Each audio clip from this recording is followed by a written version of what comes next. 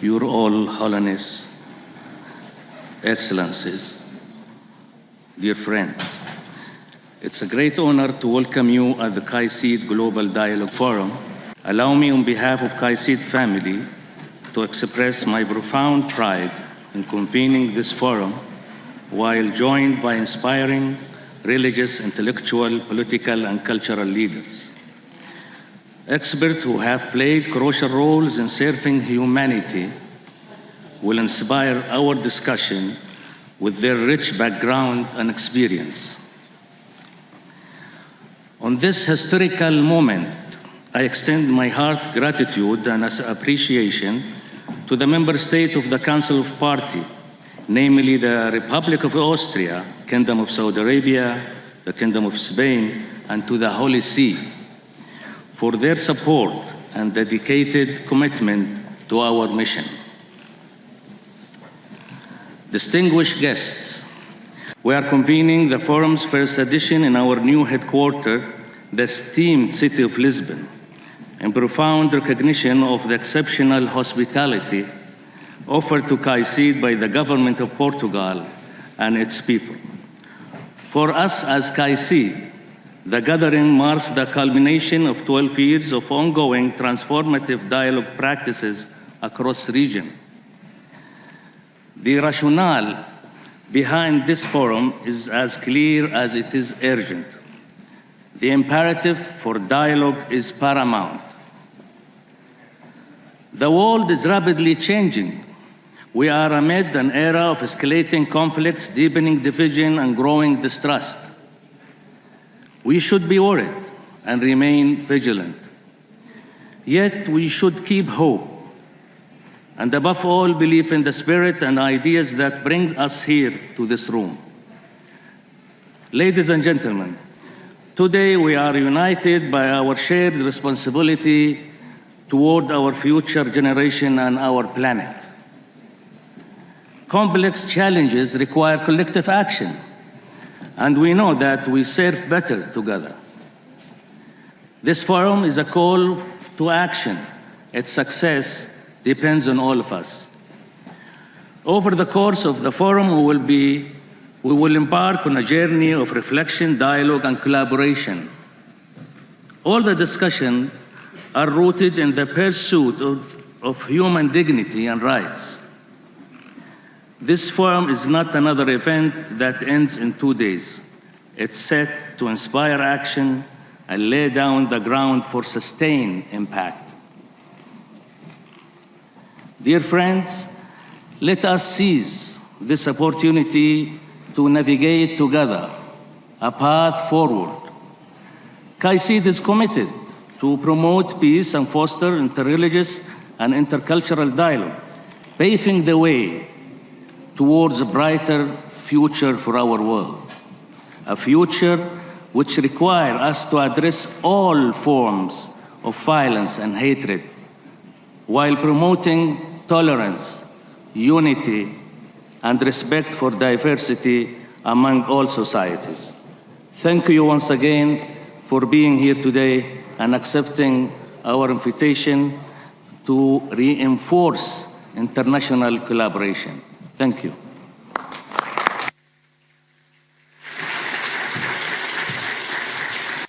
Our next keynote speaker of the opening plenary is His Excellency Dr. Heinz Fischer, who was the President of the Republic of Austria. We regret that His Excellency was not able to join us in person. However, we are delighted to share his recorded message. Let us hear the recorded keynote speech of His Excellency Dr. Fischer. Excellencies, esteemed friends, it is a real great privilege and an honor for me to send my very best and heartfelt greetings and wishes from Vienna to the KAICIID Global Dialogue Forum in Lisbon. I have known and very much appreciated the KAICIID's important work since it was founded in the year 2012 and was headquartered in Vienna, Austria. The idea that religion, faith, and politics together can help in finding the way towards dialogue, peace, mutual understanding and human rights was and still is convincing for me. Therefore, I supported KAICIID's philosophy and values with great conviction and from the first day of its existence. I participated in several meetings at the KAICIID and got to know and to appreciate religious and political leaders from many countries in the world. I very much appreciate a piece of wisdom by the well-known Austrian philosopher Sir Charles Popper, who wrote in one of his books, I quote, "I can be right and you can be wrong, you can be right and I can be wrong, but together in dialogue we can approach the truth." This is exactly one of the tasks of the KAICIID, and we made many contributions in this direction. This is particularly important at a time when we very much regret the war Russia launched against Ukraine, when we witnessed the dramatic and heartbreaking situation in Gaza, and in addition, several other bloody wars are happening in different parts of the world. It is impossible to analyze all these conflicts in detail and give answers to the moral questions arising from them. But it is my strong conviction that humanity and peace belong together, and that humanity and war are absolutely antagonistic. Peace is not our only value, but without peace, all other values are in serious danger. We all know how many human beings, men, women, and children, lose their lives daily as victims of the present wars. So it is of utmost relevance that we all, politicians, religious leaders, ordinary people, men and women, unite in working for peace, for human rights, for equality between men and women, and for religious dialogue. Let us therefore unite our energies. Let us work for peace and human rights. And let me finally thank you for your attention. I wish you lots of success.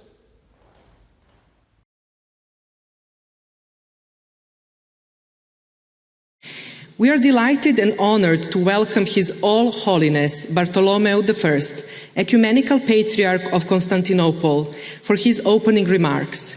His All Holiness is outspoken advocate for environmental protection.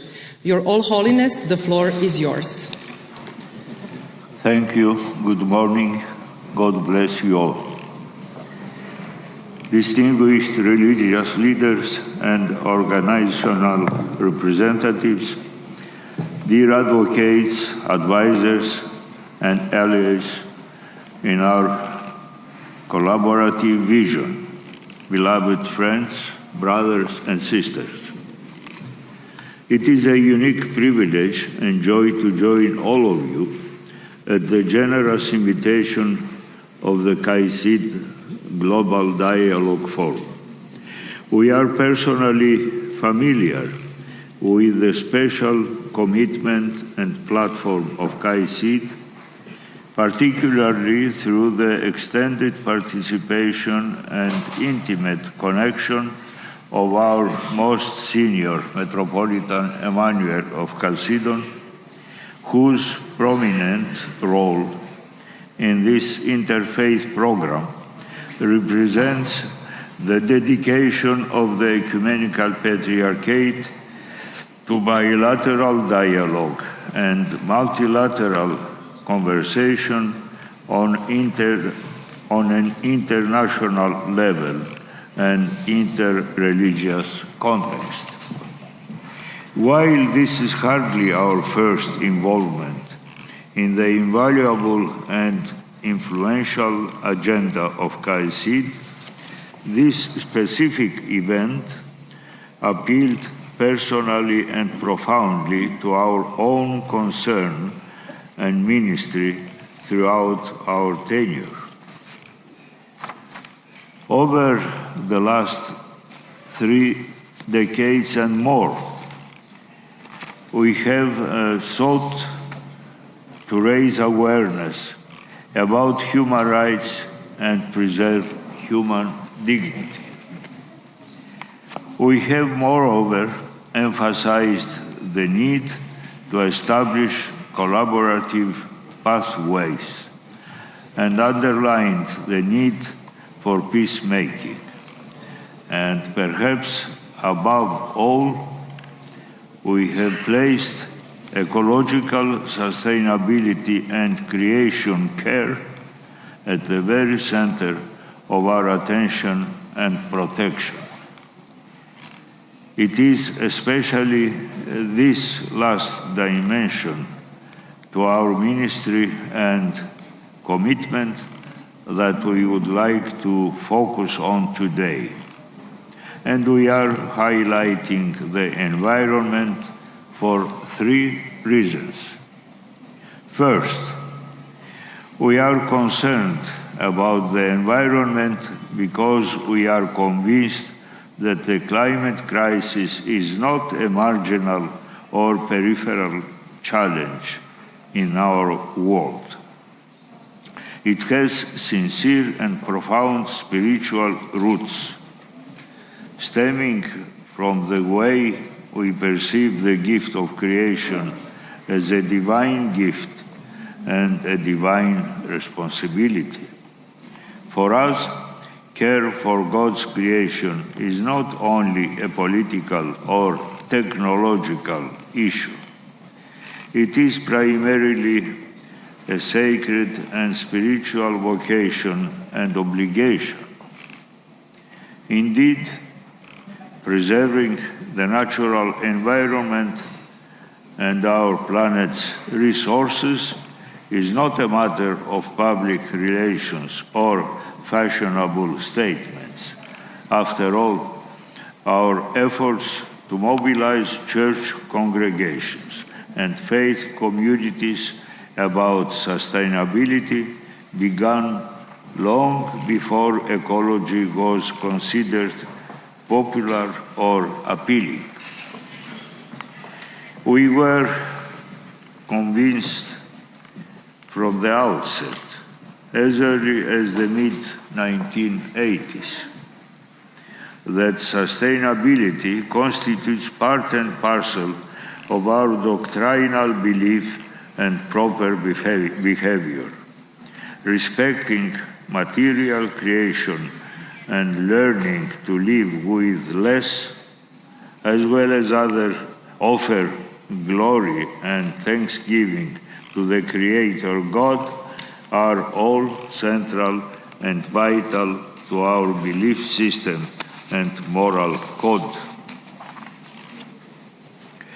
This is why the historic Holy and Great Council of the Orthodox Church, which was held in Crete, Greece, in June 2016, issued an encyclical letter to our faithful, underscoring in paragraph 14 that the roots of the ecological crisis are spiritual and ethical, while the rupture in the relationship between man and creation is a perversion of the authentic use of God's creation. Moreover, the response to the ecological crisis, at least on the basis of the principles of the Christian tradition, requires a radical change in behavior against creation and asceticism as an antidote to consumerism, the deification of needs, and the acquisitive attitude, and presupposes our greatest responsibility to hand down a viable natural environment to future generations. The same encyclical concluded that the ecological problem turns our attention to the social dimensions and the tragic consequences of the destruction of the natural environment. This leads us to the second reason why we believe that the environment is a concern for all religious leaders. This is why on September 1st, 2021, we issued and signed a joint statement with Pope Francis and Archbishop Justin Welby of Canterbury, observing that all religious leaders have a duty to hold nations and corporations, but also communities and individuals accountable for the way we are treating our planet today. We are abusing and exploiting the earth and its resources because we do not regard this planet as sacred. And so instead, we unfortunately perceive and treat the earth as a desacralized object. There can be no reason or excuse for our indifference or inaction. Today, all of us are well aware of the intimate and inseparable connections of the ecological crisis to the global problems of poverty, migration, and conflict. How can we, as religious leaders, not pursue the welfare of the world's inhabitants? How can we not bring to light the exploitation created by industries and corporations, often with the permission or tolerance of politicians and states? This is surely a fundamental and critical part of our service as representatives of religion. Thirdly, and finally, over the course of the recent pandemic, we learned how vulnerable we are as human beings and how fragile our environment is if we do not work together. Our social systems trade, and we've found that we cannot control everything. We must acknowledge that the ways we use money and organize our societies have not benefited everyone. We find ourselves weak and anxious, submerged in a series of crises, for instance in health, food, economy, and society, all of which are deeply and inseparably interconnected. These crises present us with a clear choice.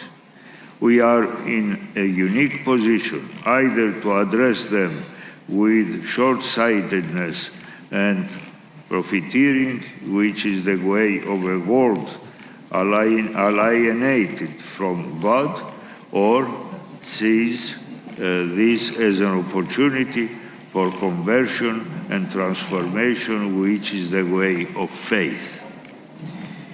If only we could think of humanity as a family and work together towards a future based on the common good, we will find ourselves living in a very different world. Together, all of us, in collaboration, we can share a vision for life where everyone flourishes and no person is ignored. Together we can act with love, justice, and mercy in order to walk towards a fairer and more fulfilling society with those who are most vulnerable at the center of our universe. However, dear friends, this inevitably involves making changes, sometimes radical and even difficult changes. But that is the authentic way of transformation.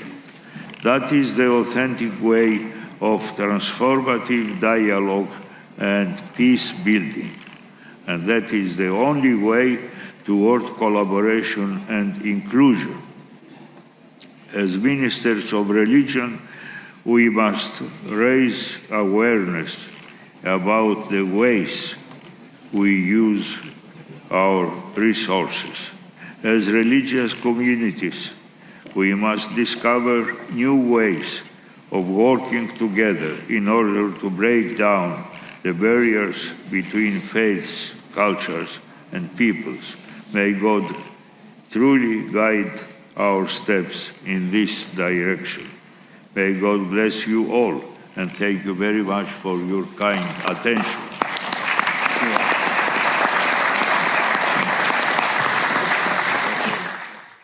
We are honored to welcome our next keynote speaker, His Excellency Matteo Renzi, former Prime Minister of the Republic of Italy. Your Excellency, please take the floor. Thank you so much for the kind invitation, and thank you so much also for the opportunity to discuss with you, distinguished leaders, about these topics will be, in my humble opinion, a key point for the future of the world. In the time of the world, there is place for dialogue. In the time of artificial intelligence, there is place for religion. In the time of social media, there is place for culture, of course. Not only there is place, but we need places, forum, opportunities of dialogue about those points, because that is the future, not in the past, of the world. So thank you so much to our friends of KAICIID, because with this job, with your job, you help not only the political leaders, but all the citizens to imagine a new strategy for the future. Let me be very clear with you, my friends. This is a dramatic time of the world. Nobody believed possible. 10 years ago, I was Prime Minister, 10 years ago, and I remember when we organized the first meetings about nuclear future, and every one of the leaders continued to say, it's not time of nuclear, this is a threat of the past. Now we understand that is a threat for the present and for the future. So we have a very strong time for the world, and we need dialogue, not because dialogue is the compromise, not because dialogue is simple, an opportunity to divide the people and try to collect for one truth, but because dialogue is the soul of the humanity. Without dialogue, it's impossible to play a role in politics or in geopolitics. And thinking about artificial intelligence, a lot of our next generation, the young people, continue to think the truth is only in our mobile, in our algorithm. We are not food for algorithm. We are women and men, we are people who believe in the social inclusion as a possibility to understand how is big the vocation of our soul. And for that, third and last point, thinking about the role of culture. We need today to consider culture not only the last point of the list of political issues, but the first. Without culture, there is not future. Without roots, there is not a possibility to create a policy for the future. For that reason, I think your job, the global dialogue, is essential, is crucial. Because I attended to a lot of international events, very important. I had the honor to participate to G7 or G20 or the presidency of the European Council, very great events. But without civil society, religious leader, and capacity to listen and appreciate the other point of view, there is not possibility for politics. I have an example who come from my city. I'm very proud to be a former Prime Minister of Italy, but I'm more proud to be the former mayor of Florence, because Florence, having the DNA, the sentiment and the vibe of dialogue.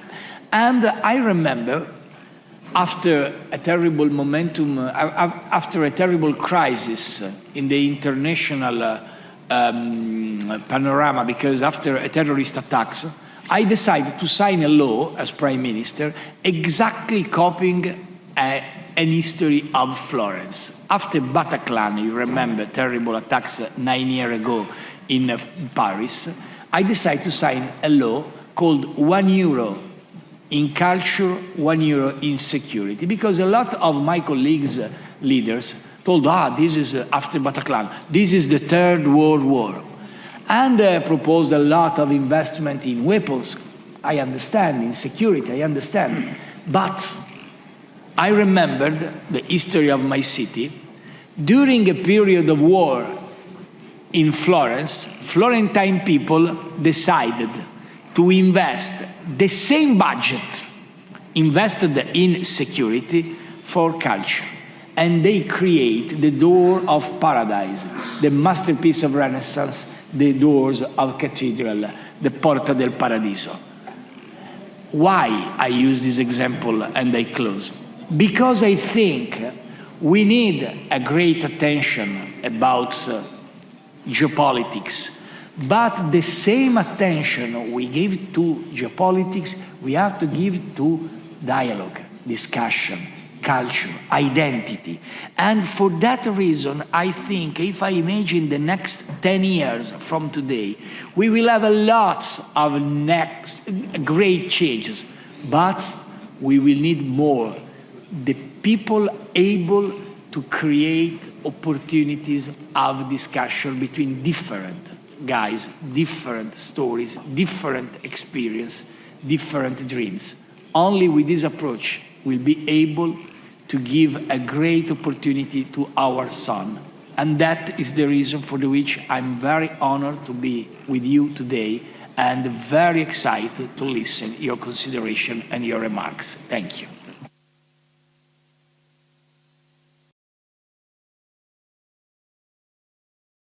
It is our great privilege to have His Excellency Salih bin Abdullah Al Humaid, Imam of the Grand Mosque of Mecca, an advisor in the Saudi Royal Court. Your Excellency, the floor is yours. شكرا. Thank you. بسم الله الرحمن الرحيم. In the name of God, most gracious, most الحمد لله رب العالمين. compassionate, may الصلاة والسلام على peace نبينا محمد be upon you all. Praise be to God, Lord of the Lords. Blessings and peace be upon our Prophet Muhammad, upon his brothers among prophets and messengers, upon all his family members and companions, and upon all the righteous, all his righteous servants. Ladies and gentlemen, with the peace that emanates from my heart, a heart filled with love and respect, I salute you. I salute you today in this Global Forum for Dialogue under the title Building Alliances in a Transformative Context.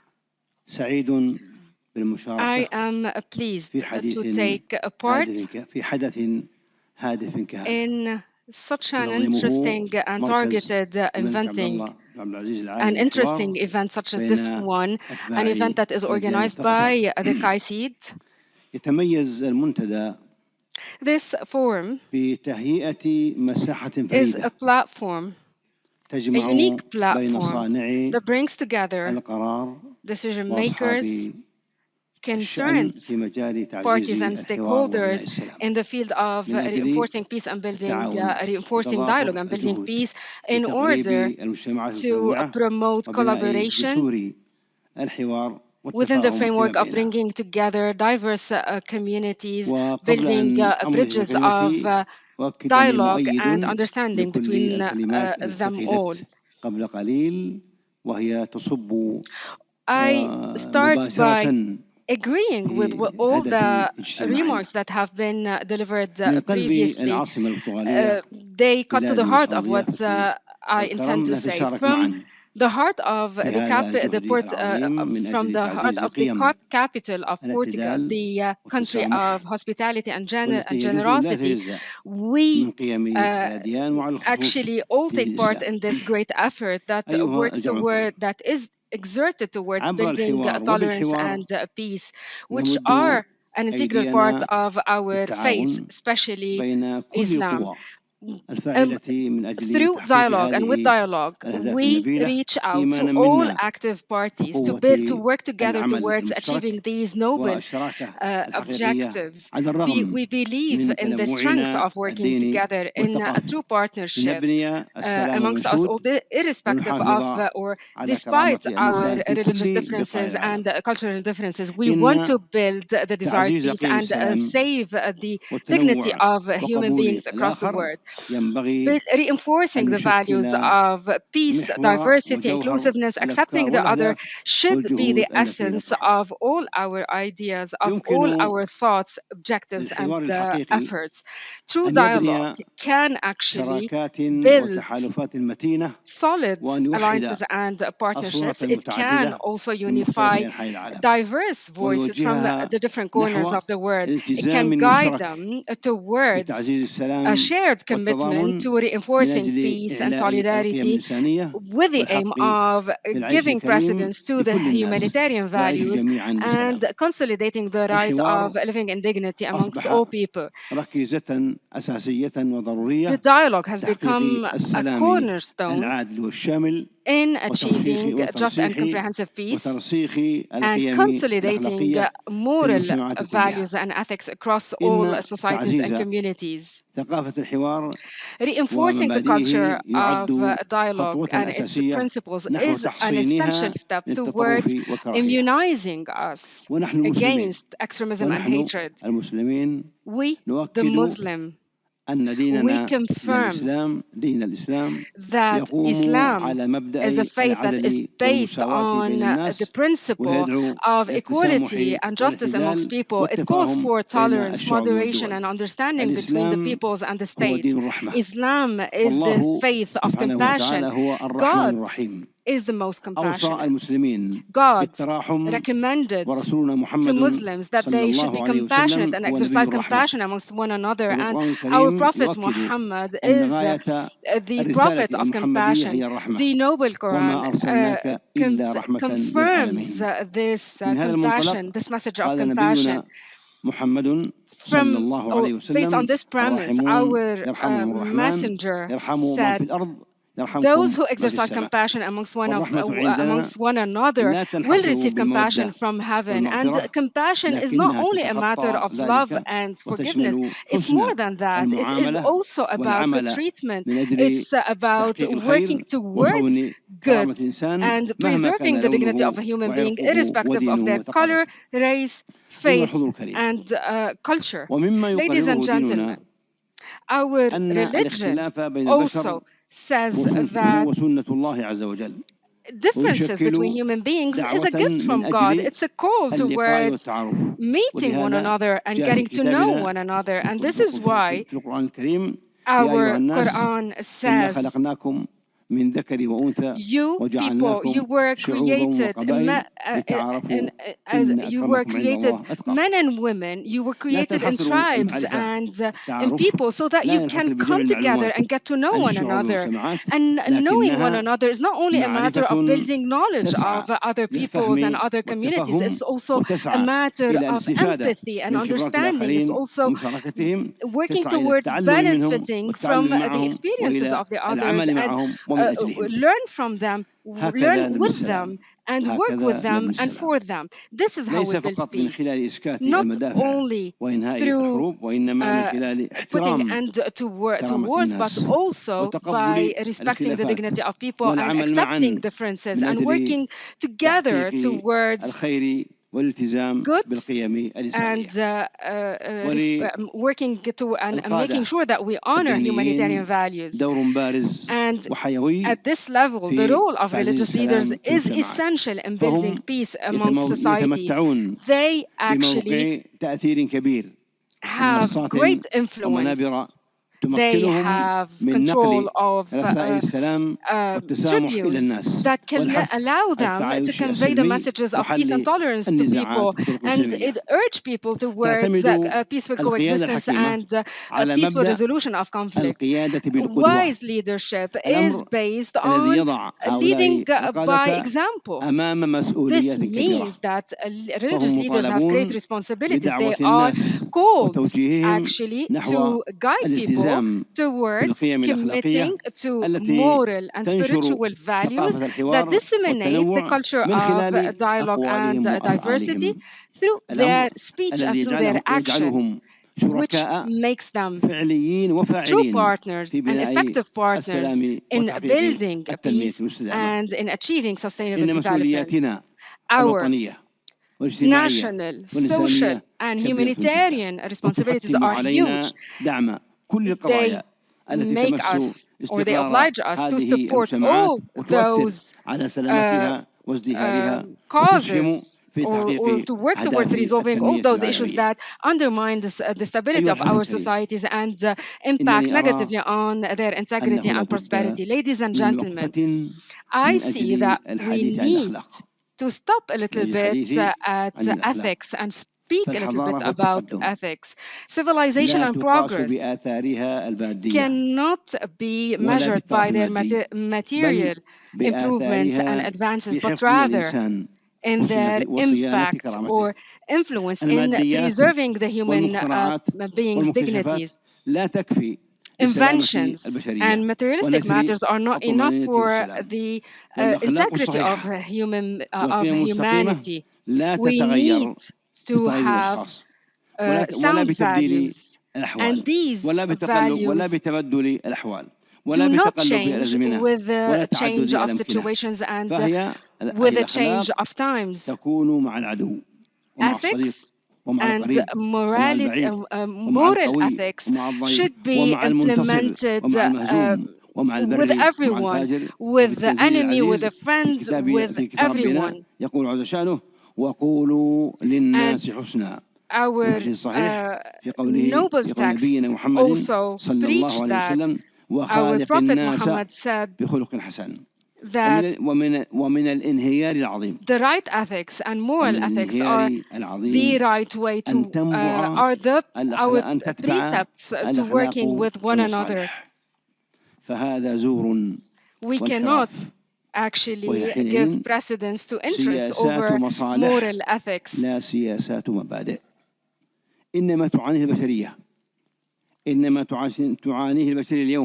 What we suffer from today around the world, and I agree with what His Eminence the Patriarch said in that regard. What the humanity is suffering from today is anxiety. It is anxiety from and fear from the misunderstanding and discrimination. We see a lot of sufferings around the world, and these are all the results of the fact that we give precedence to interest rather than moral ethics. We have seen corruption becoming spread across the world. Ladies and gentlemen, we have seen deviation, we have seen rebellion against our family ethics, and that led to our world losing a lot in terms of equality, respect for human rights. People thought that materialistic progress is enough on its own, and it took precedence over moral ethics, and that led to people giving themselves or indulging themselves in materialistic interests. All of that is actually leading us into more suffering. God is actually calling us to achieve more progress and to achieve and to make more achievements, but achievements that go into the benefit of humanity in the different fields, in industry, medicine, education, communications, but that should never come at the expense of neglecting values and ethics. Peaceful alliances should actually work towards consolidating those civilizations that believe in shared values and peaceful coexistence, towards that all acknowledge and give respect for the human dignity. And this is the right forum to call for these values. Thank you very much.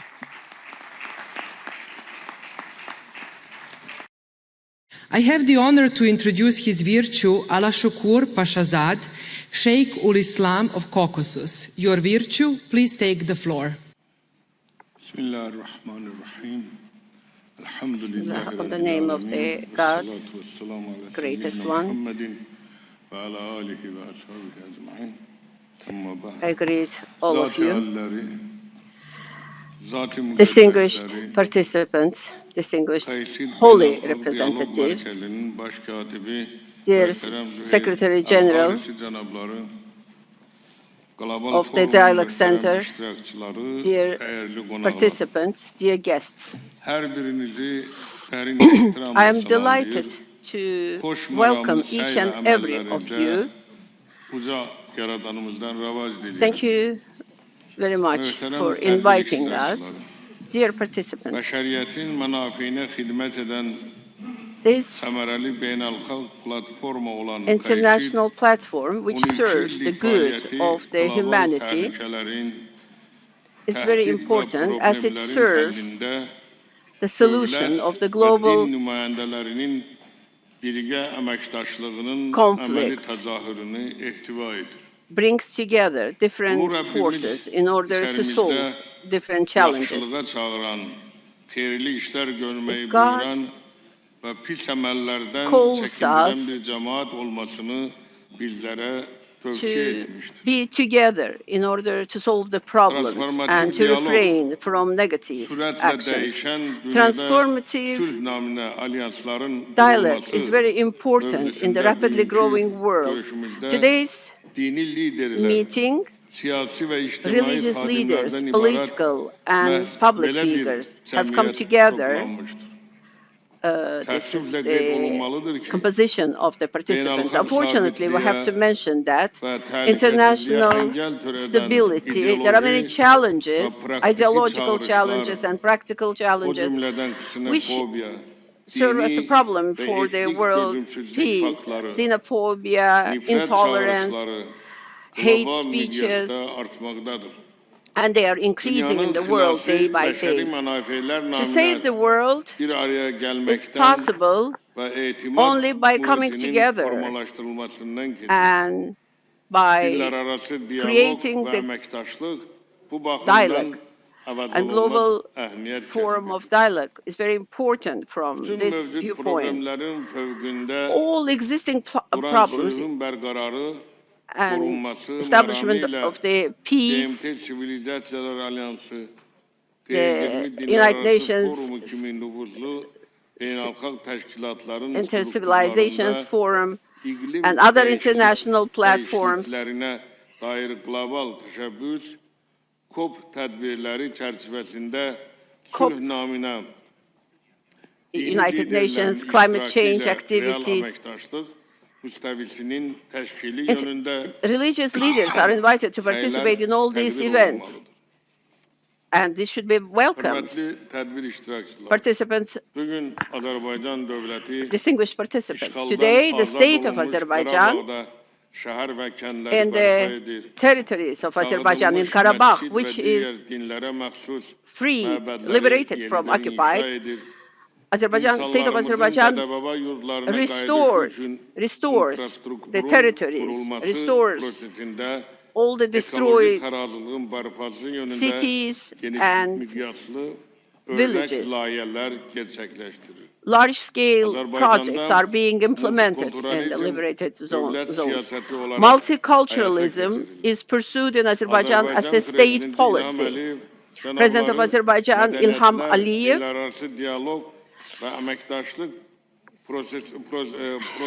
attached great importance to intercultural and inter-civilization dialogue processes.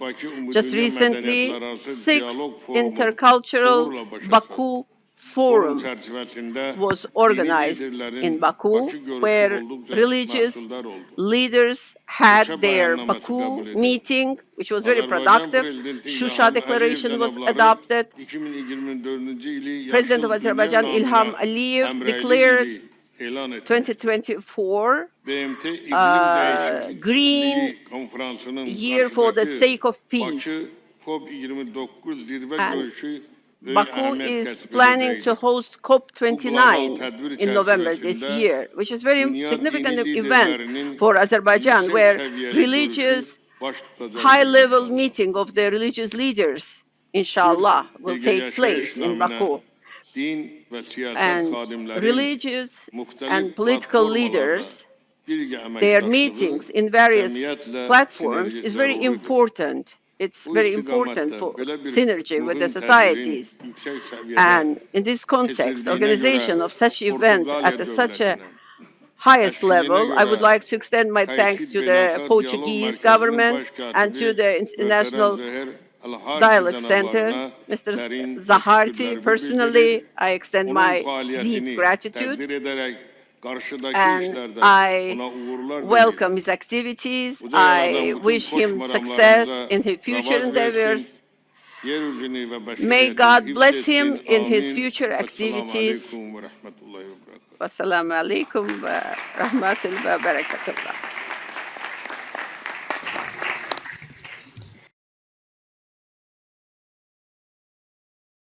Dear Secretary General, dear religious leaders, dear former and friend Prime Minister Vítor Matteo Renzi, former Speaker of the Portuguese House Augusto Santos Silva, and former First Lady Graça Machel, ambassadors, guests, welcome to Lisbon. Welcome to this wonderful city of ours. If there's a word that describes our city, it's diversity. The city was founded by Phoenicians 1,200 years before Christ. It was then a Roman city and one of the main cities of the Roman province of Lusitania.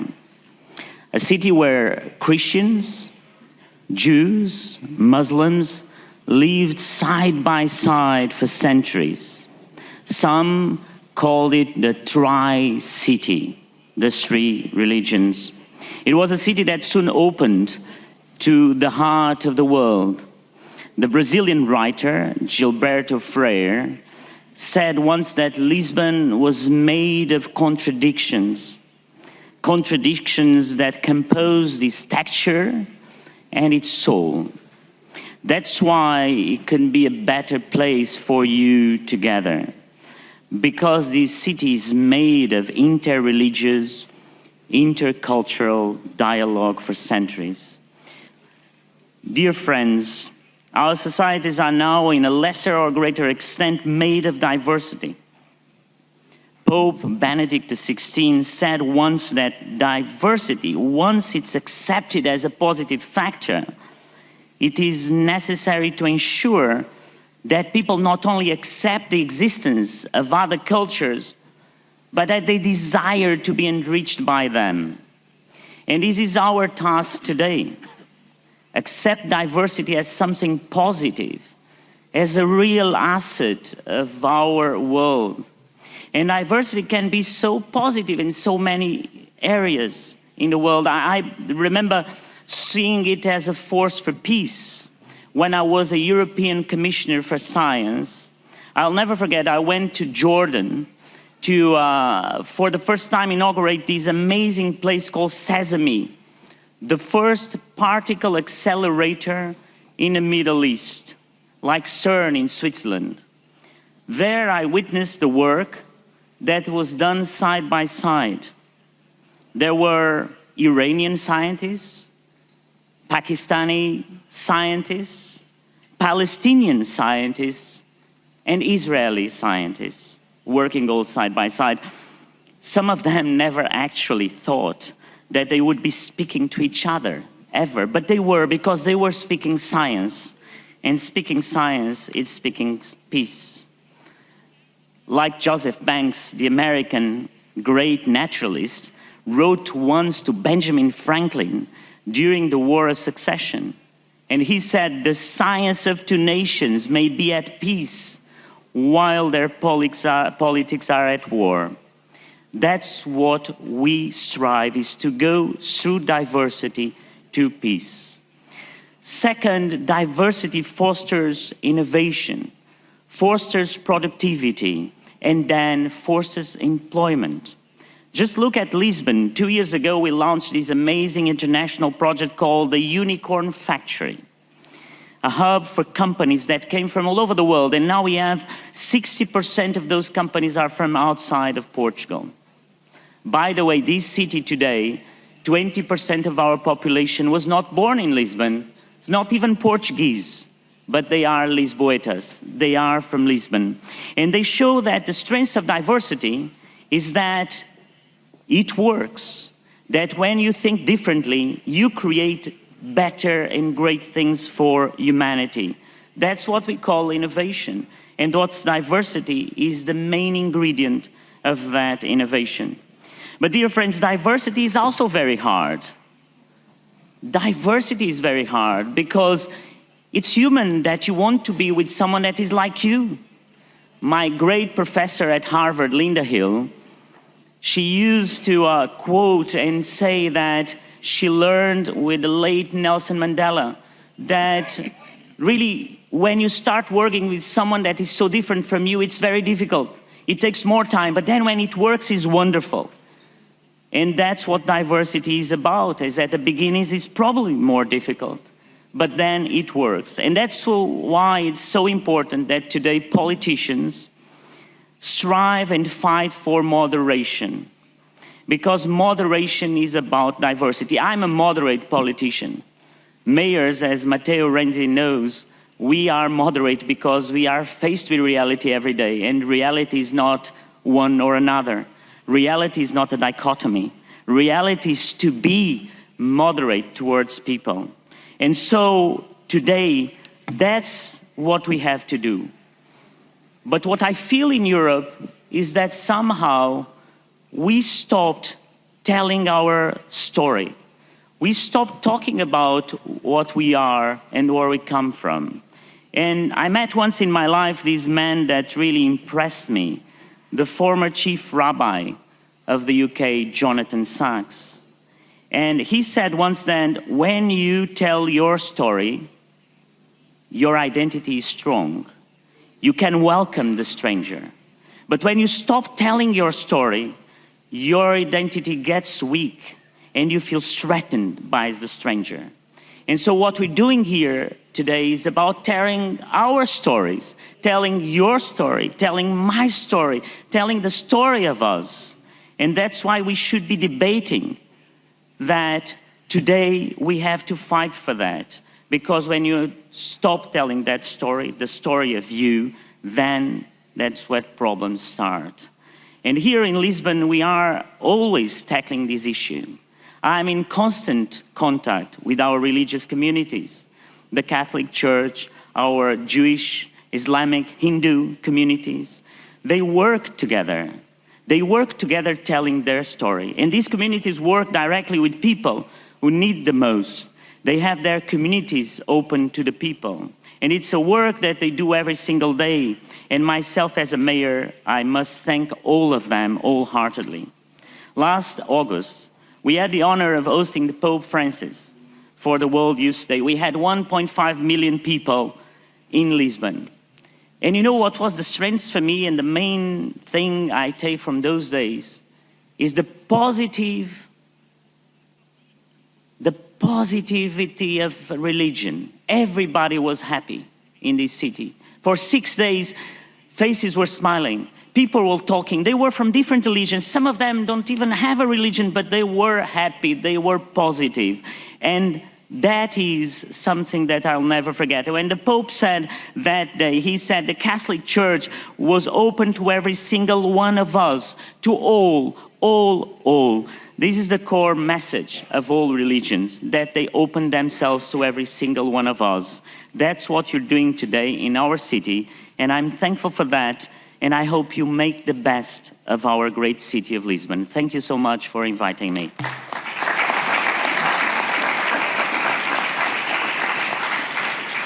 Thank you very much, Your Excellency, for your presence, for your remarks, and for emphasizing the strong message on diversity in our European cities, and particularly in the city of Lisbon. Our next keynote speaker is Chief Rabbi Michael Szudrych, Chief Rabbi of Poland and a board member of Muslim Jewish Leadership Council. KAICIID initiated and supported Muslim-Jewish collaboration in Europe. Rabbi Szudrych, you have the floor. And so I'd like to follow up on what Mayor Moedas just said about telling your own story, quoting the late Rabbi Sachs. And perhaps on the subject of diversity, to speak about my personal experiences when I first remember understanding the concept of diversity. I was 7 years old, many years ago, and I was walking to the synagogue holding my father's hand. We were then living in New Orleans, Louisiana, and I saw next door to my father's synagogue, there was the Catholic Church, a Catholic church, and on the Catholic Church, there were big black banners, which were never there before. And so I asked my father, who was the greatest teacher of my life, I asked my father, Daddy, why are there black banners on their church? And my father said to me, a great man died. This was the passing of John the 23rd, Pope John the 23rd. And as a 7-year-old child, I remember understanding that not only Jews are great, because as a little child, it is quite natural to think that your team is the best. And yeah, my team is great. I love my team. But I'm grateful to my father and my mother for teaching me as a young child that there are also greatness to be found in others. And that's really, for me, the basis of what we are doing here today, trying to be inspired by the other. It's not so much about me persuading the other person to think like myself, but rather me trying to touch the holy spark in the soul of every other human being, for me to be inspired by touching that holy spark. But on the question of safe space, which is one of the topics for this, our forum, I started thinking, so where in the Torah, where in the 5 books of Moses do we have safe space? And we do. On the book of Deuteronomy, the 5th book of the Torah, we have the concept of an ir miklat, that if someone kills another person accidentally, not completely accidentally, but wasn't careful, and therefore you were permitted to run to the city of refuge, 6 of them in the land of Israel, where no one could punish you, and you had to stay there.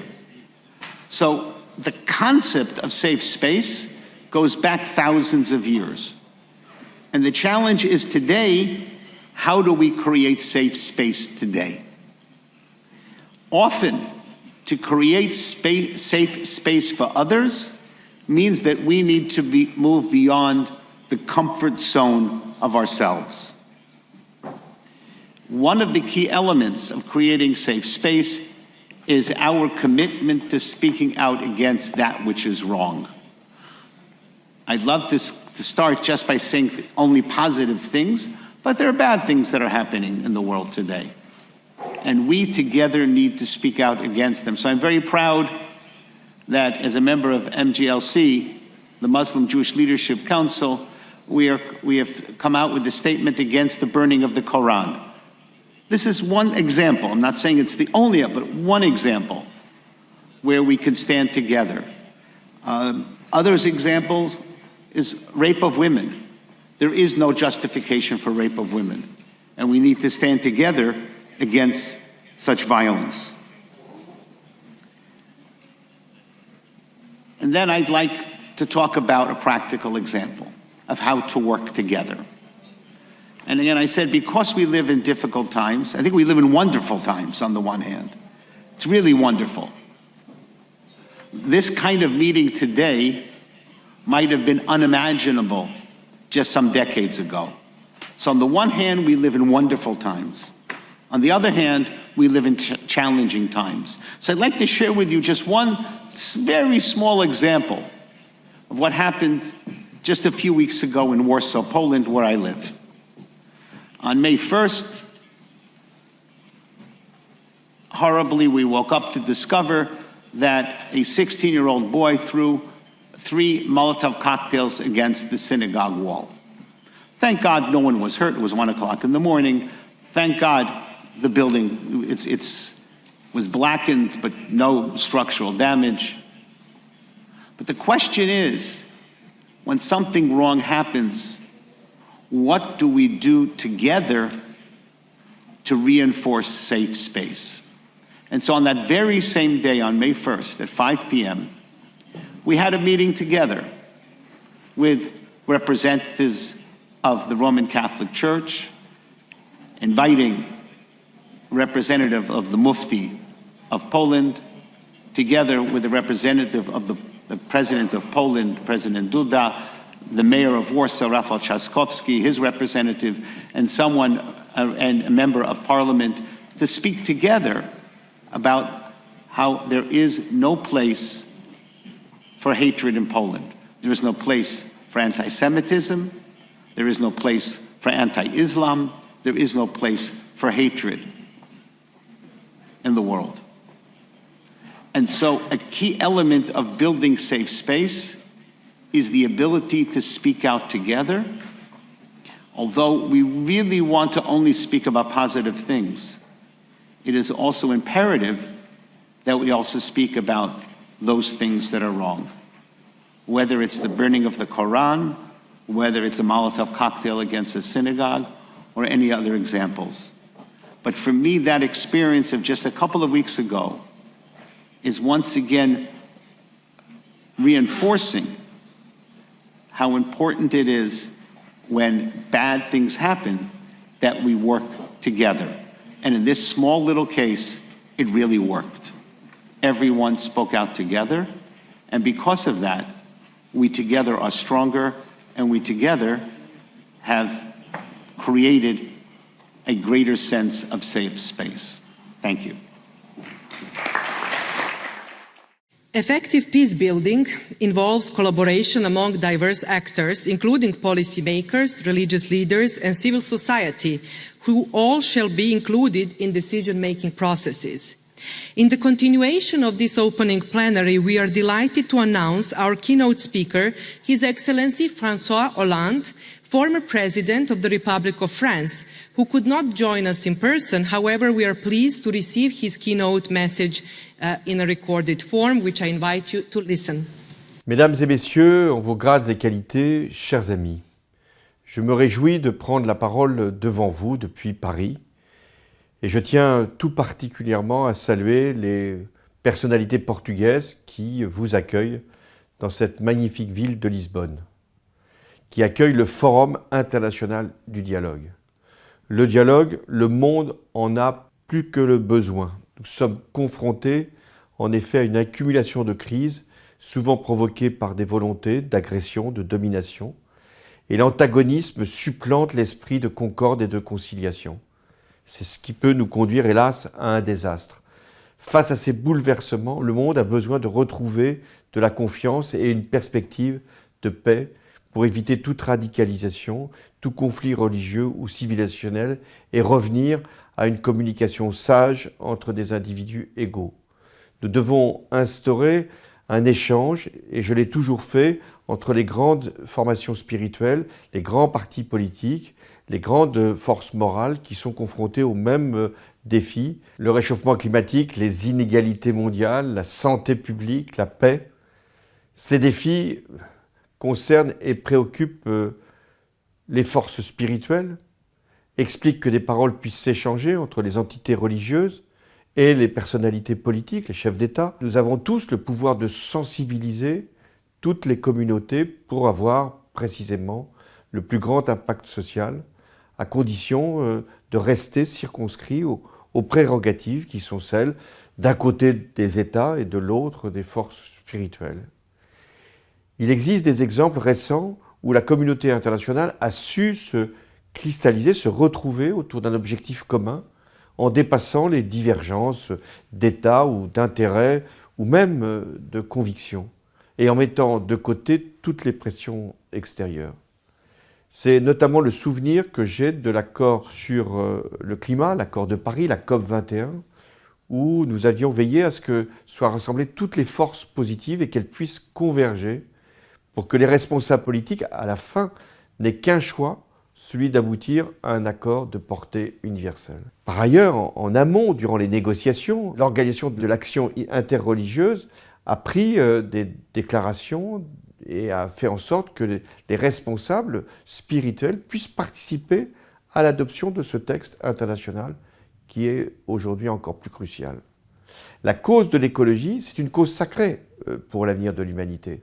Elle est sans doute ce qui nous permet de nous fédérer au-delà de nos convictions, de nos religions, de nos situations, pour que nous puissions transmettre à la génération qui vient un monde apaisé.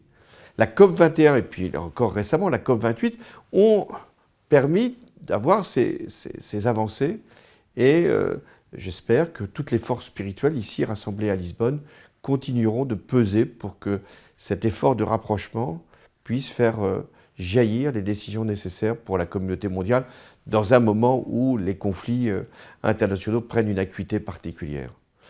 L'objectif, c'est de mobiliser un soutien public large en faveur de changements politiques importants et aussi de changements dans les pratiques. En tant que président de la République française, j'ai toujours pris en compte les différents états de l'opinion et aussi des forces vives et notamment des forces religieuses. Ainsi, quand notre pays, le mien, a traversé des attentats terroristes, nous avons pu engager un dialogue interconfessionnel pour que les religions, dans leurs places respectives, sans que ça ne se confonde avec l'État, puissent prendre des positions qui permettaient l'unité, la conciliation, l'harmonie, la concorde. Et c'est pourquoi je vais inviter, dirais-je, à l'Élysée les différentes familles de pensée et notamment religieuses. Et je reconnais que le fait religieux, ce que reflète KAICIID au niveau mondial, fait partie de cette nécessité de dialogue, de reconnaissance, de respect mutuel, à condition que ce soit au service de grandes causes et notamment la paix. Votre forum cherche à rassembler. C'est ça le point essentiel. Car nous n'avons pas besoin d'exclusion, nous n'avons pas besoin de mise à l'écart, nous n'avons pas besoin de dénonciation. Nous avons besoin, au contraire, de rassemblement, d'unité et de compromis. Dans cette perspective, face au conflit en ce moment entre Israël et la Palestine, Gaza, ne nous enfermons pas dans une vision dogmatique qui serait dictée par des appartenances religieuses. Au contraire, les religions doivent jouer un rôle essentiel pour la recherche de la désescalade d'abord, de l'apaisement s'il est possible, il est nécessaire, et de la promotion des valeurs de paix et de conciliation. C'est cet esprit qu'il faut insuffler. Et c'est le travail de toutes les forces politiques, forcément, spirituelles nécessairement, qui doit être engagé. Et si nous y contribuons tous, toutes les sensibilités culturelles, philosophiques, religieuses, si nous agissons dans la même direction, c'est l'objet du KAICIID, on trouvera des solutions pour le bien commun qui se substitueront à ce qui sont les confrontations et les intérêts partisans. Ainsi, je souhaite que vos travaux puissent relancer l'idée du dialogue et rappeler à l'ensemble des puissances que la confrontation est un jeu terrible car il ne connaît que des perdants.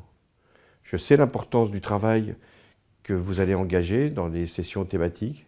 Soyez assurés de toute mon attention, comme celle de beaucoup de responsables politiques, de savoir ce qui sortira de vos travaux au nom du KAICIID.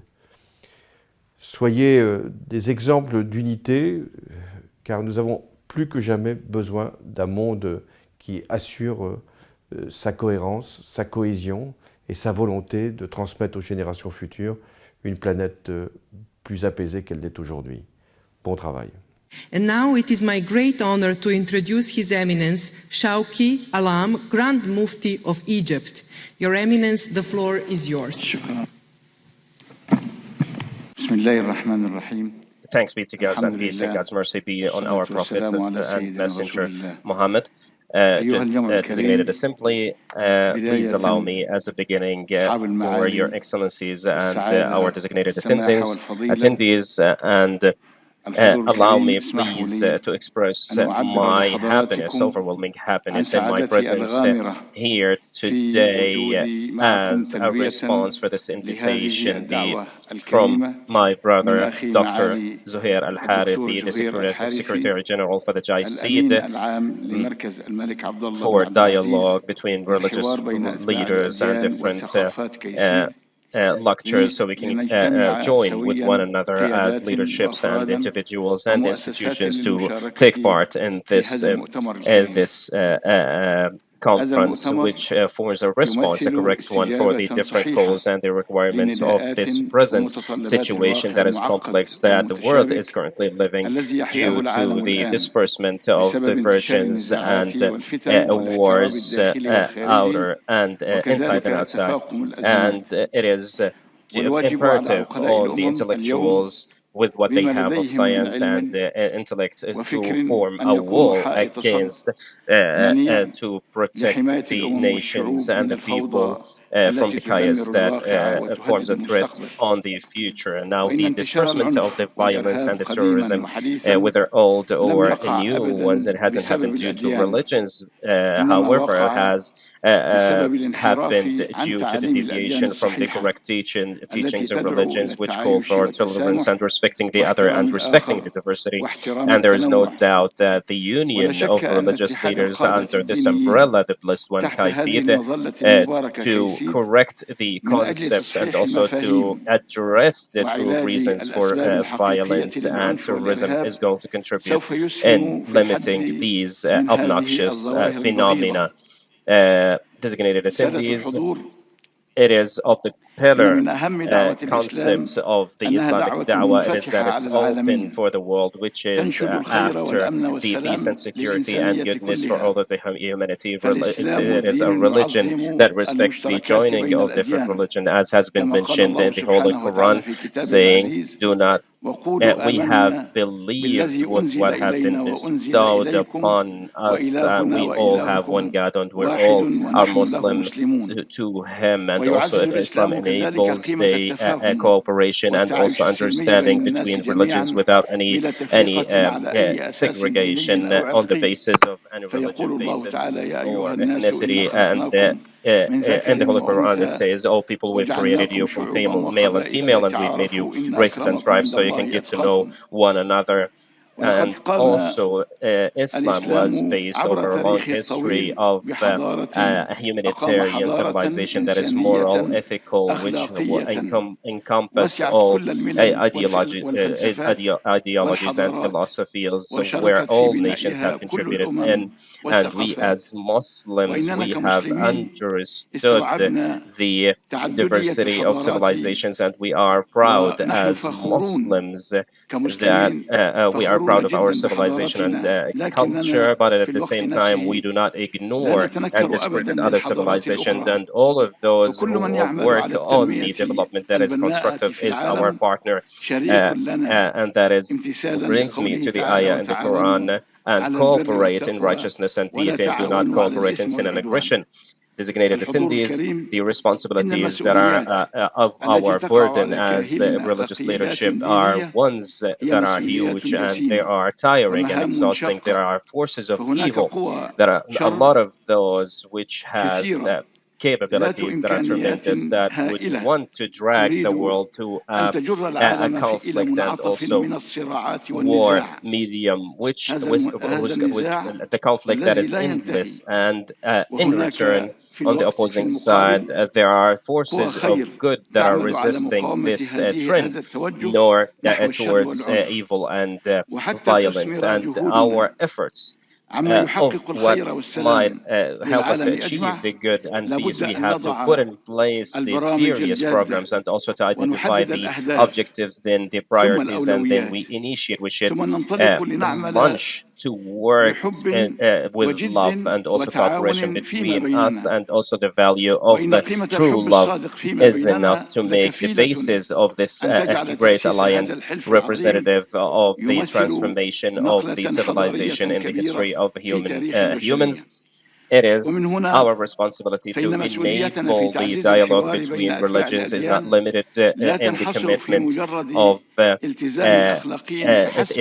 is an eminent necessity to guarantee the texture of the human civilization, and also to help the future generation to avoid falling into the extremism and hatred mediums. And also the IFTA institution in Egypt has made steps to make sure of joining and also to discarding hatred. And we've made general institutions for the general dialogue, so we can join hands in good and righteousness. And we join all the muftis and all the religious leaders towards goodness and discarding hate.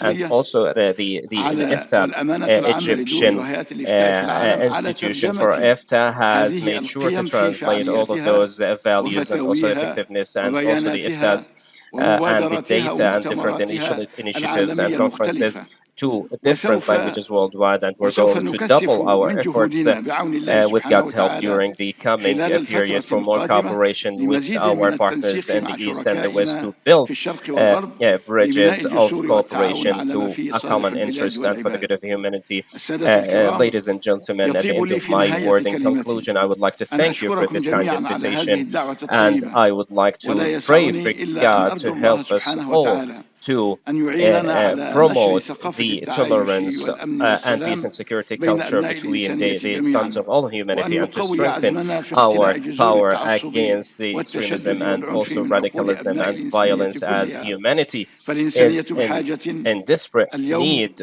more than ever to live in peace and prosperity for good to be everyone's and to everyone. And in conclusion, I would pray to God to give us this success and peace and security. And we would like to thank the government of Portugal and also KAICIID Center, and peace and God's mercy be upon you all. It is our honor to welcome Her Excellency Graça Machel, co-founder and deputy chair of the Elders. We are delighted to have you with us today, and the floor is yours. Good morning to you all, Your Holiness, Excellencies, Eminences, Virtue, ladies and gentlemen. I humbly stand before you today as a former freedom fighter, a social justice activist, and as an African grandmother who yearns to bequeath a world of peace to my grandchildren and generations to come. And if there is one thing I know to be absolutely true, is that women, those who carry the heaviest brunt of suffering and the most painful wounds of victimization amid conflicts, have perspectives and aspirations which are absolutely critical to lasting conflict resolution and effective nation building. They are not only victims, but they are solution bringers. Their pain informs the unique insights upon which the foundations for sustainable peace and nation building can be grounded. We must create spaces to listen to and respect the different voices, the diverse intonations, and the varied octaves of perspectives of women if we ever want to enjoy the harmonious and lasting shores of peace. In spite of overwhelming evidence demonstrating that women's participation in conflict resolution is key to ending violence, and despite nearly 25 years of the adoption of the UN Resolution 1325, women still sit in their small minority at negotiating tables globally. We urgently need to move away from this paradigm of exclusion and disregard to one of inclusion and respect. I share with you today a couple of personal anecdotes from a few corners of Africa which prove that conflict resolution is more successful when women are meaningfully included. I first drew attention to the example of Liberia. In the 1990s, this West African country was engulfed in a vicious civil war, and it was brave women of that nation who created the conditions for peace. The organization called Women of Liberia Mass Action for Peace brought together from Christian and Muslim backgrounds, from city markets and rural villages, from all walks of life, and it became an unstoppable force for peace. They helped to bring about an end to a devastating civil war and enable Ellen Johnson Sirleaf to become the first woman to be elected president of an African country. They were so groundbreaking in their peacemaking efforts that President Johnson Sirleaf, along with the fellow female peace activist Lehman Nwogbe, were awarded the 2011 Nobel Prize for Peace. I would be remiss if I did not mention an outstanding example of transformational dialogue from Burundi. In 1996, Nelson Mandela was the facilitator for the Burundi peace negotiations and was tasked to bring about an end to the country's protracted civil war. In his infinite wisdom, he opened the space for women to engage in the mediation process. Under his auspices, the first all-party Burundi Women's Peace Conference took place. Nearly 80 Burundian women representing the negotiating parties, observers, refugees, internally displaced people, and the diaspora met to develop a common vision for Burundi's peace and reconciliation. The Women's Conference came up with specific proposals regarding justice for human rights, abuses against women, land rights, and women's engagement in the reconstruction of the country. Beyond contributing to the peace agreement, they also shaped the nation-building processes. They ensured Burundi's constitution mandated for women to hold at least 30% of parliament, central government, and municipal administration posts. The impact of women as mediators and community leaders are now entrenched into society and extend far beyond this singular peace process. Today, nearly 4,000 women across Burundi have been trained as mediators and work to address outbreak of political and domestic conflicts. Through innovative dialogue approaches, they resolve issues ranging from domestic violence, disputes over land, and the tensions arising from political violence. The last personal reflection I will share today is that of my role with the Kenya mediations process following the outbreak of violence during the 2007 elections, as it has been praised as an example of good practice given the influential role of women in the peace-building processes.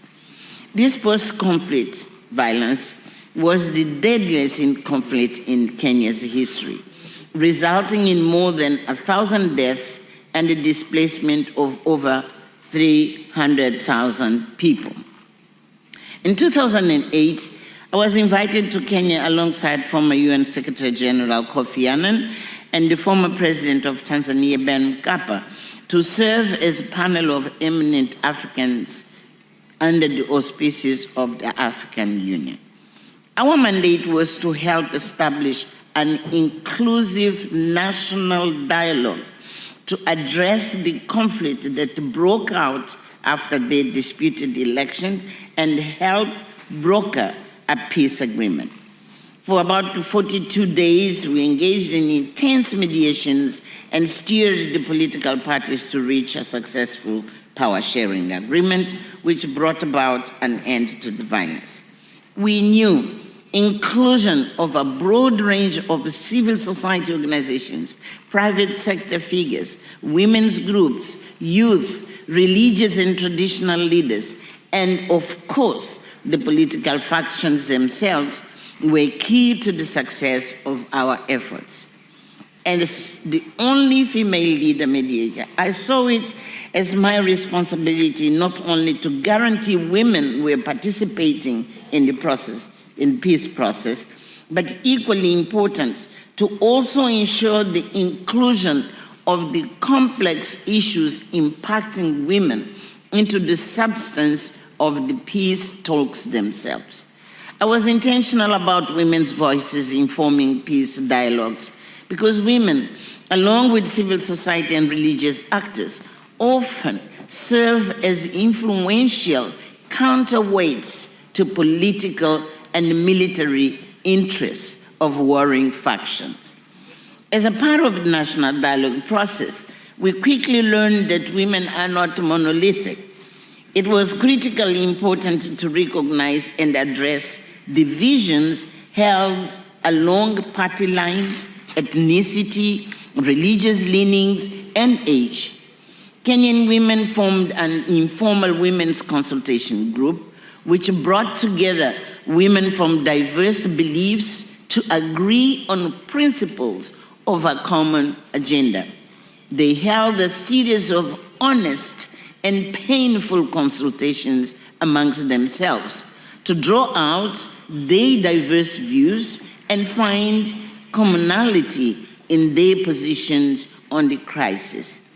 Through that dialogue, the group was able to agree on shared priorities as women and galvanize a women's movement for peace and mainstreaming of women's rights in the mediation agenda.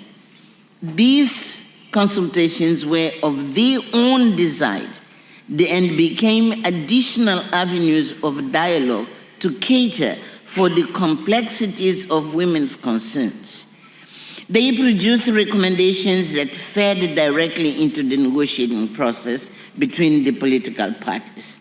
They emphasized and addressed the humanitarian situations and the root causes of the violence, such as economic disparities that lay beneath ethnic tensions. They put the spotlight on the long-ignored scourge of gender-based violence and the need to address the violence that was being utilized as a weapon of war. The women brought a human perspective to the hardened dynamics of war. The issues they raised influenced the final peace agreement and its implementation. And by tackling these deeper issues of inequality and injustice, they made sure peace agreement reached to the heart of the national discord, beyond the competing demands of political parties. As a direct result of women's participations in the mediation process, they influenced the design of Kenya's constitution and achieved greater political representation as a result, as the new 2010 constitution introduced mandatory gender quotas for elective public bodies in Kenya. Thanks to these more inclusive structural changes, the following elections in 2013 saw the highest number of women joining electoral politics in Kenya's history. We were relentless and uncompromising in our intentionality and commitment to gender inclusion in our mediation process, both in the participation of women and in the representation of issues that are important to them, as we knew the impacts to advance gender equality would be reaped beyond the peace agreement process. In fact, a learning for me was that inclusion is so critically important to any peace process that I strongly advocate for mandated quotas in mediation. Official political process, whether run by multilateral bodies or by individual governments, should be required to have a percentage of women sitting at the formal negotiation table. The current architecture of conflict resolution is, for me, outdated. We need a new model whereby we no longer allow the warring factions who start conflicts to be the sole decision makers in resolving it. We must shift the power dynamics and instead move closer to a paradigm where we recognize the strength of multi-stakeholder dialogue and give power to broad-based coalitions of civilian peacemakers to be equally influential in the peace-building process. As an African woman, I spoke of teach us we must master the courage to work through our differences, so we are able to open the clenched fists and extend hands of a dialogue for the benefit of our communities and nations. We must be intolerant of the human toll of conflict rather than motivated by benefits of the machinery of war. From Gaza to Ukraine to Sudan and Congo, our children are paying far too high price for our inability to quiet out warmongering. The diversity of our cultures, race, and ethnic backgrounds, as well as our different religious and political leanings, are strengths to enrich us as a human family. They should never be used as divisive elements which fuel discord and become drivers of intolerance and conflict. We have powerful force in our midst which can assist us transcend our man-made divisions, our religious institutions, and leadership which gathers here today. Most divine teachings advance philosophies of equality. We are equal in the eyes of God, correct? Most, and perhaps all, religious doctrines are fundamentally pacifists. They call us to seek peace on earth, right? So religious leaders carry the revered responsibility of shaping the beliefs of billions of people worldwide. Your influence must be transformed into touching lives in their capacity as powerful bearers of peace. We must expand the space of religious institutions to serve as platforms of dialogue and progressive partners to end conflict. Now more than ever, we need those who look up to for spiritual direction, to reject ideologies which foster inequality, division, and destruction, and to instead guide us towards empathy, compassion, and mutual acceptance. In closing, I go back as a women's rights activist. I urge us all here to find meaningful ways to ensure women are seated at the main negotiations and decision-making tables in their diverse capacities as experts, civil society leaders, custodians of religion, scholars, lawyers, human rights advocates, mothers, and sisters. It is imperative that women contribute fully to conflict resolution and the nation-building processes. Their human dignity must enjoy full respect and expression. They are fundamental ingredients for building thriving societies where social justice and lasting peace reign. Thank you, and I'm sorry I was a bit long. In our new host country, Portugal, KAICIID has been received with warm welcome and hospitality. We are delighted to have one of KAICIID's friends and strong supporters, His Excellency Augusto Santos de Silva, former Speaker of the Portuguese Parliament, for his keynote remarks. Your Excellency. Okay. Thank you very much, Your Excellencies, dear participants, ladies and gentlemen. I'm very honored to participate in this Global Dialogue Forum, a very important KAICIID's initiative to improve interreligious dialogue and civic commitment to peaceful coexistence.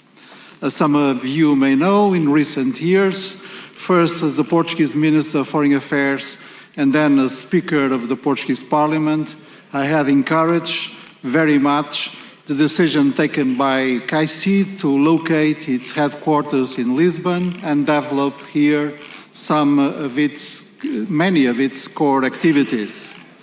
My contribution to our debate today is very, very simple. I just want to emphasize from a laïc, secular point of view the importance global religions have in playing a decisive role in trust building. We live times of social turbulence, political polarization, and armed conflicts in so many parts of the world, namely in Ukraine, the Middle East, but also in the Caucasus, where we hope Armenia and Azerbaijan can coexist peacefully, respecting each other. So we must do all we can to rebuild trust and foster communication and dialogue between different regions, cultures, and civilizations. The very foundation of this dialogue has to be a clear commitment to consider that our differences enrich the world, and the world is our common responsibility since we are all human beings and we have to live together in only one planet. We are diverse in traditions, languages, ways of life, social rules and habits, but we are equal in dignity and value. We share the same humanity. And every day around the world, this is really the basic message conveyed by global religions. Religions provide people with an interpretation of the world and destiny. They help each one of us to understand his or her own value and his or her individual responsibility. Religions provide us with a sense of community. They structure moral life and feed social institutions. Religions call us to the fundamental task of respecting nature and the environment, to make our cities more inclusive, to take care especially of the most vulnerable people. And religions do all this in a very unique way, since they compel us to distinguish what is right and wrong, what is good and evil, and to identify and honor what is for us sacred. This is why we need religions so much. And I insist, I'm speaking from a laïc, secular point of view. But we need religions very, very much Trust building is a comprehensive work implying several actors and many issues to address. It needs time, patience, and favorable context.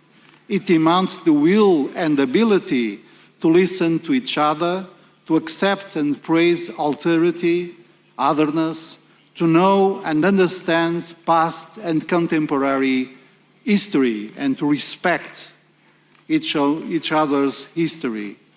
You have to teach and to learn at the same time, to be in constant dialogue with several interlocutors.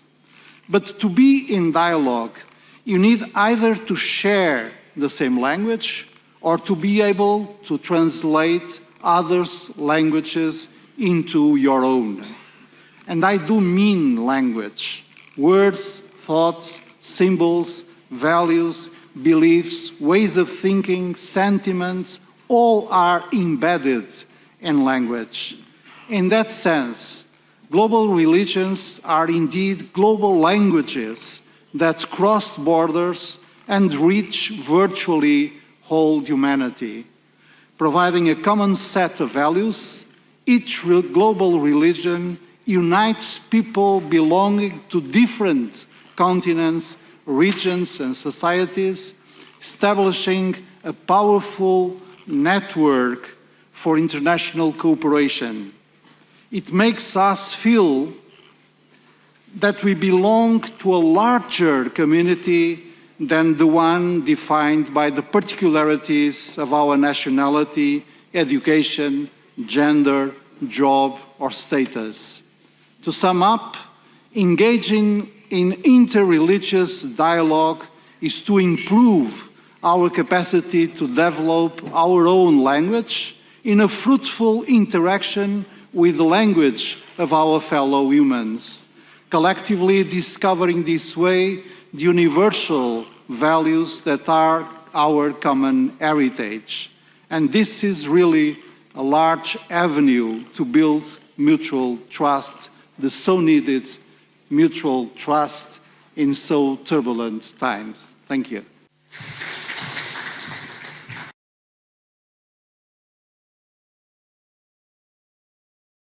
Your Holiness, Eminences, and Excellencies, I am privileged to be here and introduce the message from His Excellency Mr. Ilham Aliyev, the President of the Republic of Azerbaijan. To the participants of the Global Dialogue Forum on Transformative Dialogue, Building Alliances for Peace in a Rapidly Changing World.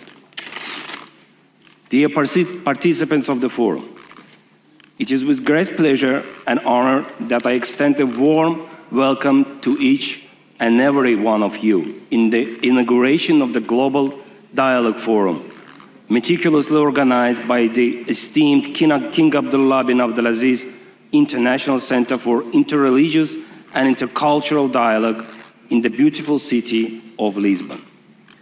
In today's interconnected and swiftly evolving global landscape, we witness intricate social-political dynamics unfolding. Among these, the emergence of ethnic and religious tensions, polarization, racial prejudice, religious radicalism, and xenophobic attitudes represent alarming challenges.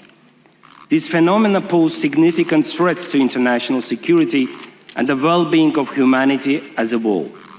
Consequently, this arises a pressing imperative for advocating peace and fostering solidarity among world religions, promoting inter-civilizational dialogue and mobilizing collective endeavors by both secular and religious coalitions to address and mitigate such perilous circumstances.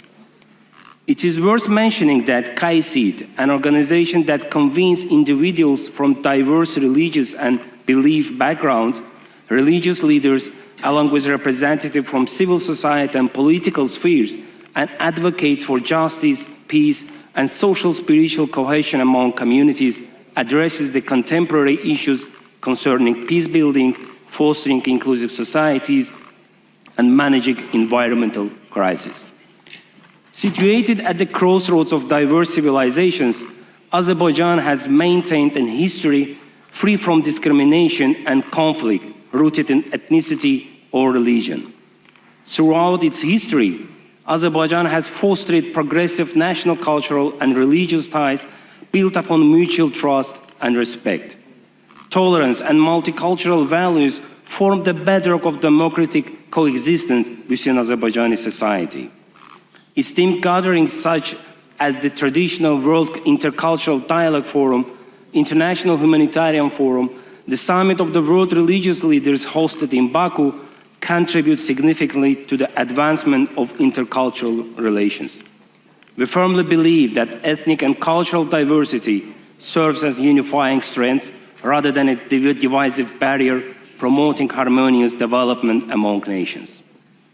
I am confident that the upcoming summit gathering of world religious leaders, slated to coincide with the 29th session of the Conference of the Parties to the United Nations Framework Convention on Climate Change, COP29 in Azerbaijan this November, will reaffirm the significance of collaboration between policymakers and religious figures in addressing the challenges posed by global climate change.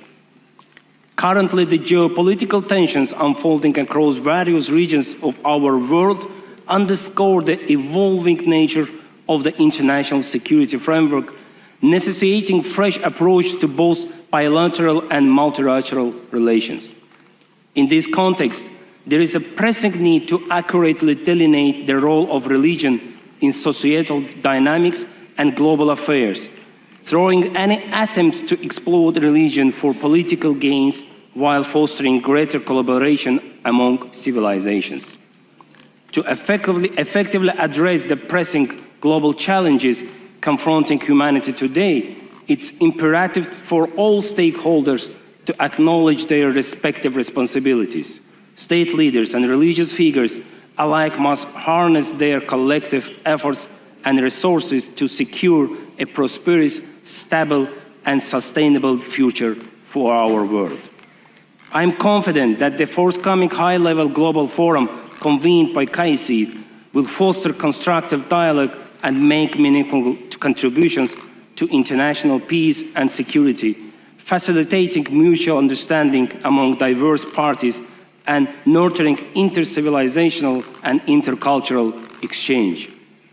Wishing you all the best and success in your endeavors at the forum. Ilham Aliyev, the President of the Republic of Azerbaijan.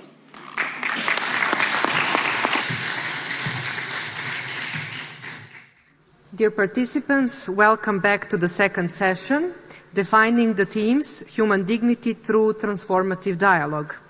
During this session, we will delve into the key forum themes of secret ecology, peace building, and inclusive cities within the framework of human dignity through transformative dialogue.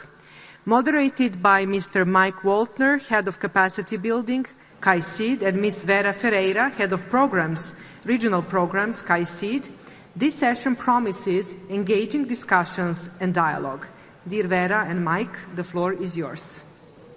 Thank you, Alexandra, and thanks to all of you. Welcome back and good afternoon. This panel will kick off our discussions of human dignity and its relationship to transformative dialogue and focus on the topics of inclusive cities, sacred ecology, and peace building. Now, within KAICIID's mandate is to engage and to support dialogue with diverse stakeholders with a special focus on engaging religious and spiritual actors and institutions to address the most pressing issues of our day. Throughout the conference, you will be hearing about the transformative dialogue imperative, which you will find in your welcome packet. The imperative is an urgent and unavoidable ethical mandate to deepen and increase and expand dialogue processes, to transform relationships and to increase respect for human dignity among all people so that we can work together to heal our world. Now, all of our conversations during the next 2 days will inform the imperative, so it's a living document, and it will emphasize the importance of collaboration and partnerships throughout. Without any further ado, I'd like to introduce our speakers. To my left is Ms. Bonnie Dougal, Principal Representative of the Baha'i International Community to the United Nations. Seated next to her is Professor Brett Scharfs, Director of the International Center for Law and Religious Studies at Brigham Young University, Imam Yahya Pallavicini, the President of CORES, the Islamic Religious Community of Italy, and the Chairman of the Ulama. We also have Mr. Iyad Abu Mogli, the founder and director of the Faith for Earth Coalition, the United Nations Environmental Program. And last but not least, Dr. Mohammed El Sanusi, Executive Director of the Network for Religious and Traditional Peacemakers. Now, this session is going to be divided into two parts. During the first segment, we're going to focus on human dignity and its relationship to transformative dialogue. And then we're going to focus very specifically on the issues of sacred ecology, inclusive cities, and peace building. And with that, I'd like to turn it over to Vera with the first question. Thank you, Mike. At the heart of this forum is transformative dialogue as a tool to uphold and to protect human dignity. Our first question goes to Ms. Bani Dougal and Dr. Scharfs, and I will start with Ms. Bani Dougal. On how do you understand the concept of human dignity? And why is it important to recognize it as integral to the religious and spiritual dimension of people's lives? Ms. Bani Dougal, the floor is yours. Thank you. Thank you so much, Vera. Dignity is a really rich concept that's been unpacked in many different ways by different scholars. But at the crux, I guess, it is the recognition of the worth and value of every human being. Nevertheless, it seems clear that the notion of dignity revolves around a recognition and upholding of that which is the highest, the best, and the most commendable in human nature. It involves a sense of moral obligation to treat others with respect in the same way that we would wish to be treated. From a religious and spiritual perspective, many people of faith would ground the notion of human dignity to the proposition that is found in a variety of world religions, that human beings are made in the image of God. And or the divine, as one wishes to define him. From the perspective of my own faith tradition, the Baha'i faith, a concept closely related to human dignity is that of nobility, that every human being is created noble. And beyond the notions of dignity and nobility that are enshrined in the basic teachings of the Baha'i faith, a core concern for Baha'is is how to build dignity into the pattern of social relations of an emerging global civilization. The oneness of humanity is the core principle around which all Baha'i teachings revolve, and within this principle is enshrined not only the inherent God-given nobility and dignity of every individual, but also the responsibility of creating new patterns of social relations, forms of community, processes of education, and structures of institutional governance. And these patterns consciously strive to create a global polity that protects and affirms the dignity of all humans in all of their diversity. We recently had an event at my office in New York, and the ambassador of Kenya said something which stayed with me, and he said that one of the deepest lessons that humanity has learned is that oppression deeply damages the oppressor, but also deeply damages the oppressed, but also the oppressor. And from this, I found profound implications for what we are going to discuss here today in terms of human dignity, because our dignity or lack thereof is impacted not just by the circumstances that befall us or that we inherited, but also equally the actions and decisions that we choose to make. So I think from this standpoint, the concept of human dignity becomes a scale in which we can weigh the value of all actions. Thank you, Ms. Dugal. I would like now to hear Dr. Sharf. Thank you very much.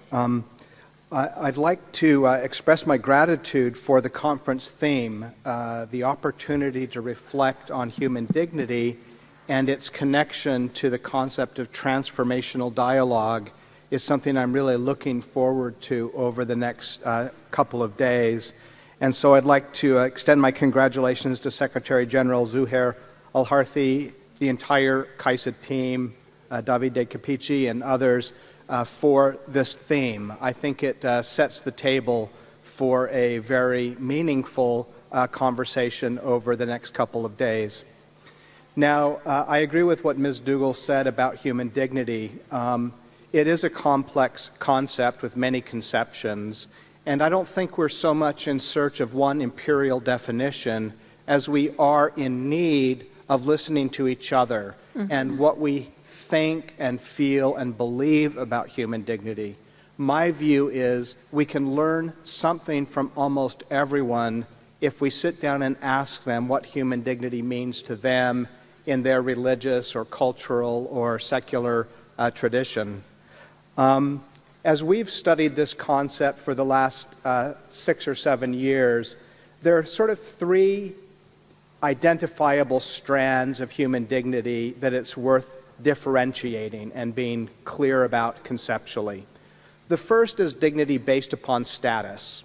And so we sometimes think about the dignity of the king, for example, or the dignity of one's office. And this is an important and meaningful dimension of how we talk about human dignity.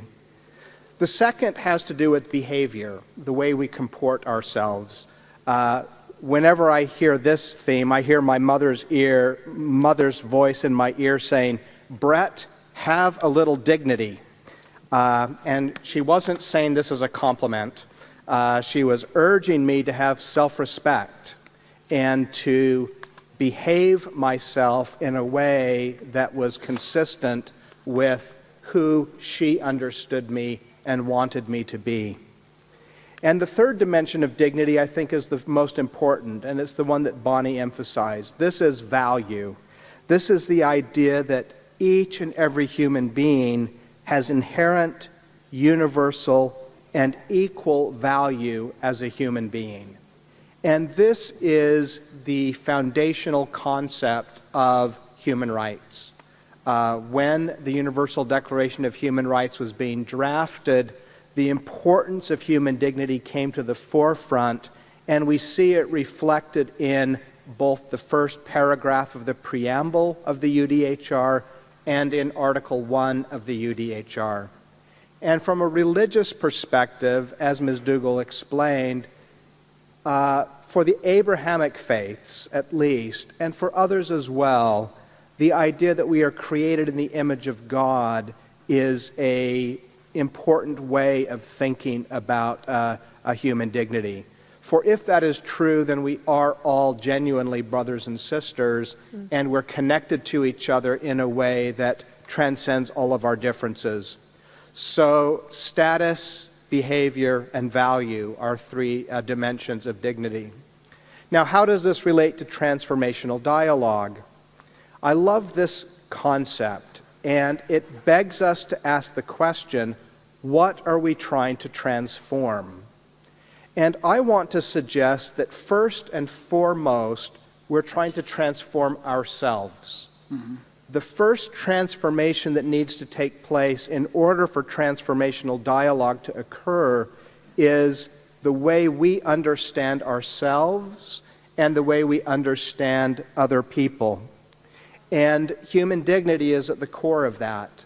If I don't think well of myself, if I don't expect highly of myself, then the type of dialogue we can engage in is going to be very limited. Similarly, if I don't value you as a moral equal, then that is going to have implications for the dialogue as well. So the first transformation is transformation of ourselves. I was at a conference at the United Nations a number of years ago, and there was an old imam who said that when he was a young man, his goal was to change the world.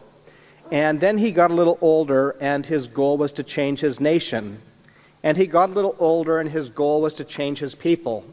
And as he got older still, he wanted to change his family. He said, now I am an old man, and I am focused on the most difficult task of all. I am trying to change myself. And I've always thought that that was a deeply insightful comment about where we need to start as we seek transformation. The second transformation, I think, is in our relationships. If we're going to have transformational dialogue, this is going to be built upon genuine relationships of trust and truth. If we are not in a relationship with others where we can trust them and we can speak the truth and hear the truth from them, there will be significant limitations on the type of dialogue we're able to have. And so I think this morning the Austria President Heinz Fischer, his citing Karl Popper for the proposition that I may be right and I may be wrong, you may be right and you may be wrong, but together in dialogue we can approach the truth. And so that, I think, is the second dimension of transformational dialogue. It transforms our relationships where there can be genuine trust and a genuine pursuit of truth. And if those two things are in place, then transformative dialogue is possible. And this is the type of dialogue that will actually enable us to move beyond platitudes, beyond niceties, beyond common ground, to really seeking solutions to the challenges that ail us. These can be challenges in our families, they can be challenges in our schools, in our neighborhoods, in our churches, they can be in our communities, they can be in our nations, and they can be beyond that as well. But my sincere belief is that we must begin with the first transformation, self, and the second transformation, relationships, before we can hope for a dialogue which is genuinely transformational. Thank you, Ms. Bani-Dougal and Dr. Sharfs. If I take one main highlight from this intervention, it would be how we listen authentically and how we engage and how we relate with ourselves, with others, and society at large, framed around the concept of human dignity and transformative dialogue. Thank you.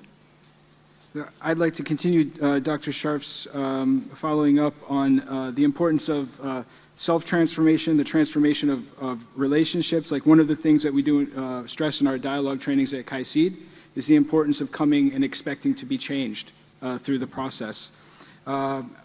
In 2023, you co-authored a book on human dignity and human rights law, an introduction to the Punta Este Declaration on Human Dignity for Everyone, Everywhere. Can you tell us more about why this declaration is significant in terms of exploring further the notion of human dignity in relation to responding to the joint challenges of an increasingly polarized world, which can benefit from the engagement with diverse religious and faith traditions? Thank you. Back in 2018, we were in conversation with a number of our global partners about what we might do to commemorate the 70th anniversary of the Universal Declaration of Human Rights. And one thing we learned is just how important human dignity was to the process of drafting the UDHR. The first draft, the Secretary's draft, was over 400 pages long, and it included hundreds of footnotes. And as the process of drafting what would become the UDHR really began in earnest, there was a roadblock. There was a deep disagreement between the powerful personalities who were on the drafting committee about how to move forward. And the Chinese delegate, P.C. Chang, actually had an insight that broke the logjam. He said, recall that in the preamble to the United Nations Charter, it speaks of human dignity. Why don't we start there? And this eased the process. It was, in a way, a solvent or grease in the gears that began the process of negotiating and specifying what became 30 brief statements of universal human rights, made it possible. And if you look at the first sentence of the preamble of the UDHR, you'll find human dignity. If you look at the first sentence of Article 1 of the UDHR, you'll find human dignity. And what we thought is, we too live in a polarized and politicized time.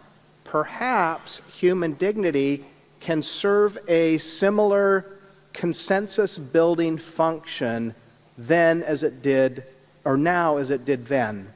And we spent a year having conferences focusing on different dimensions of human dignity, and it culminated in this very brief Punta del Este Declaration on Human Dignity for Everyone Everywhere, which was adopted in Punta del Este, Uruguay. And that identifies a number of ways in which human dignity is really useful as a concept. So it is useful for opening doors in places where conversations about human rights or religious freedom is quite difficult. It is useful as a telos, as an end or goal of human rights. What are we really after? The vindication of human dignity. It's also useful as a metric. If we ask how are we doing with respect to human rights, we may want to focus on how is human dignity being respected within a society. And what we've learned is that there's something quite remarkable about human dignity as a concept. It's quite generative. It tends to open the door to creative thinking and to ideas. It also tends not to end in the ditch. A lot of our human rights conversations can end up sort of in the gutter. And there's something about human dignity which tends, not necessarily, but tends towards an elevation. And it also is quite a useful concept in generating consensus. And so we believe that focusing on human dignity can help us untie the Gordian knots of identity politics, of deep polarization and deep politicization with which we find ourselves. It's not a magic pill, but what it does is it creates a framework for discussion which helps orient us towards creative and generative problem solving. One of the books that we produced out of the Punta del Este Declaration was called Points of Light. It's a coffee table book filled with beautiful photographs of people from all over the world. And it includes statements, really paragraphs-long statements from about 100 of the signatories of the Punta del Este Declaration about what human dignity means to them. And those are the points of light in the title. And so what we believe is that these various perspectives on human dignity can really help us create a shared illumination. And with that illumination, we can go about the business of problem solving in new and creative ways.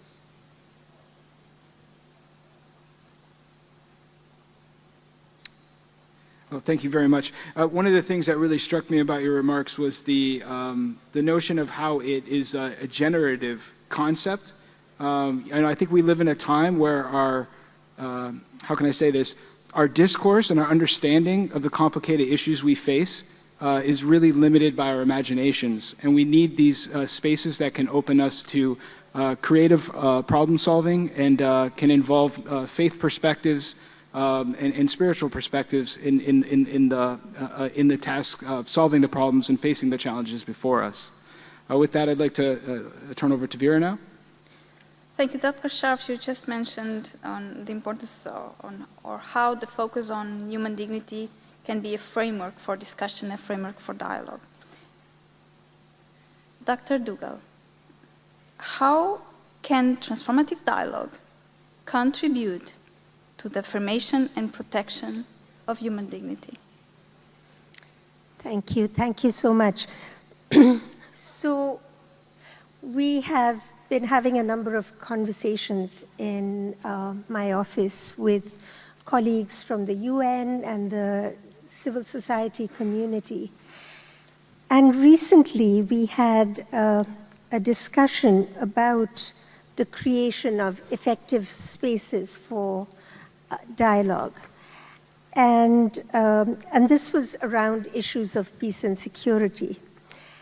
And one of the things that came out of this was a very simple understanding by everyone that dialogue is distinct from other forms of communications, like a simple discussion or debate.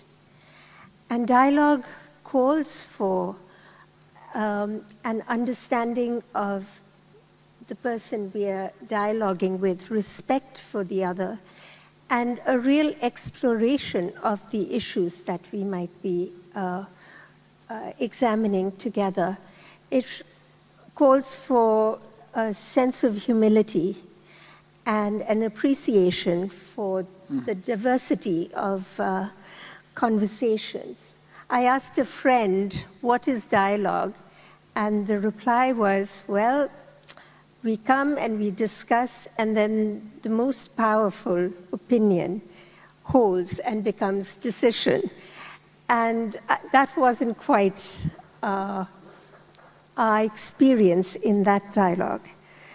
Dialogue seeks to strengthen, we found, the bonds of respect and friendship, and to create conditions for constructive and just relationships.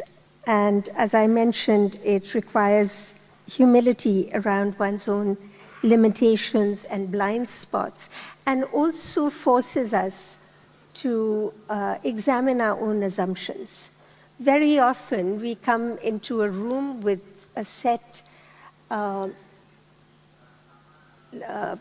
ideas, either from our faith tradition or informed by our educational experience and the education we might have received. But it's through the diversity of the conversations that we really have a true dialogue that can be transformative. Because if I have a set given number of ideas and I'm going to stick with them and walk out with them, then there's been nothing gained in that dialogue. And in that sense, I think dignity is very much, the concept of dignity is intimately tied to a transformational dialogue, because the very notion of this genuine dialogue is a grounding in the deep commitment to the worth, value, and humanity of diverse actors and populations. Thank you, Ms. Dougal. Thank you for underlining something that for us at KAICIID is also very important, which is the creation of these safe spaces and opportunities for transformative dialogue to happen. And you mentioned the importance of humility and appreciation, and to create these spaces to examine our own assumptions, the baggage we bring to the space. Thank you. Yeah. I mean, one of the things that dialogue produces, I think, is this sense of being able to connect around our common humanity. Because very often, the leaders that we work with, they don't. We have a lot of firsts when we bring people together. This is the first time I've met or had a relationship with so-and-so from such and such a tradition or such and such a background. And I think that those opportunities are really important for acknowledging the value, the nobility of the other person. And we do have different understandings, but we also have, we can have a shared experience of what that's like through dialogue. And with that, I'd like to speak a little bit to the, if you could speak a little bit, to the ethical importance and urgency for increasing dialogue and creating more opportunities for leaders and actors to engage from different religious and spiritual traditions to work together to uphold human dignity and to address common problems. So could you speak to the ethical importance and urgency in our current times now? Sure. The one thing history has taught us that noble ideals remain nothing but admirable sentiments unless they are translated into practical action. And oftentimes we hear wonderful concepts driven from a faith tradition or derived from a faith tradition, and yet we don't see much in forms of change. And so I think it's really important for religious actors and religious leaders to work together to bridge the divides, to really transform the way their communities are both dialoguing, but also respecting the dignity of the other. Very often there is this sense of othering, and I was heartened by the talks this morning by the religious leaders, because many of them discussed the importance of welcoming the other in our midst and upholding the dignity of all people and recognizing and valuing diversity. Diversity not only of individuals, but also diversity of views. And that is what's really going to help us to advance civilization and advance thinking and build unity at a global level, and of course also at local levels. Thank you so much. Dr. Sharps? So I agree with that, and what I would add is that human dignity is a place where religious humanists and secular humanists can come together and meet. And so for those of us with strong religious convictions, it's really important for us to understand that human dignity matters to a lot of other people for other reasons than religious reasons.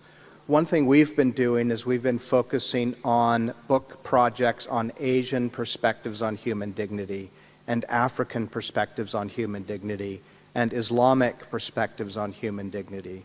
Just 2 weeks ago, we sponsored a conference on Oceania and Oceanian perspectives on human dignity. And we think we really need to get better at listening deeply and seeing each other deeply as we try to address these challenges. One of the big challenges we have is how to create a culture, or I would say cultures, of human dignity.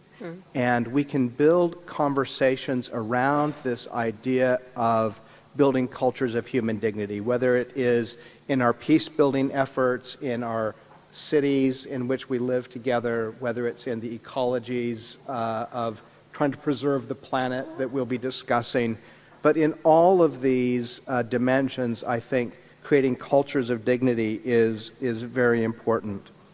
The last thing I'll say is that human dignity enables us to realize the most fundamental human right that we have, and that is simply the right to be human.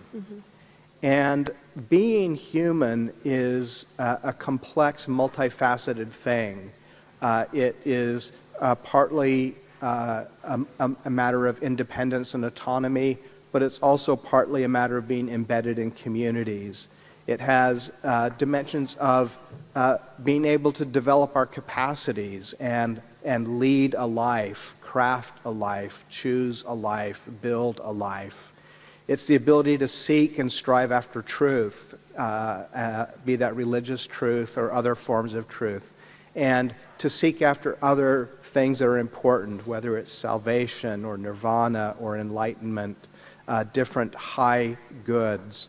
And so human dignity is foundational, but it's not ultimate. What it does is it helps us have the ability to do what is really important, and that is to go about the business of being human beings in community with others. Thank you very much. Being human beings in community with others, across differences of culture and religion. Thank you so much. Thank you for helping to frame this discussion. As we move into the next phase now, I'll hand over to Vera. Thank you, Mike. Thank you for these great insights and for expanding our understanding on this relationship between human dignity and transformative dialogue. We will now expand the dialogue into how it intersects with the other themes we are proposing for this forum. How does it intersect with inclusive cities? How does it intercept and support building peaceful and inclusive societies? How does it intersect with sacred ecology? And as we start, I will address Imam Yahya Pallavicini on the theme of inclusive cities in particular. KAICIID acknowledges the significant role, but also the influence of religious leaders in addressing the most pressing issues in societies, particularly in supporting building inclusive and peaceful societies. Imam Yahya Pallavicini, could you kindly share your experience on how cities can be more inclusive and promote social cohesion through dialogue as a way to affirm human dignity? Thank you. Thank you very much, Vera, and thanks to KAICIID for this occasion. But I was actually very inspired by what I have just heard. I think in order to answer to your question on inclusive cities and how religious leaders and religious communities can be better part of the, if I may say, the symbol of city and of citizenship, there is a key word that has been mentioned before, which is humility. And according also to the Islamic traditional teachings, I think this is a key word in connection to dignity, because according to the religious Islamic teachings, every citizen or every person who lives in a city is a unique person. So the first advice would be no homologation, no standardization. You have to respect and learn in order to participate in this transformation to the unicity of every human being, of every believer, of every different religious community, which is a challenge. It would be artificially more easy to have a standardization of humanity and a single model of city that is a universal example for all, which is not, but it's not true. So what is the complexity that even in terms of traditional Islamic teaching is taught is that we have to manage humility and dignity. And it's the relation between visible and invisible, physical and metaphysical. And in order to include these elements, you need to develop wisdom. And it is this wisdom that transforms human being and the narrative and the dialogue and society. Because as every citizen and believer is unique in itself, also his way of interpreting humility as a service is unique. So there is not a standardization on how to be the best model of being a civil servant, But on the other side, what makes a person a special person in terms of dignity is, according to the religious dimension, the way each one of us honors the presence of our Lord, the presence of God. So it is a transcendental, invisible, spiritual dimension. And the relation between this visible and invisible, this humble and this dignity, creates the dynamics of a transformative citizenship and of the contribution of every believer and leader and community to a development of the city, where the city is not only a place where one lives or works, but it is also a way to work and live in a development transformational process, which according to the spiritual religious dimension is also one of the main goals. We are not here not only to be good citizens, but to be good citizens in order to transform our honor to remember our Lord and to remember this dignity of a spiritual dimension that involves and inspires believers as citizens, as communities, as families in cities. And so this management of complexities is, I think, an inspiration, but it's the only way. And at the end, as you were mentioning the old Imam you met in the United Nations, this is also a reference in the Quran, the Islamic revelation, where one of the teaching is change yourself. Try to concentrate on the changement of yourself. And the consequences of this changement will be a transformation of what is around yourself. So if your goal is also to change the world or your family or the city, try to be a good and a better citizen and believer.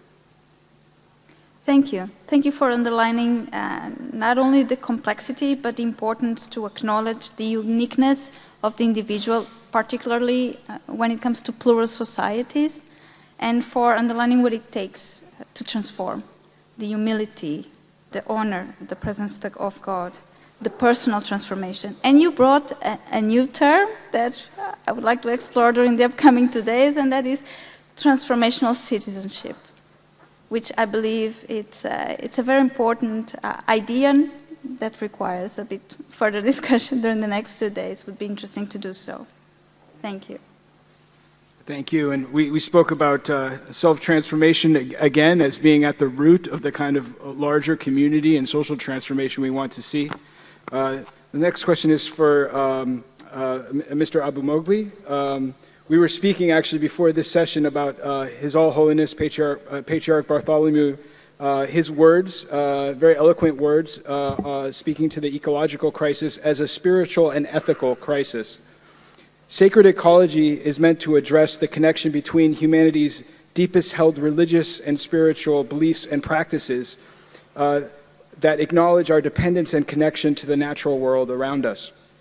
Now, considering the connection of religion, faith, and spirituality to climate action, I'd like to ask you, how is UNEP, as the global authority on the environment, working to uphold human dignity by fostering a sense of collective responsibility and inclusively engaging all members of society? How is UNEP engaging religious actors and policymakers to forge alliances to advance this common goal? Thank you, Mike. Indeed, His All Holiness this morning beautifully framed the term of sacred ecology, but also in the video that was shown by KAICIID, there was a nice definition there. But I also, listening to colleagues on the podium, they have mentioned a number of phrases or terms that can be used to frame sacred ecology and what is the relationship between humans and nature. For example, Brad mentioned that in Abrahamic religions, humans were created in the image of God. It's not the physical image, it's not the eyes and hairs and so on and so forth. It's the values. is the spiritual component of it. In Islam, for example, God created everything in communities, communities of animals, communities of plants, and communities of people. And they were requested to respect these communities. So there is a divine responsibility for dealing with environmental or natural environment.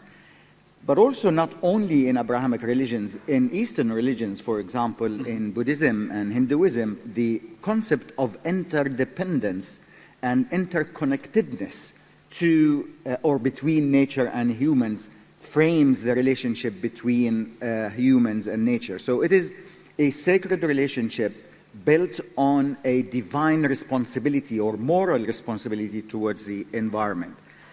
And not too many people know this. In 1972, the Stockholm Declaration on the relationship between humans and the environment, the very first paragraph of that declaration talks about not only the physical environment that we need to protect, but also the spiritual livelihood of humans. And that was dropped from that declaration. I mean, it is there in the document, but nobody followed up on it. And then, with years and talking about human rights and human dignity, and of course, human dignity is related to access to services. And environment and nature provides these services to humans. And also on the livelihoods of the people, being able to practice and earn and so on from the natural resources. So in 2022, the General Assembly adopted a resolution on rights to access to a healthy, sustainable environment. So what the UN, and specifically the United Nations Environment Programme, which is the highest authority on environmental law and environmental governance, we looked at the spectrum of actors. We're talking about dialogue, we're talking about the role of each and every individual and community and country in bringing about or back the dignity of people in living in a healthy environment. In the implementation of the Sustainable Development Goals. So we established the Faith for Earth Coalition, which, mainly the overall objective is to bring the faith actors to become, essential players in policy development on environmental issues, based on the sacred ecology and their perspectives on the sacredness of nature. So the first objective is to give that platform a seat on the table of decision making, because the United Nations Environment Programme is governed by a General Assembly, and that General Assembly meets every 2 years and adopts resolutions and decisions that shapes the behavior of member states in implementing environmental law. So if we do not have a seat on the table from a faith perspective, we do not bring in the common value system that religions bring, then we fail to introduce the values, the ethics, the moral responsibility, the sacredness of dealing with nature. So the first objective is policy dialogue, again, transformative dialogue. The second objective, which I liked in the morning and even now talking about, we have to change ourselves, right, to be able to change the world. And the second objective is, what can we do as religious institutions internally to lead by example? And I'm saying this because probably some of you know that religious institutions are the fourth largest economic power on earth. They own trillions of dollars in assets. They own more than 8% of habitable land on earth. That is 36 times the size of the United Kingdom, is owned by religious institutions. They own hundreds of millions of churches and mosques and synagogues and temples and so on. These are buildings. They produce energy, or they consume energy, they produce waste, they occupy land and so on. So if we don't practice as religious institutions, as religious leaders and practitioners and followers, then we're just preaching, right? So we have to practice what we preach. So this is the second objective, is to green our own practices as religious leaders. And the third one is bringing about religious literacy when it comes to environmental governance. Because, yeah, you talk to religious leaders and followers, they, in general, know the meaning or the relationship between humans and nature, and, we respect God's creation. But today, we are beyond this. We are talking about climate change, disasters and conflicts, financing climate change and fighting climate change, talking about very specific contemporary issues that we need to understand how our religions relate to. So this is why we have published courses and publications and reports going specifically to these contemporary global issues and relating them to what religions or what are the religious perspectives in each of the religions. Of course, we cannot cover the hundreds and thousands of religions out there, but mainly the main 15 religions that constitute more than 90% of the global population. So in doing so, we're mobilizing areas where everybody's talking about. For example, youth. The role of young faith leaders is not really captured.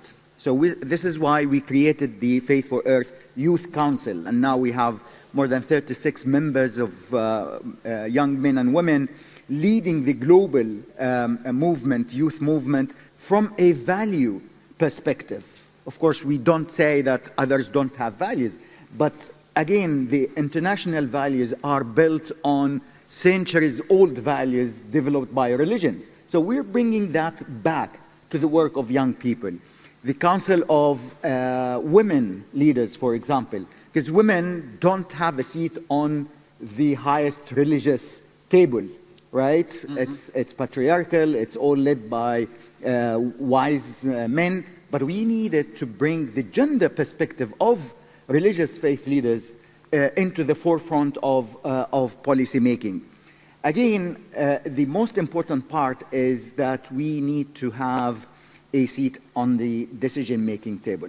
When we started, we had none of the faith organizations accredited to UNEP. Currently, we have more than 90 faith-based organizations, and they have a seat on the table.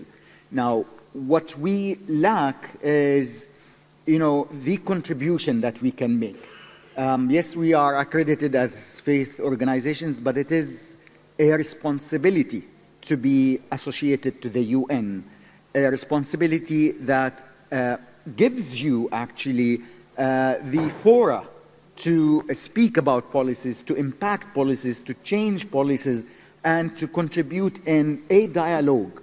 For example, we have created the Faith for Earth Dialogue series, and since 2017 we have organized dozens of those dialogue series and hundreds of speakers and hundreds of sessions and so on.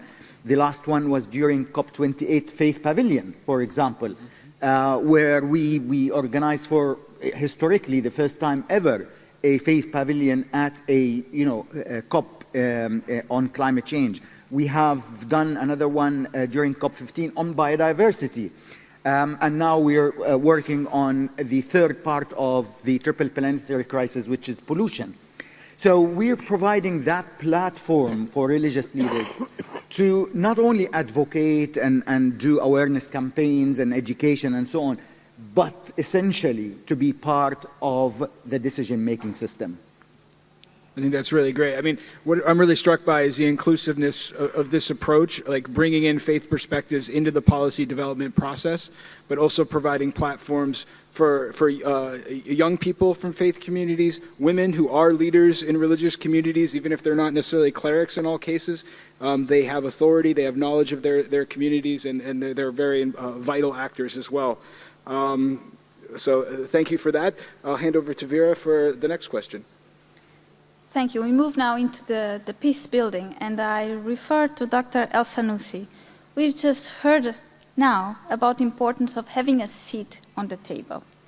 So why and how should diverse religious faith traditions be considered, have a seat on the table, when responding to the factors that drive armed conflict and hatred? And what is the importance of the concept of human dignity in peace-building processes? Well, thank you. Thank you so much, Vera and Mike, for doing such a wonderful job. And of course, you know, our gratitude goes to KAICIID, of course, Secretary General Dr. Al-Harith, as well as Al-Harthi, as well as the leadership and the talented staff putting together such an impressive forum, first forum here in the beautiful city of Lisbon. And thank you to all of you for attending this session here. We really enjoyed the discussion. You know, Dr. Iyad made my job easy when he just basically left up the critical role of religious actors and the important role of religion in actually not only addressing issues of climate, but actually advancing all the SDGs, all the 17 of them. So therefore, I would say that religious institutions, he gave some statistics, religious actors, they are important. And why they are important? Because they are there to stay. They are there for thousands of years. Why they are important? Because political establishments, they come and go. Religious actors and religious institutions, they are staying. Therefore, it is imperative for us to make sure to have a meaningful engagement in partnership and collaboration between religious actors, multilateralism, you know, intergovernmental institutions like KAICIID and others, and civil society institutions, and to adopt that nation of no one left behind.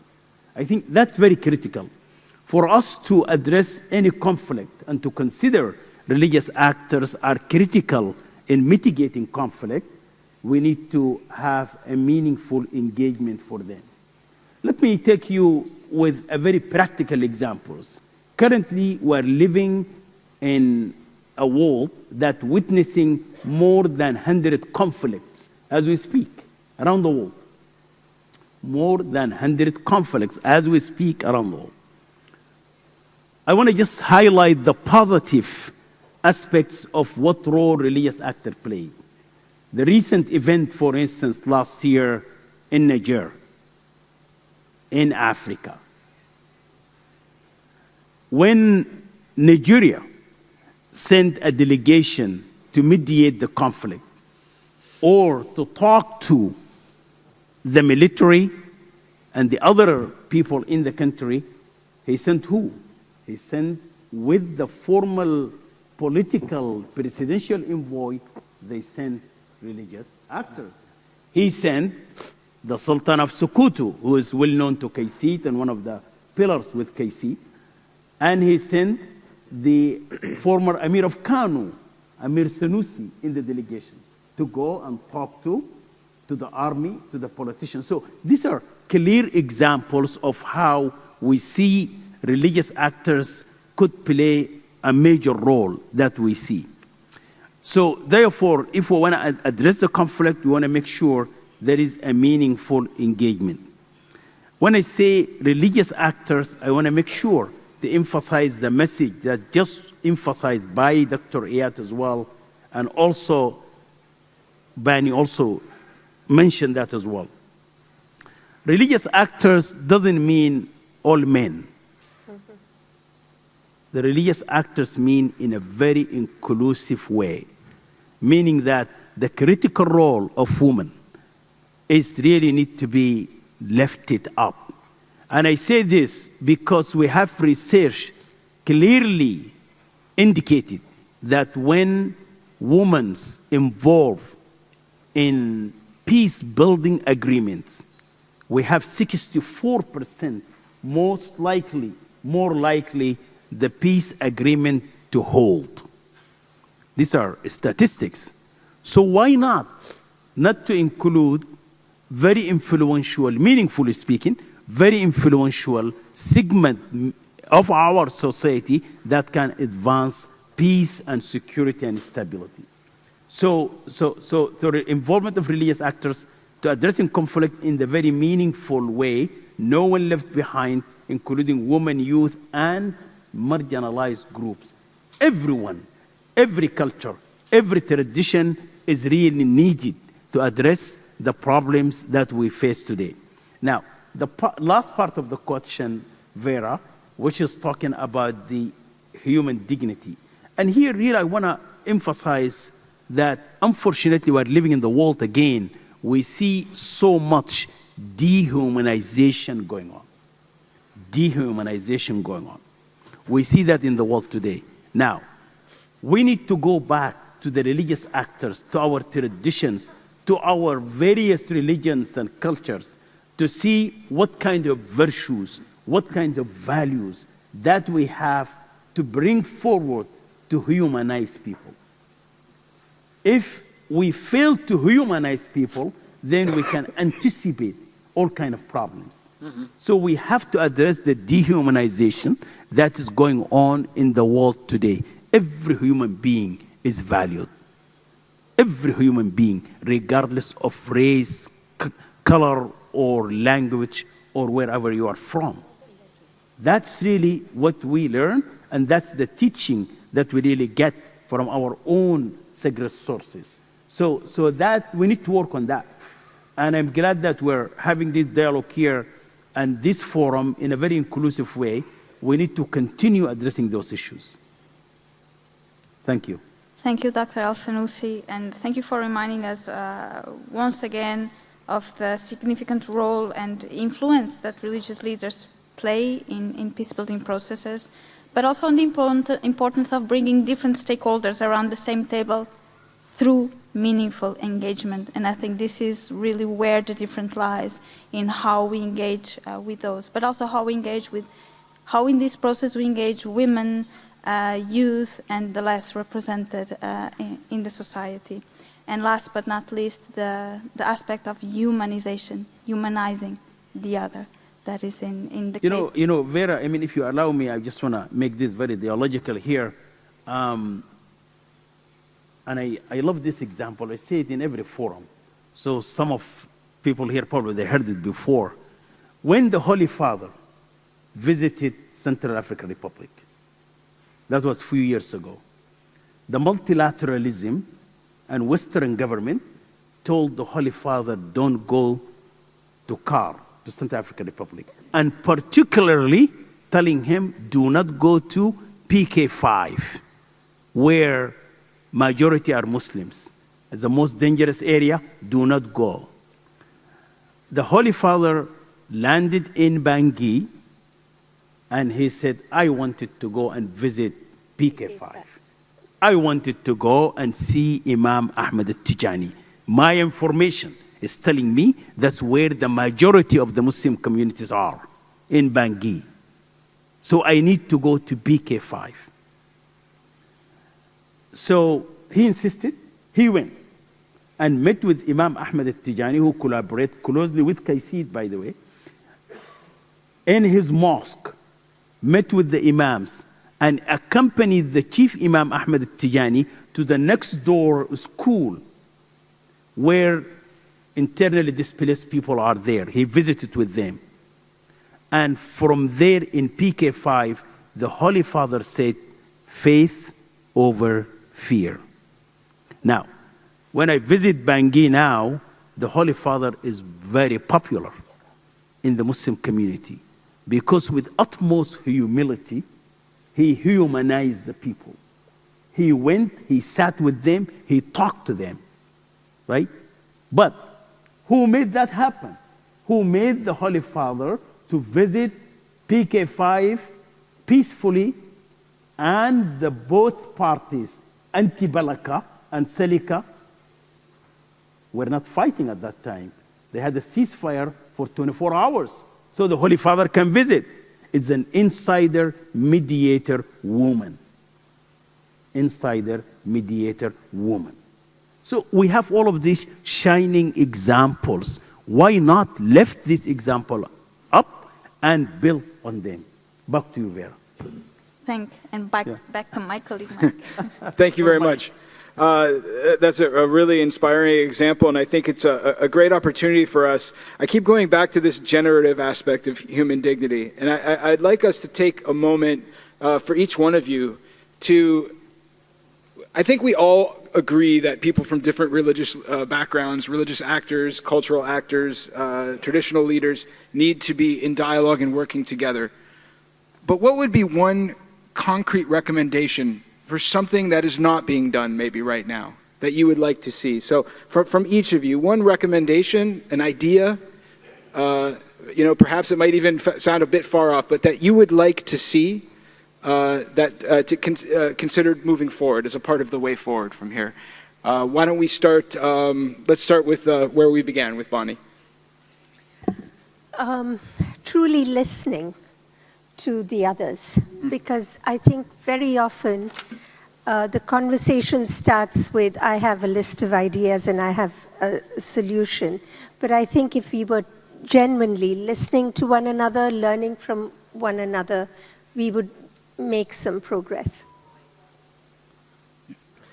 When I think of transformational dialogue and its capacity, what I think it has the capacity to do is to help us build trust.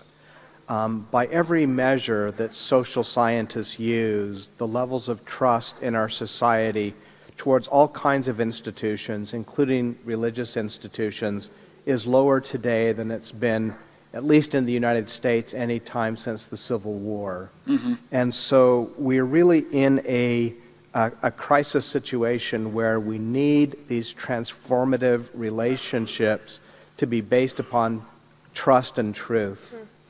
One project we've been working on at our center is in a broad coalition working to encourage the United Nations General Assembly to adopt a Human Dignity Day as a complement to Human Rights Day. And the hope is that that day could then become a focus for educational programs, community programs, religious communities to really focus on human dignity as part of this transformational process. So one thing that coming out of this conference that could be quite helpful is some sort of an endorsement of that Human Dignity Day project. Thank you. Imam Paolo-Vicini? Well, yes, I mean, I see I'm sharing this among 4 experts from the United Nations. My idea would be to probably to have the courage not to necessarily fit some standards, to have the courage to be humble, be focused on the goal, but what probably you were mentioning, Mike, be creative. But be creative does not mean to be outgoing. It means to, I think it means to be an inspirational model. And going back to what Muhammad was just mentioning, how religious leaders can be creative and contribute even to the SDG in starting from the local perspective in the cities and going global. And again, I hope this is concrete, but I think we are lacking not only ways and methodologies to help minds think and change perceptions and the wisdom of ourselves and of the other, but we are lacking methodologies and languages to inspire not only the mind, but also action plus the heart. I'm sorry, this is seems to be very Italian, sentimental, Mediterranean, love and peace. I'm completely very far from all of these psychoses. There is no possibility of, according to the teachings I received, of inclusion, of universality, of unity in diversity, if we do not try to link the language of the heart, the language of the soul, the clarity of intention, the clarity of mind with action. So this is concrete, if you allow me, but to be concrete in the physical dimension, in the action-oriented strategical implementation, you have to have a clarity at all levels of mankind. And this is the contribution of religious leaders to inspire this open-mindedness, but also open-heartedness. Thank you. Thank you. Mr. Abamugi. Well, if you think about it, what brings religions together is much more than what divides them apart. The common values of all religions are very important. If you talk about human dignity, all religions call for human dignity, for justice, for protection of the poor, the marginalized, the weak. If you talk about environmental issues, you know, the principles of ahimsa, non-violence, the principles of interdependence, the principles of stewardship, all of these values are very important to bring us together. And the dialogue should focus on what brings us together, the common values. The diversity in approaches is actually a richness enriches the dialogue and brings it, to the service of the dialogue itself. But we need to learn about such practices from different religions. We don't. We only seek within our scripture, within our constituency, within our community. But we need to open up and learn from the others. And actually, this is what we just did with KAICIID under the leadership of Armen. We developed 8 online courses with KAICIID on the principles, the common principles of religions as related to climate change, to disaster risk reduction, to financing environmental issues, to biodiversity. So we need to bring about these successful stories from other religions and say, well, for Buddhists, what the Hindus are doing or the Muslims is good to be used in your community. Yes. Of course, you can tweak it as well to customize it. Yes. But it will help.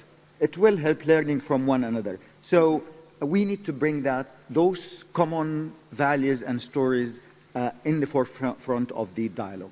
So Dr. Iyad, it's I love examples, and now you reminded me by another example. I will tell you. During the pandemic, the Muslim communities in Kenya, they adopted a process that how you can bury the deceased during pandemic. So that particular model, coming from the Islamic perspective, was recognized by the Minister of Health of Kenya and adopted by the Interreligious Council and used by various religious communities. Yeah. So taking the goodness of the practices of our own various religions and lift them up. But Mike probably want to hear from me the one recommendation, right? All right, here we go. Collaboration between policymakers and religious leaders is essential to combat dehumanization. So I love examples. I'll give you another one if you have 30 seconds, right? Yes. Go for it. Please. Right. So again, here, KAICIID and my network, we hosted religious actors from Central African Republic. That was, I think, maybe 8 years ago, 9 years ago, something like that. We brought policymakers, including the Minister of Reconciliation and other policymakers, and the interreligious platform and religious actors to have a dialogue, about 30 to 40 people. Because of the situation in the country, we brought them to Vienna, hosted by KAICIID in Vienna, and that particular dialogue and engagement actually helped the minority communities to have a seat at the table. One of the participants of that dialogue became a Minister of Education. Whenever he goes now and speaks, he said, you know, that dialogue in Vienna helped me to be the Minister of Education. I mean, I'll give you a practical example that's coming from the field, that when you have that best collaboration between policymakers, religious actors, humanizing people, and engagement in inclusive, meaningful way, you have the results. And I can take the rest of the afternoon telling you examples from the field. Thank you so much. Thank you. And we will. This is not the end of the conversation. It really is the beginning. I would like to. So we're basically a little bit ahead of time, but I'd like to at least allow opportunity for one question from the group, if you'd like to ask of one of the panelists or. Okay. I'm going to take it that people would like to go to a break then, and we can continue this conversation in the sessions that are to follow. Thank you very much. Thank you. Could we have a big hand for our panelists? Thanks to all of you.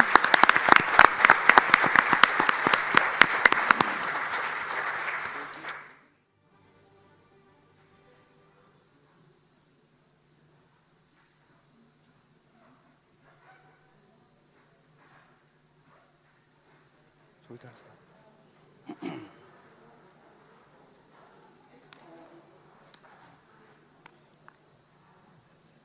So, good evening, everyone. Can you hear me? It's fine, yeah? Good. Good evening, everyone. I know it's the last session of the day, after a very, very long day, with a great intervention, speakers. Ladies and gentlemen, distinguished guests, welcome to the plenary discussion on peace building. This comes as part of our session on dialogue for reflections on collaborative pathways and focus on peace building and conflict transformation. As we hear today, preventing from different sessions, preventing conflict and building peace is now more important than ever. That's why peace building and promoting peaceful coexistence have been at the heart of the KAICIID mandate, and also at the heart of this global forum. Please allow me, first of all, to present the objectives of this session. The objectives are as follows. Examine the critical role of transformative dialogue, trust building, and collaboration in promoting sustainable peace with diverse communities and upholding human dignity. Share the best practices and case studies of complex challenges and opportunities involved in peace building and conflict transformation, and explore various approaches to addressing how religious and cultural differences can be leveraged. Have a significant understanding of the importance of joint collaboration in peace-building efforts. My name is Wasim Haddad. I'm the Senior Program Manager of the Arab Region Program at KAICIID, and it's my pleasure and honor to be the moderator of this session. Please join me to welcome our esteemed speakers. I will start with His Eminence Archbishop Daniel Oko, President of the Christian Association in Nigeria and Grand Patron of the Interfaith Dialogue Forum for Peace in Nigeria. His Eminence is today presenting His Royal Eminence Muhammad Abu Bakr, Sultan of Sokoto, the Grand Patron of Interfaith Dialogue Forum for Peace in Nigeria and the co-chair of Interfaith Council in Nigeria, and this is really Sultan of Sokoto expected that he will be with us today, but for emergency he couldn't join. But this is a great example, Your Eminence, for solidarity and for coexistence, a live example for a great gift actually for us in this global forum. Then we have His Excellency Ambassador Francisco Vandelle, the EU Special Envoy for Freedom of Religion and Belief outside of the European Union. Welcome. And we have Ms. Miriam Cornell-Ferner, the co-founder, Southeast Asian Women Peace Mediators. Welcome. And we have His Excellency Sheikh Hatem bin Arif Al-Ouni, former member of Consultative Assembly of the Kingdom of Saudi Arabia and faculty member of Al-Qura University. Before we start to hear from our speakers, please allow me to explain the layout of this session. This session will have 3 sections. The first section, we will hear intervention from each from the esteemed speakers for 7 to 10 minutes. And then in the second section, we will have like specific questions, and we hope to have more dialogical reflection from the speakers among each other. And then the third section, we will do our best to open the floor for questions for the audience. So without taking more time, so please, Your Eminence, the floor is yours to deliver the letter from His Eminence. Thank you very much. I am here to present the thoughts of the Sultan of Sokoto, my co-chair on the Nigeria Interreligious Council and the co-patron of IDFP in Nigeria. He brings his apologies to this meeting. He was already prepared to come to this place until last-minute emergencies came up. I remember that when we received the invitation, he asked me, "Will you go?" I said yes. And he said, "Yes, if you will go, then I will go." But as I was going to the airport, he called me and he asked me, "Where are you?" I told him that I was on my way to the airport. And then he sent his apologies and said he wouldn't be able to go with me. But then he said, "But since you are there, I am there. Whatever you will say, I will say, you will say. So you go there and represent us." So I'm delighted to represent His Eminence in this particular session. We have been friends for over 17 years. So, but I must warn that I am not the co-author of this reflection. And so I start. Let me say how delighted I am to participate in the Global Dialogue Forum taking place here in Lisbon, which is both remarkable and timely. Let me also appreciate the strategy of leveraging the power of dialogue to bridge the various divides which threaten peace around the world. The themes of peace building, inclusive cities, and sacred ecology are very pertinent to the contemporary challenges to peace. The world has never been in need of peace and understanding as it is today. It is my ardent hope, particularly with the convergence of world faith leaders, policymakers, and top-of-the-range expertise in dialogue and peace, that this meeting will produce a roadmap establishing transformative dialogue process that not only aligns with, but also invigorates the United Nations 2030 agenda. This laudable project needs all the wisdom in the world to succeed. We therefore need to harvest all the wisdom available from wherever. A great surge was reported to have said that in the whole of this world, there is only one good and there is only one evil.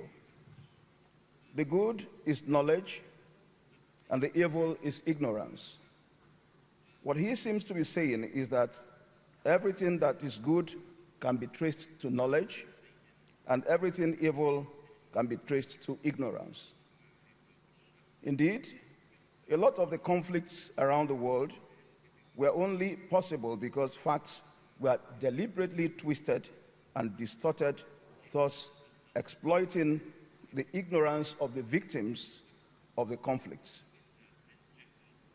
If only we take the trouble to cross-check all information and not to act until we can be sure, beyond all reasonable doubt, as commanded by some of our religious texts, a lot of this propaganda will collapse and we can prevent many of the conflicts around the world. Too often, our ego stands in the way, and as Jalaluddin Rumi would say, and I quote, "Instead of fighting the world, kill your ego," end of quote. Patience, as the founder of Sokoto Caliphate, Sheikh Usman B. Fodio, would say, is the halter of all good behavior. Today, scientific research has identified patience as a feature of emotional intelligence which is critical to success in corporate governance. These nuggets of wisdom will resonate well with many, especially the world's 2 billion Muslims, because Islam prioritizes knowledge in its scheme of life. Like many now know, the first verse of the Holy Quran to come down to mankind is the command to read. This not only reserves the highest premium knowledge, but presents knowledge as the source of the ultimate good and ignorance as the source of the ultimate evil. The Quran has made it mandatory for Muslims to fact-check all information before acting on it.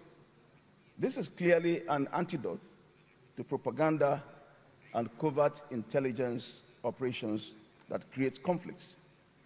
With patience and management of ego, a lot of conflict can be prevented. This is just to show that within our faiths and cultures, we have enough resources to harness and preempt conflicts. Over time, we have come to know that the major conflicts around the world would appear to be around 3 major areas. And these are power sharing, wealth sharing, and issues of identity, i.e., race, ethnicity, and religion. Over time, different formulae have been designed to address power sharing and wealth sharing. The management of identities is one of those challenges that still need a lot of work. The notion of ethnic or racial superiority is perhaps one of the oldest and most intransigent of human follies. What we may need to do is to focus on the common humanity. There are common grounds, and some recent efforts have tried to build on these common grounds to promote peace and understanding. We need to build on these efforts and push the frontiers even further. We also need to consider geopolitical competition as one of the greatest threats to world peace.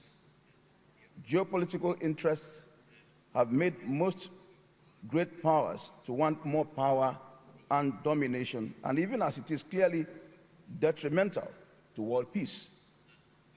The world must stand up to this bullying and leverage the enormous amount of soft power to regulate the competition for dominance. Because confronting force with force has never been the best path to peace.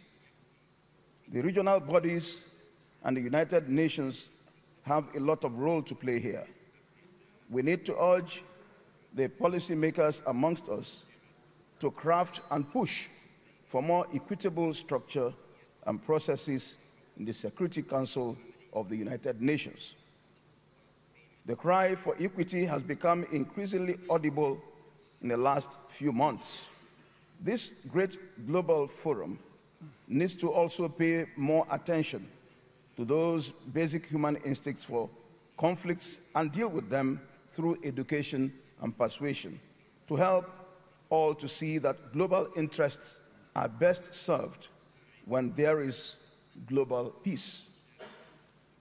We also need to encourage responsible citizenship, for it is here we need to install the conscience of secure ecology and environment. The repercussions of environmental destruction are here with us, increasingly threatening the survival of our dear planet. We need to find a way of making the big players to comply. Finally, we have in the books of our traditions and treasures of civilizations a lot we can learn from. Too often, we ignore centuries-old wisdom as if we have nothing to learn from generations before us. Admittedly, science and technology has attained astonishing strides, and we are benefiting from these achievements. But while science and technology can tell us what we can do and what we cannot yet do, it is the wisdom of old that can tell us what we should do and what we should not do. Ignoring our past has continued to create a disconnect, which itself is another source of conflict, especially at the ecological and sociological levels. Once again, I am happy to be part of these efforts, and I leave you with these few thoughts as I wish all of us peace. Thank you for listening. Thank you.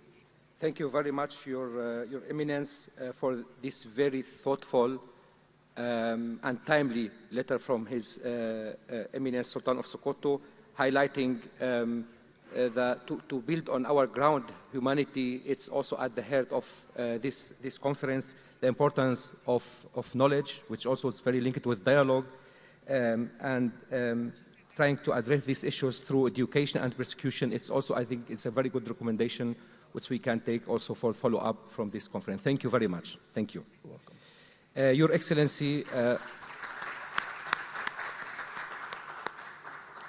Your Excellency, Ambassador Francisco Svandel, please, the floor is yours.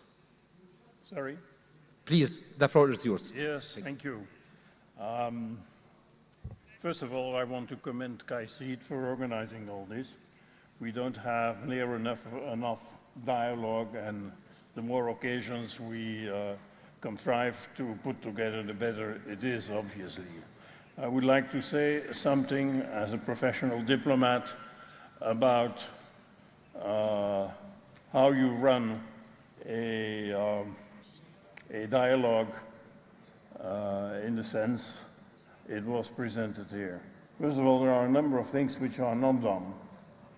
I think it's, I don't say it cannot be done, but if you want to put leverage on somebody else, if you want to pressure him into something, then my advice is do it discreetly, because the worst way to do it is to put pressure on another country or on another actor, and for everybody to be seen. So that's one first advice I have. The second one is about words.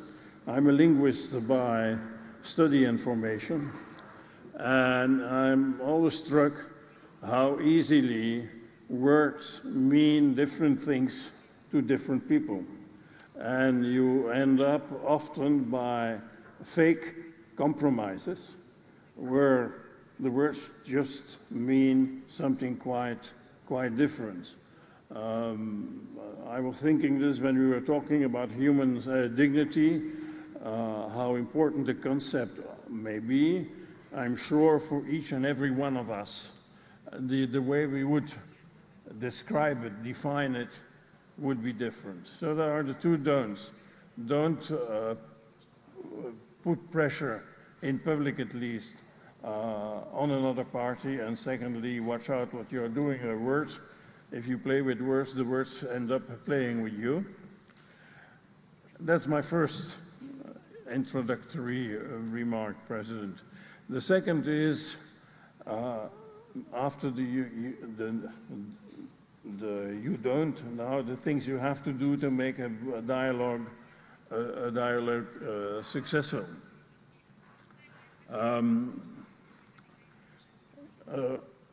A dialogue will only succeed if both sides of the table feel that they can get something out of it. It must be, and that is a lesson which we practice daily in the European Union, everybody has to be able to go home to say, well, I got some of my points realized, and but this has an implication. We have to make sure that in a dialogue we maintain an equal spread between the different parties of the dialogue. If it's a one-way street, it's not going to work, and I think it's important to be modest about one's own positions and listening carefully to what the other party says. That's my first point on how to organize a dialogue, on what you have to pay attention to. The second one is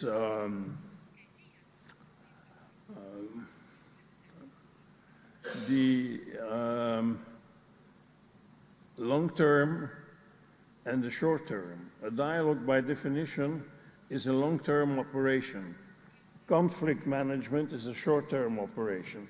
And I'm not sure that dialogue, unless a dialogue was already going many, many years before, a dialogue mechanism is not going to help you to solve much conflicts under the form of conflict resolution. That's my second point. My third point is, I would say, a dialogue should be institutionally framed. What do I mean by that? If you just have one get-together and then it takes 2 years for something to happen again, then you don't have a dialogue. It's like networking. If you meet somebody, you have to make sure that in a month or so you are going to see him back, otherwise you don't have a network. And the same is true here. If you want a meaningful dialogue, you have to make sure that it is encadré, that it is duly framed, and that it is repetitive. A number of possibilities exist. I was slated to go to Antalya in the beginning of the year for, in the framework of the Istanbul process. The meeting was cancelled for reasons which you all can understand. But this type, we hope, on the European Union side, that this Istanbul process is going to pick up again. I don't know when, because we have a very untoward situation. A second form of dialogue in the European Commission receives twice a year religious leaders, Christian, Muslim, Protestant, Greek Orthodox, and it's not to talk about the problems of religion. It is a dialogue to talk about other issues, to talk about Ukraine, to talk about the war situation. So it is important that this kind of dialogue continues. But very important is that all these dialogues are repeated and fast enough so that they don't disappear into the sand. My last point is about substance. Yes, you have a dialogue. A dialogue by definition is a long term, but you should be able, even if you're in a long-term dialogue, you should be able to, how would I say, to go for quick wins, early harvest. I think one obvious question which bothers us all is education, which is precise, because human dignity, we're all in favor of it, but with human dignity, what do you do with it diplomatically and politically? You have to zero in on specific issues. And I think with that I can leave it, or do I have some minutes left? Yes, please. Yeah. Yep. Well, to conclude, what are the difficulties I encounter in doing my job as special envoy for the freedom of religion and belief? First of all, the general geopolitical situation is a mess, we all know that, and has as a consequence that religious leaders and religious opinions are basically sucked into, swept into what is a very antagonistic field.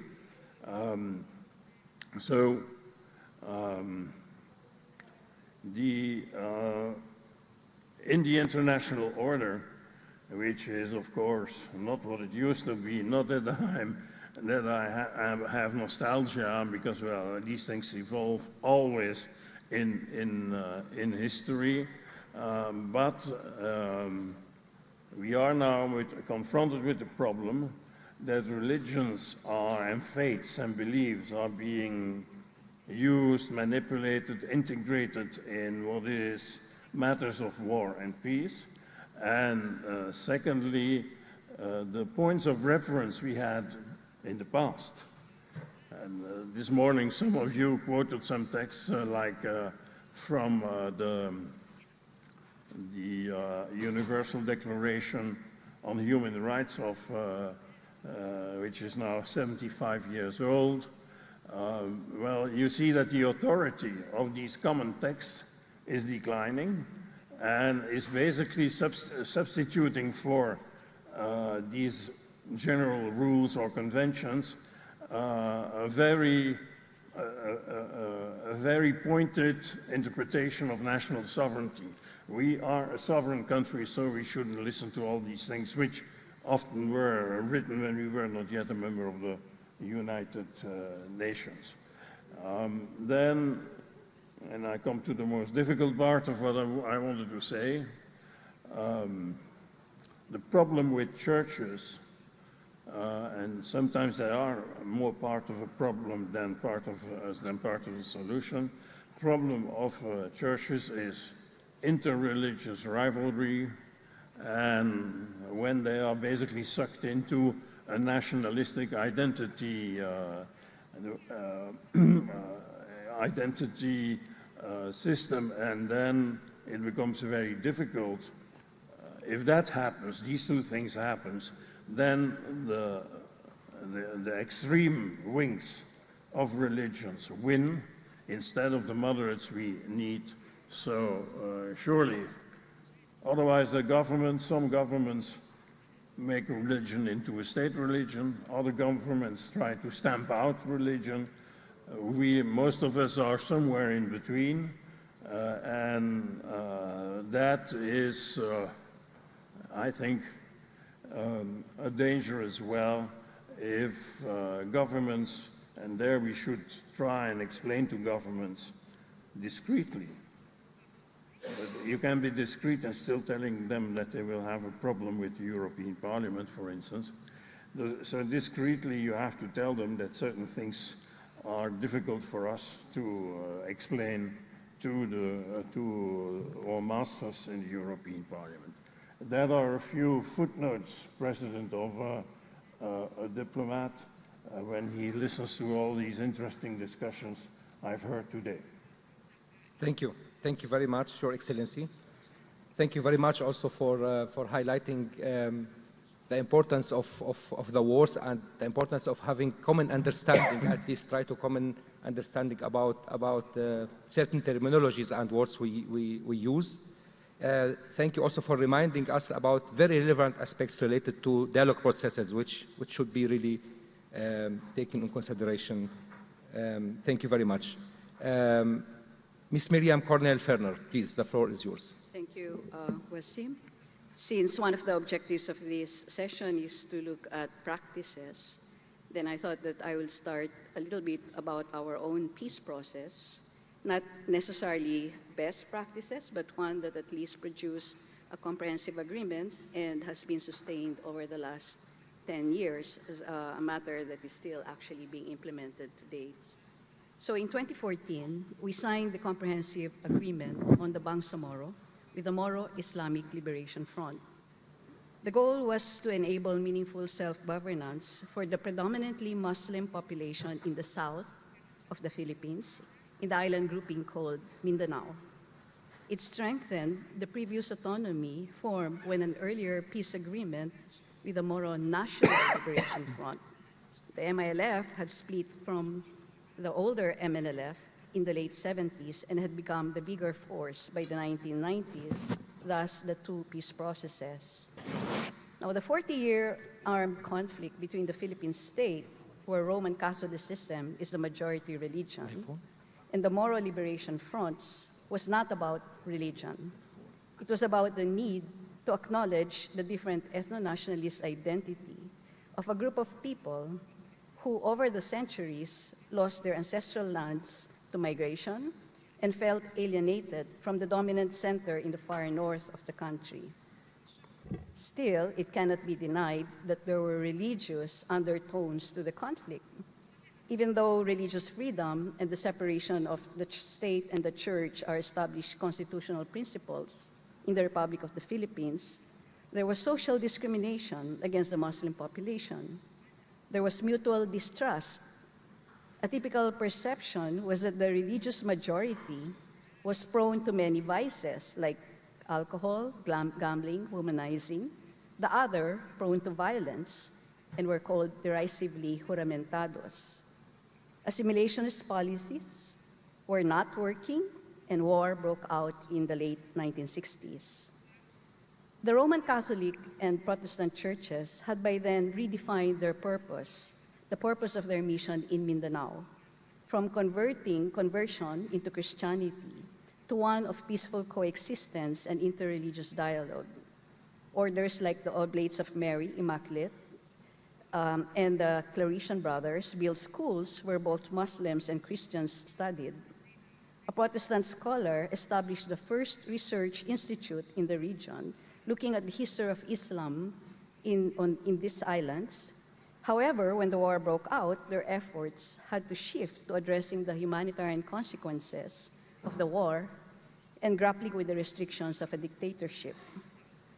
When democracy was restored in 1986, attempts to find a peaceful solution to end the conflict with the Moro Liberation Fronts were made. The religious orders in Mindanao, including orders like the Pontifical Institute for Foreign Missions from Italy and the Jesuits, returned to their interrupted work on interreligious dialogue, working with ulamas through forums like the Bishop Ulama Conference, and with communities of the faithful like the Silsila Dialogue Movement in the localities where they serve. Eventually, some initiatives consciously brought in and tapped the potential of women, lay, secular, and religious leaders, such as the Alimat, since such efforts, previous efforts, had obviously involved mainly men. Key leaders of these religious orders were supportive of the peace negotiations with the Moro Liberation Fronts, but not necessarily all of its members. Diocesan priests were particularly critical, fearful that their parishes and their way of life will be threatened under a Moro autonomous government. When we led the peace negotiations with the MILF, we made sure we met with them in clusters. We hoped for a fruitful dialogue, but I have to say that some of these meetings were contentious. Let me share with you some of their plaints. Why allow them to adopt the name Bangsamoro, which means Moro nation? Are they saying they are not part of the Filipino nation? Father, I replied, this is the name that they believe embodies their identity, just as some priests choose their new names upon ordination. Another complaint, I have lived most of my life here, and yet I will never be a Bangsamoro because our agreement defined a Bangsamoro as someone descended from original inhabitants, including their spouses and descendants. And I replied, I'm afraid so, Father, since you cannot marry one and be a spouse, but you have the same rights as a citizen of the Philippines. My parishioners have suffered from many attacks. Priests have been killed, churches have been bombed. This is true, Father, but every story like this, there is a similar story on the other side. How then do we stop the cycle of violence? Another question, will they ban alcohol, the raising of pigs in the backyard, the eating of pork? My reply, there's a difference between regulation and banning, but in the long run, it's about building respect as well as sensitivities for the diversity. All these questions and fears are valid. Our president then, the late Simeon Benigno Aquino III, counseled us, address the fears and insecurities, as there are many. Meeting, dialoguing, consulting with all segments of the society as well as within government itself were imperatives for the success of the talks. Support was given for both interfaith and intra-faith dialogues, indigenous communities, consultative processes, as well as customary justice system were acknowledged and supported not only by government, but by civil society organizations. As KAICIID says, transformative dialogues are imperatives for peace. Moving now to other parts of the world where I have had some engagements, both previously as part of the UN Standby Mediation Team and now with the Southeast Asian Network of Women Mediators. In many frozen conflicts, notably in Eastern Europe, the existing mechanisms are only for managing, not solving the conflict, creating disenchantment and cynicism. Still, this fora that brings the involved states together to continue talking may remain the only viable option for the longest time. But there must be increasing effort to bring more of the affected communities, including women, inside these mechanisms through creative approaches. Unfortunately, this shift will only happen if government leaders themselves shift their mindsets. That Afghanistan is an Islamic state has been established, but whether it shall be an Islamic republic or Islamic emirate remains the battleground. At the end of the day, it's not the name, but the principles and practices that frame its constitution and informs government policies, including on women's rights, which are human rights, that will define the nature of the Afghan state and society. The current Southern Thailand process is called a dialogue, as the word negotiation is too sensitive for one of the parties. This is all very well, because negotiations can only succeed, in fact, if they transform into problem-solving dialogues. Breakthroughs including the acceptance of the Muslim Malay South vis-a-vis the Thai Buddhist Center, but still ongoing and many obstacles remain. Violence will continue to erupt. Still, it is important to keep talking, as we did. We de-escalated the violence, we continued talking with the aim not of appeasement nor of deceit, but real transformation of the status quo. Allow me to end with the wisdom of a Philippine proverb, which goes this way: don't do standing up what you can accomplish sitting down. Thank you. Thank you very much. فضيلة الشيخ حاتم العوني تفضل. بسم الله الرحمن الرحيم. الحمد لله والصلاة والسلام على رسول الله وعلى آله وصحبه وعلى. Allow me to start with what the ambassador mentioned when he said that the religious rhetoric is somewhat problematic and does not meet the objectives that we are gathered for here in this forum. What I need to say is that we need a religious rhetoric that represents the principles and values of all faiths. بل يدافع عن كرامة الإنسان. لا يمكن أن يكون سماويا إذا لم يكن كذلك، وكذلك الحكمة البشرية لا تستحق هذا اللقب أن تلقب بالحكمة إذا لم تكن تحافظ على كرامة الإنسان وتدافع عن كرامة الإنسان من أي دين ومن أي عرق ومن أي وطن. هذه حقيقة راسخة عندنا جميعا، لكن يوجد خطابات منسوبة للدين، منسوبة للحكم وليست الحكمة، تعارض هذا الأمر للأسف الشديد، وهي التي تستغل في كثير من الأحيان في الصراعات الموجودة والتي نشاهدها شاهدناها عبر التاريخ ونشاهدها في الوقت الراهن. إنشاء هذا خطاب لا الراهن. It has to be a scientific one that is capable of with intellectual evidence that are indicated, that lead that the preserving of the human freedom and their dignity is a religious fact and it has to be embraced by everyone.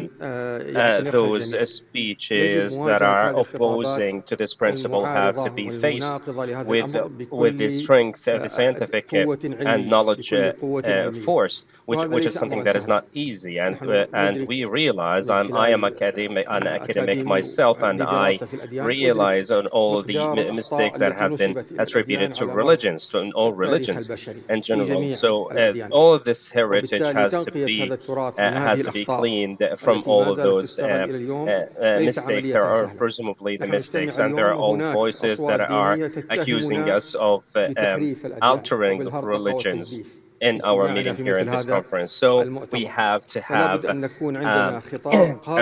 a rhetoric that is capable to face the deviated rhetoric and also to convince the political leaders and also the media leaders, the institutions, the educational ones, to adopt this rhetoric.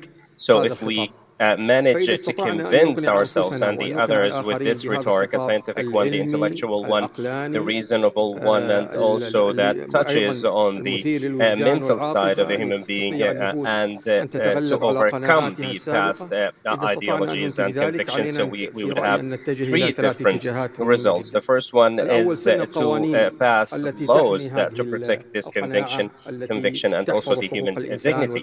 We cannot speak of those basic principles while there are constitutions that undermine the holy places, and it is allowed to despise the religious places and homes. So there have to be laws to protect those religious homes. The second thing,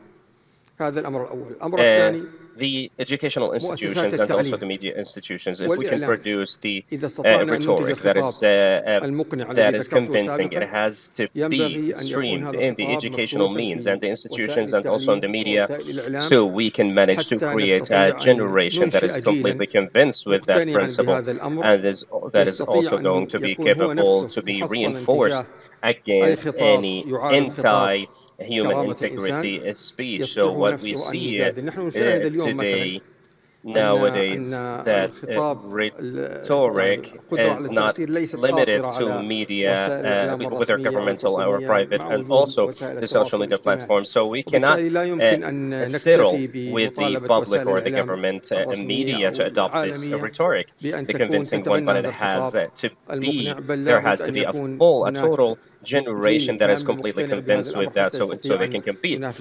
Thirdly, we shouldn't allow any religious leadership of religious leaders. They could be referred to as scholars or any of those titles that enforce them or give them the influence to leave an impact and to oppose those principles that we've gathered to vote for and to endorse. We shouldn't allow all those influences from those people. They have to be isolated and shouldn't be allowed to have their own podiums. I don't mean like to oppress them or drag them down, but they shouldn't be allowed to influential podiums like the public institutions to be leaders in those, so they can manage to maim the humanitarian rhetoric that we are insistent on having. So those are the basic steps that we should protect. And for our meetings to have actual fruits, I would like to conclude with what I wanted to begin with in the first place, and thank you for allowing me to have this opportunity for this fruitful meeting.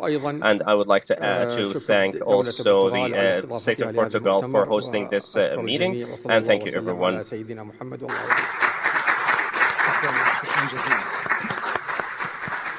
شكرا جزيلا فضيلة الشيخ، وأنا أعرف كم أنت منشغل بشكل كبير بقضية الخطاب والخطاب. أنت منشغل بشكل كبير بقضية الخطاب والخطاب الديني والخطاب المعتدل.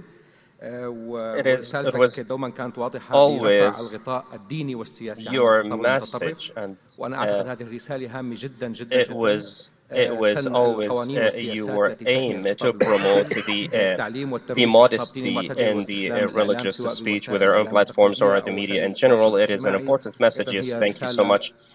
And please allow me. أنا اسمحوا لي sorry. Last round, just maybe one recommendation, and then I would really like to give to open the floor for one or two questions, three questions. But just before that, we know that to ensure sustainable peace building, we need to develop border partnerships to work for peace locally, nationally, and globally. And to count on an expanded network of partners. And that's what exactly in the title of our conference today. So coming together, cooperation and joint action is essential for peace building. Maybe one recommendation, just one or two recommendations on how we can foster collaboration in peace building on board. If we start with you, Your Eminence. Yes, thank you very much. In my local community in Nigeria, there have been a lot of efforts at peace building. We've had so many organizations, but somehow, quite recently, we just come in together because you keep seeing the same people trying to duplicate efforts. But we are saying we are committed to one thing, and so why don't we come together and to see how we can complement our efforts? Now, way back in 1999, the Nigeria Interreligious Council, which is a council of very senior religious leaders from both the Christian community and the Islamic community, was established.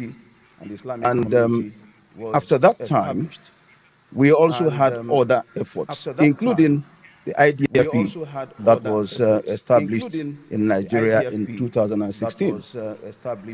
But then what we saw in IDFP is that IDFP is more operational at the grassroots level. And so complementing the efforts of NIREC, which is more like a national body. IDFP is operative now in 10 states out of the 36 states in Nigeria. But then the Sultan and myself, who are co-chairs of NIREC, are also the grand patrons of IDFP. And so that brings the link between NIREC and IDFP. And we also hope that this will also bring our connection to other efforts. And that is why I'm happy that we were invited to this KAICIID Global Dialogue Forum. My take here is not only to harvest ideas, but to meet people and network. And so I want to thank KAICIID for this platform. As a matter of fact, I started harvesting this right from Frankfurt, where I met Dr. Musi of the AU. We met in the aircraft and we started connecting. And so for me, this is quite enriching. And I just want to say that we can only see how we can leverage on the areas of strength of each other and then come together to form a potent force to agree and work on areas of common interest. Thank you. Thank you very much. Thank you very much, Your Excellency. Thank Well, you. Thank you very much. Thank you very much. Your one of the Excellency. lessons I will take home with me is that we should try and have these attempts to build a dialogue culture higher on our priority agenda in Brussels. I must say that not everybody is as keen on having a special envoy on the promotion of liberty of religion. Certain parties are, other parties are against it, but we shouldn't stop trying to bring it as high on the agenda as we can. Thank you. Thank you very much. Ms. Miriam? I think it's very important that we don't just have projects or programs, civil society organizations, conferences and all. I think this has to be transformed into a movement. So what we need today, especially, is a peace movement that can say stop the war, ceasefire if there's a war, dialogue, talk about real solutions to the problem, and then also bring back all the resources, the efforts to peace building, to dialogue, and not to armamentation, because that's the worst thing that's happening today. Most states are arming themselves.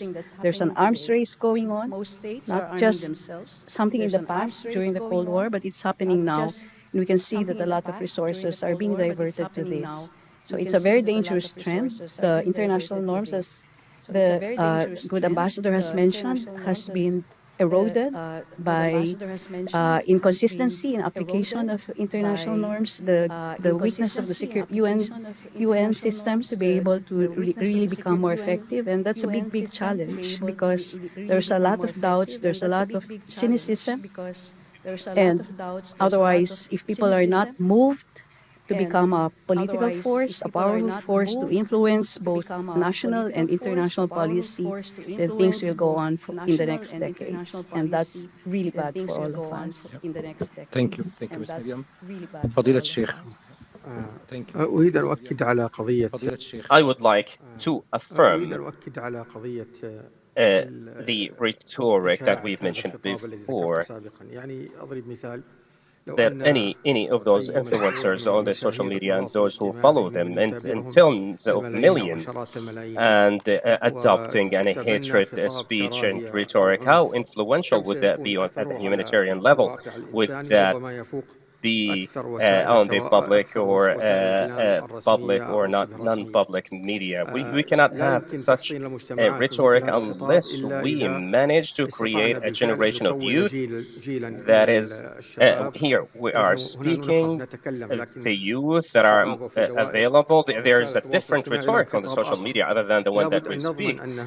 We need to have a generation that is enforced against the hate speech, and this wouldn't be possible unless we promote the brotherhood and humanity through an intellectual and a reasonable rhetoric to be adopted by the different policies in the education and in the media, which would need several years, not only 1 or 2 years, for this to be adopted and to be enforced, for this thing to be initiated. This is something that is out of our hands. The political leaders, if they have their own interests, it is going to be irrelevant to the freedom of the humans or their dignity. They would have their own interests and their own greed. But we still have the speech that, or the rhetoric that could change the political leaders' mindsets, that it's in everyone's interest to have this and not to be limited on the political leaders. Thank you very much. Exactly 1 minute. So we still have maybe I can take 1 or maximum 2 questions if there's any. I can take 1 or maximum 2 questions. Okay. I understand it's the end of the day. Many people are really very tired, and I will invite you tomorrow. We will have 2 breakout sessions on peace building. They will be facilitated by my colleagues Maya Sukkar and Amal Jabrani at 9 o'clock and 11 o'clock. So please, I know that still a lot of open questions. A lot of ideas you have here. You want also to share, to exchange, to discuss, to dialogue about with participants. So please visit these 2 breakout sessions. And African saying says, if you want to travel fast, travel alone. and if you want to travel far, travel together. So that's exactly, I'm working now in KAICIID for more than 10 years. I know that KAICIID doesn't want to travel fast and for sure doesn't want to travel alone. That's why we are have this gathering, many partners. So I hope that we will be able also with our partners together to promote peace and peaceful existence in different regions in this world. Thank you very much. Thank you very much. I just want to, you have an evaluation forum in front of you. It's really very short. It will take 1 minute from you. It will help us also to improve our work. So please take 1 or 2 minutes to fill this sheet in front on the table. Thank you very much and have a nice evening. Wassalamu alaikum. Thank you very much and have a nice evening. Wassalamu alaikum.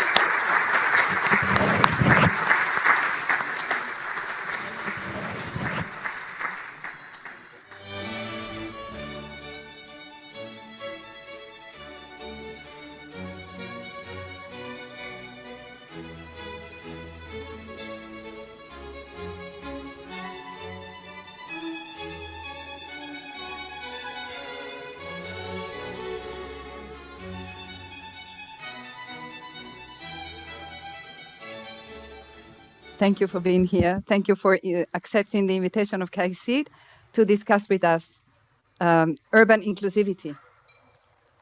So allow me to say a few things about the setting of this plenary session. So it will be my pleasure to introduce the conversation and then give the floor to our 4 speakers. They are going to speak for 7 minutes. I will allow 10 exceptionally if you're going to say very interesting things. Our rapporteur, Professor Patrice Brodeur, will give a small signal so that he can help us all to keep the time.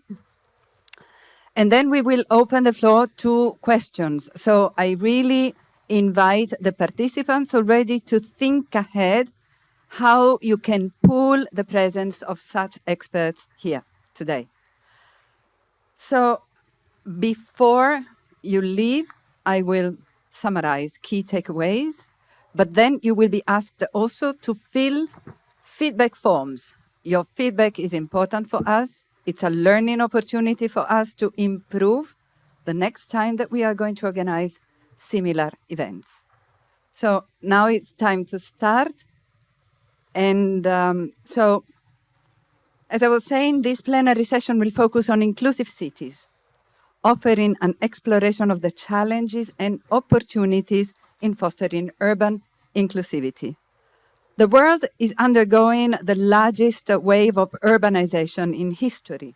More than half of the world's population now lives in towns and cities, and by 2030, this urbanization will get to 5 billion people living in urban areas. Although urbanization has the potential to usher in a new era of well-being, cities are also the home of high concentrations of poverty.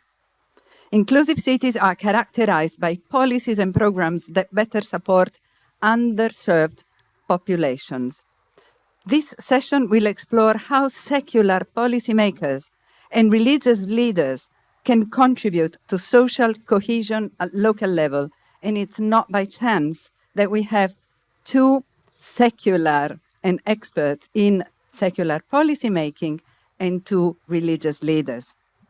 So in the ideal inclusive city, allow me to use this analogy, we are in front of a sort of computer where the hardware, the secular policy, work aligned with the software, the religious practices, like a sort of spiritual and emotional infrastructure that allow the hardware to work properly. So it is through the harmonious combination of hardware and software that the computer can work properly. So all these considerations will inform KAICIID's imperative and our work for the future. So I will ask to the speakers before the end 1 key recommendation for KAICIID future work. So now allow me to give the floor to the first speaker, Monica Ferro, the director of the Office of UNFPA, the United Nations Population Fund in London. So, Monica Ferro, according to the Global Gender Gap, equality between men and women is stalling. It will take 131 years to close the gap. As cities are a dynamic and responsive environment, we would appreciate if you could share promising experiences that could inspire fair and inclusive urbanization for women, men and women, girls and boys. Which are the main lessons from these encouraging practices? Thank you, Teresa. I just started the timer in my phone, despite the good efforts of Professor Abamganidis. Well, I'm going to start by thanking KAICIID for the very kind invitation. It's such an amazing opportunity for us not only to engage in this dialogue, but also to share some of the reflections and some of the guidance that we've been trying to provide governments and communities on how to build, how to plan inclusive cities. I know that for some of you in this room and some of the people watching us, you've had an engagement with UNFPA because we work in so many different areas of human development, of social cohesion, of health, or human rights, that you've probably been with us either in youth, peace and security, maternal health, fighting female genital mutilation, fighting child marriage. But I'm saying this because I just want to go back a bit to the basics. UNFPA was created in '69 to provide member states, UN member states, with data. This is the backbone of our work. We provide member states with key demographic trends so they can plan their economic and social development. And this is why you will find UNFPA in many, many countries in the world supporting governments in conducting census. And this is going to be my starting point. As you probably know, census is one of the most complex operations you can take in peacetime. Counting households and counting and doing an analysis, a very granular analysis of the population. It's really one of the most complex operations you can take in peacetime. And why we do it? We do it because we want public policies to be informed on data. We know that then what governments and what communities do with data depends on their view for the country, depends on their ideological perception. But you know, there's a sentence that I really like that I've seen it being used by a lot of statisticians and by policymakers. That is that sentence that says, "In God we trust. Everyone else bring data." This is the perspective that I want to start from, and this is what UNFPA does. We provide countries with data. If you want to build an inclusive city, you need to know how many schools you need to build. So you need to know, you need to have some information about the fertility rate of that country. If you want to plan and if you want to understand the mega trends, Teresa just explained them, so I don't need to tell you again how there is this big shift into urban areas, how rural areas are becoming depopulated, how this is generating even some imbalance within countries, but also if yesterday in one of the conversations we were asked, imagine a city. Imagine your city.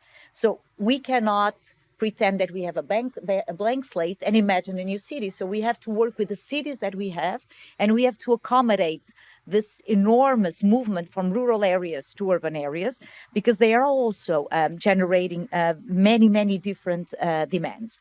So we, UNFPA, what we do is we help countries to gather data, to treat data. We treat the technical people, and then we also try to advise on planning, follow the megatrends, and this is what I'm going to try to do now.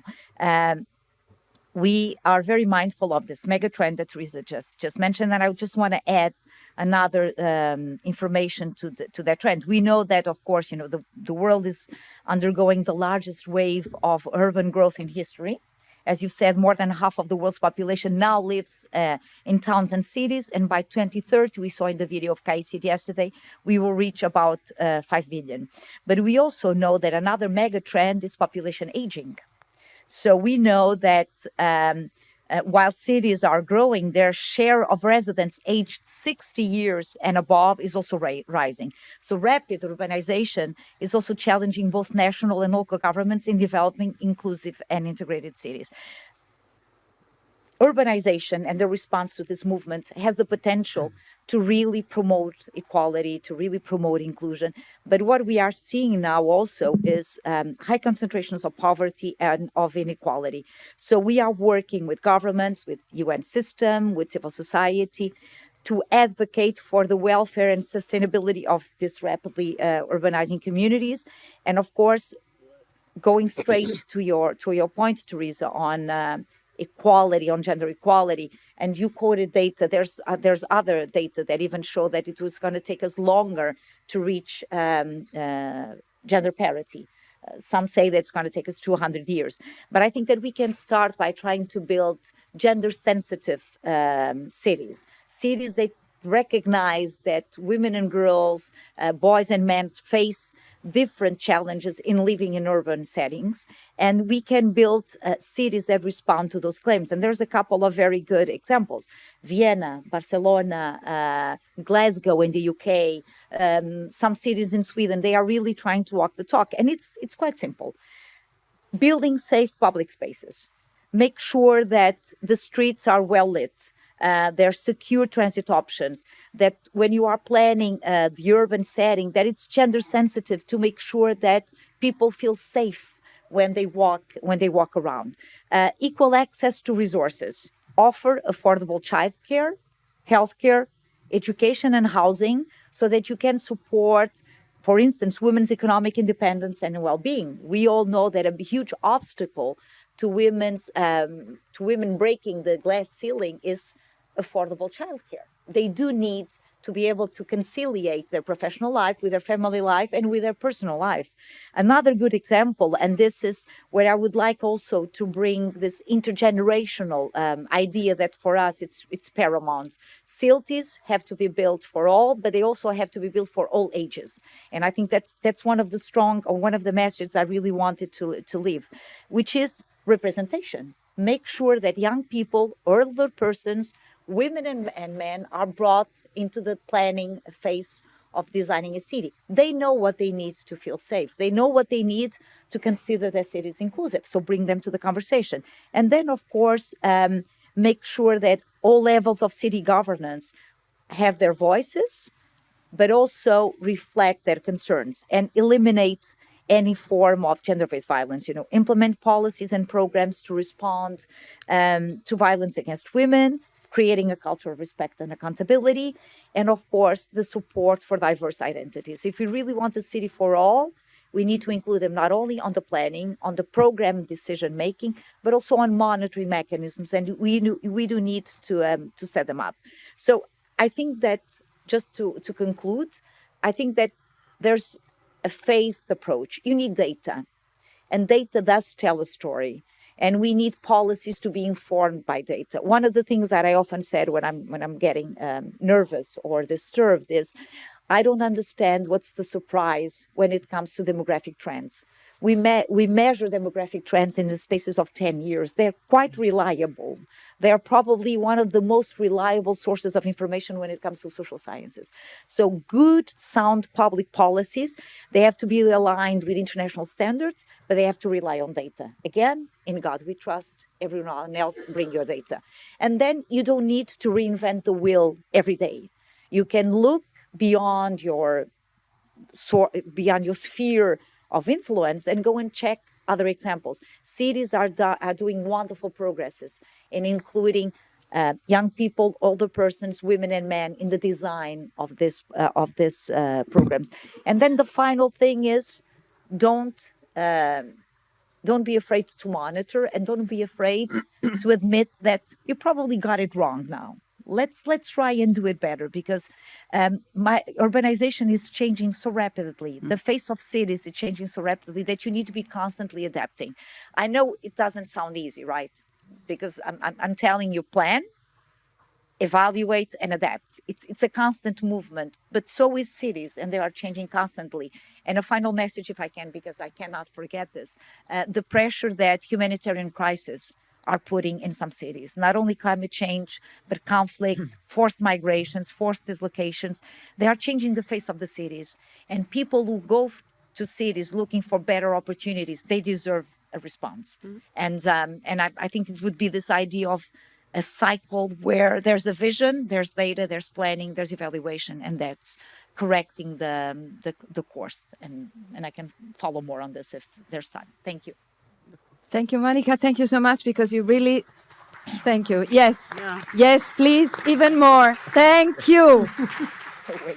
She's my friend, okay? So if you want to speak with her, come to me. Anyway, so I'm really proud and really I'm really happy. Thank you, Monica, for setting the scene in this way. On a smaller scale, we at KAICIID, we are promoting what we call the KAICIID University Talks in order to bridge the gap between evidence and policies, because we need to be nurtured by data. But we also keep into consideration another aspect that you just hinted to, which is emergency. So I was in the Western Balkans in 2016 during the so-called migration crisis, and I saw how cities and local communities were in order to address the unregulated flow and unexpected flow of so many people. At the same time, it boosted the resilience of local communities. But again, the increasing presence of refugees and migrants can be a stress factor for communities. So now, Catherine, this is the question for you. So how can we ensure that policies are planned in advance and can help the inclusion of refugees and migrants who are at risk of being marginalized because they have no voice in the decision-making process in cities.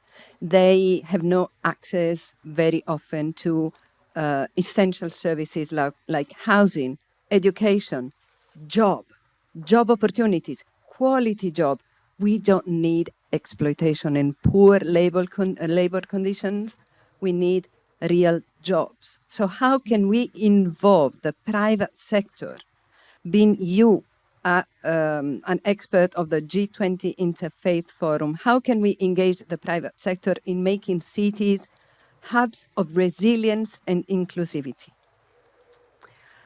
Well, thank you, Monica. Your question, I think, has many onion layers of complexity and sophistication.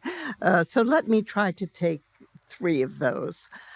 At first, a very general comment that relates to topics like the G20, the G7, even the UN Security Council. Yes.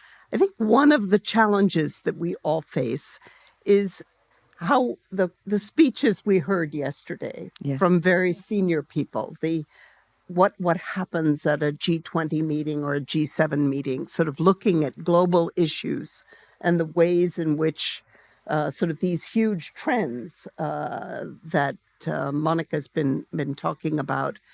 And yet, what we all know is important is what's at the community level. Even at the family level, that's where things make a difference. And one of the, I think it's a fascinating fact about cities, that they are in many ways the link between these very global issues and very local issues. And it's quite striking that in networks, for example, in the World Bank, it is the mayors of cities who are the most dynamic. And that is where a lot of the real action is taking place.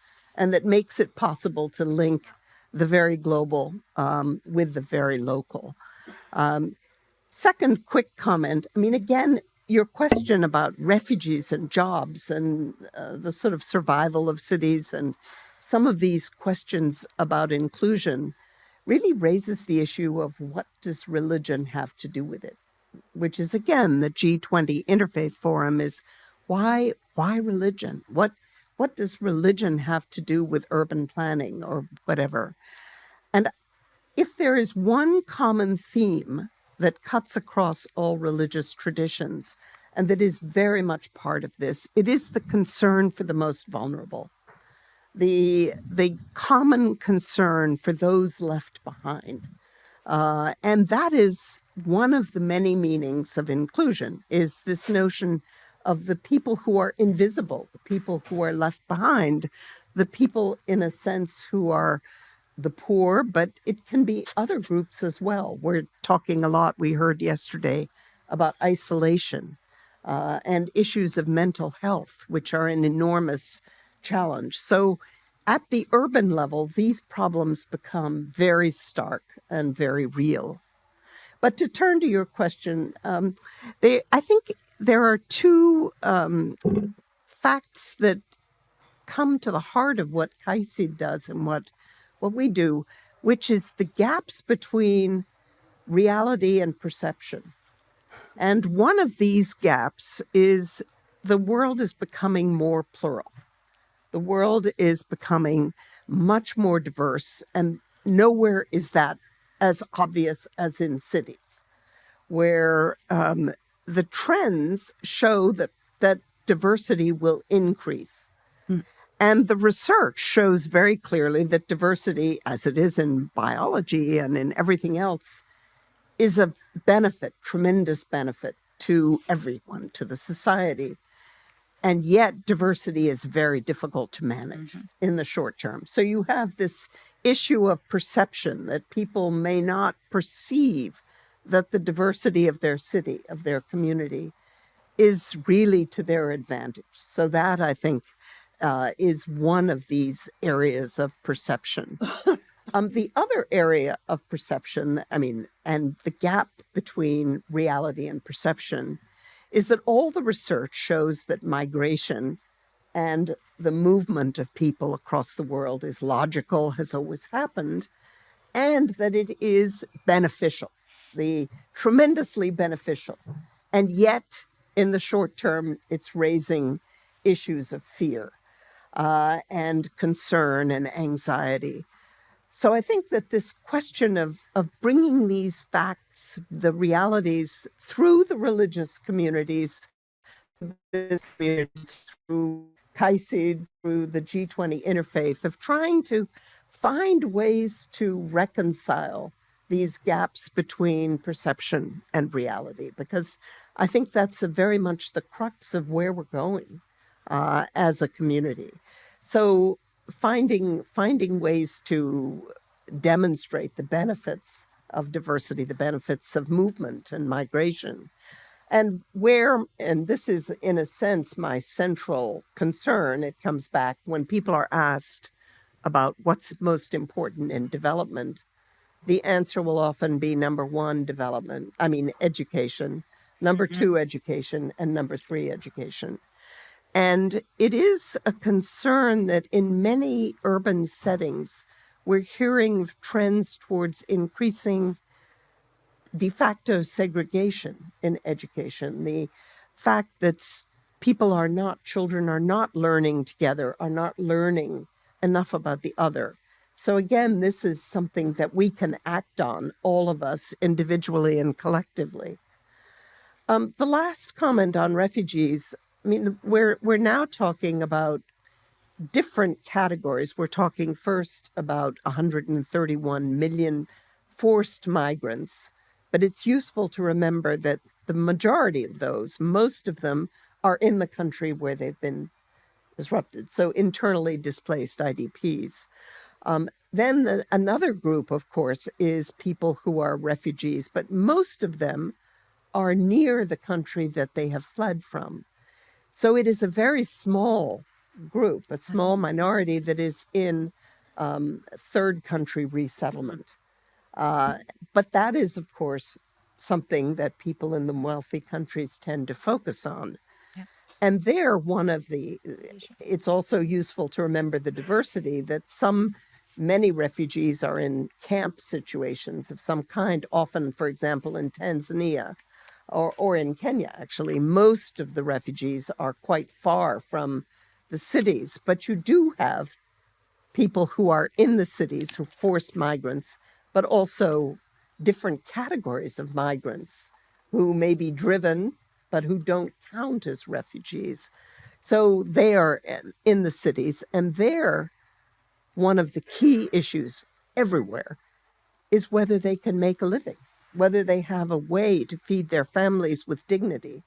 And that comes to jobs. And some of the most successful programs that we're seeing and changes that are taking place within approaches are allowing people to work legally and therefore encouraging the kinds of collaborations between the business community, the religious communities, but the city administrations. And it is those programs that give the dignity of jobs, the possibility of finding a way forward that is most critical in the refugee situation. Thank you, Catherine. Thank you so much. So, really, what you discussed about perception and reality brought me back to an experiment that I carried out a few years ago. I was asking people, which percentage do you think migrants are in our country in this moment? I will not name the countries, but the percentages that were expressed were far beyond the reality. And thank you for reminding that overall, migrants account for 3% of the global population, which means that the remaining 90% are at home, more or less. So isn't it so much ado for nothing, I would say, but it's the perception that makes people be fearful and anxious about the other, the stranger, despite the common religious values on welcoming the foreigner. Isn't it a common narrative across different religions and values and faiths, welcoming the foreigners? In the United States, there are some surveys that show that the people who express the most anxiety about migrants and refugees live in places where there are almost no migrants and refugees. Thank you for reminding this. This is common. This is not only in the US, but this is a very common trend. And this brings me to the next question to you, Father Bassanese. So the interpersonal relations are the real glue of cohesive communities, but they are often poisoned by the fear of the other, particularly if the other is perceived as different because coming from a different culture, a different religion, a different ethnicity, a different country. So how can we harness the role of religious leaders to build communities where everyone feels belonging? This has been the topic that we discussed at KAICIID last year at the European Policy Dialogue Forum. And in fact, one of the EPDF policy briefs is titled Cities Fostering Belonging. So how can we foster a sense of belonging across so many diversities? And how can we harness religious values to this objective? Thank you for this very serious question, Teresa, because we must take into consideration that for many, religions remain as factors that divide. Continuam a ser fatores que dividem pessoas e grupos, gerações, violência, que são consideradas como uma cola. E das guerras religiosas do passado tem a ver com isso. E os ataques que existem nas últimas décadas têm tido efeitos catastróficos na mente das pessoas. E depois, por exemplo, a degradação da religião nas mentes das pessoas. Se nós andámos aqui na cidade belíssima de Lisboa, à beira-mar, eu estava a pensar ontem que a religião para eles é considerada como uma cola. E nós acreditamos aqui que somos crentes neste fórum global, que a não ser que a lei seja a casa, os trabalhadores trabalham em vão, a não ser que Deus tome conta da cidade então estão a supervisionar em vão. Como disse Raul, sobrevivente. Nós estamos em Lisboa, estava a pensar no terremoto de 1755. Há muitos anos. A cidade foi quase completamente destruída e as pessoas estavam todos em igrejas neste momento, porque era dia 1 de novembro, o dia de Todos os Santos, porque causou a morte de quase 40 mil pessoas de uma cidade de 200 mil pessoas. Also, the tsunami arrived up to Brazil. Today, man is afraid, is scared, afraid of religions, afraid of the decision of our politicians that they take sometimes without consulting their people, afraid of natural disasters.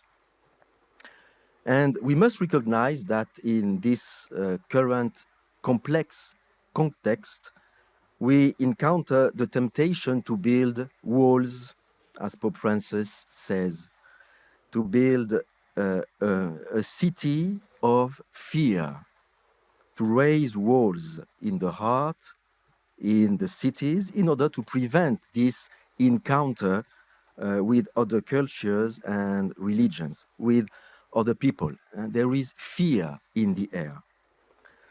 But those who raise walls will end up as slaves within the very walls they have built. We know this. They are unfortunately left without horizons, for they lack this interchange with others.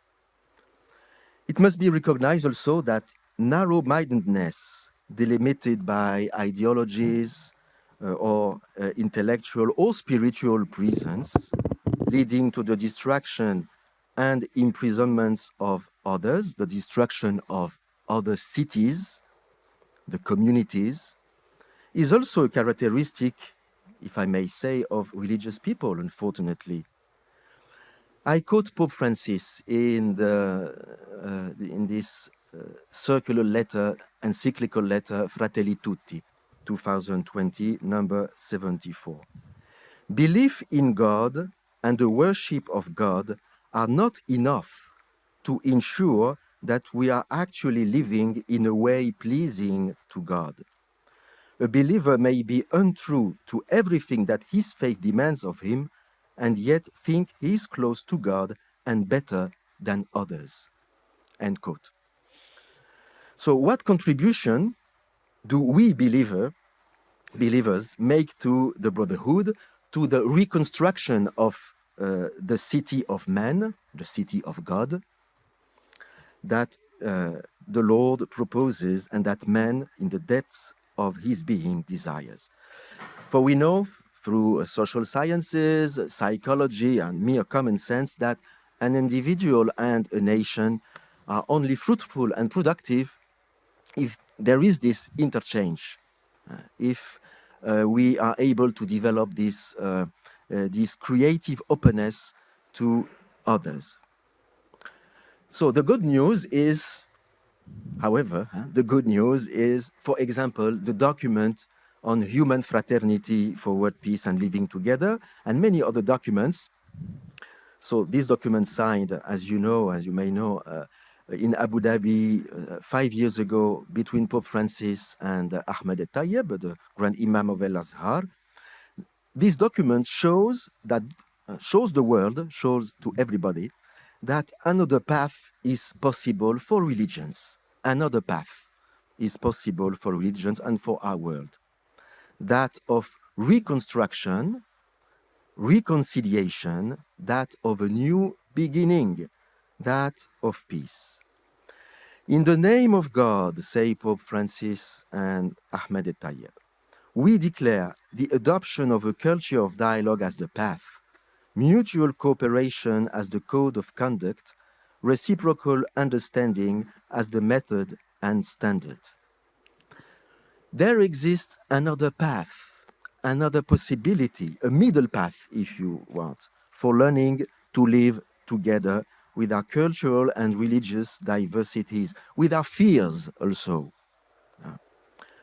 Some people attempt to flee from reality, taking refuge in their own little world. Others react to it with destructive violence. Yet, between selfish indifference and violent protests, there is always another possible option, that of dialogue, the middle path.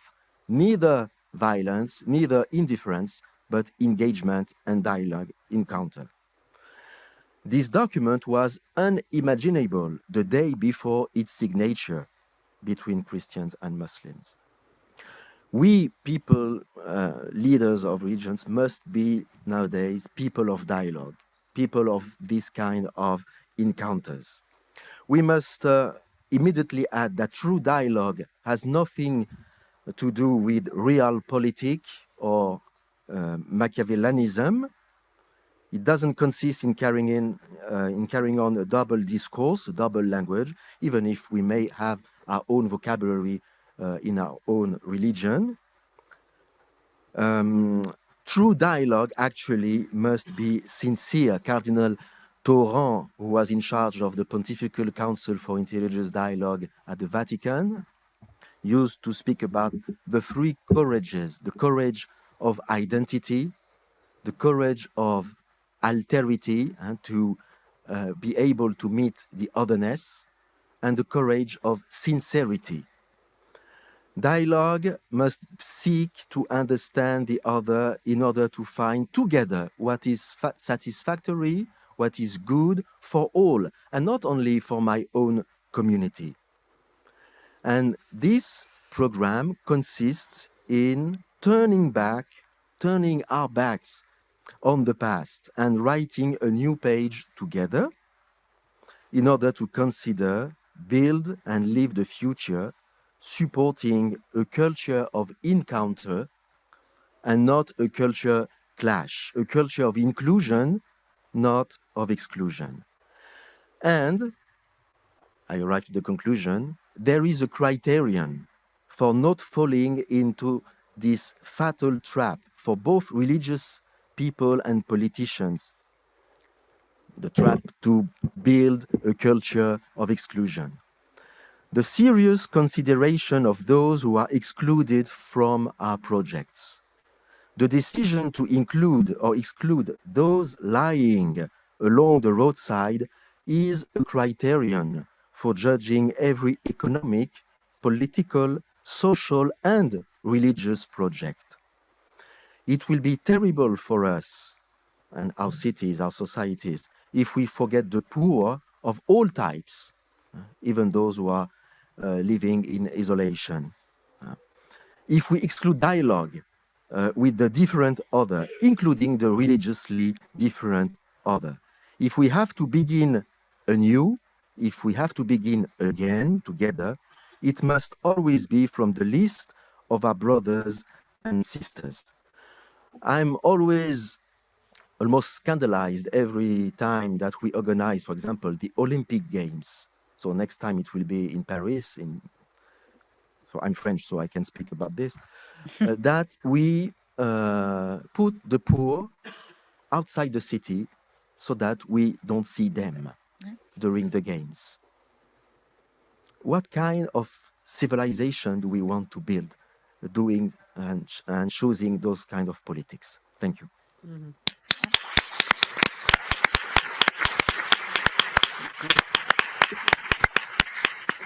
So what kind of civilization do we want to be? I believe this is the key question.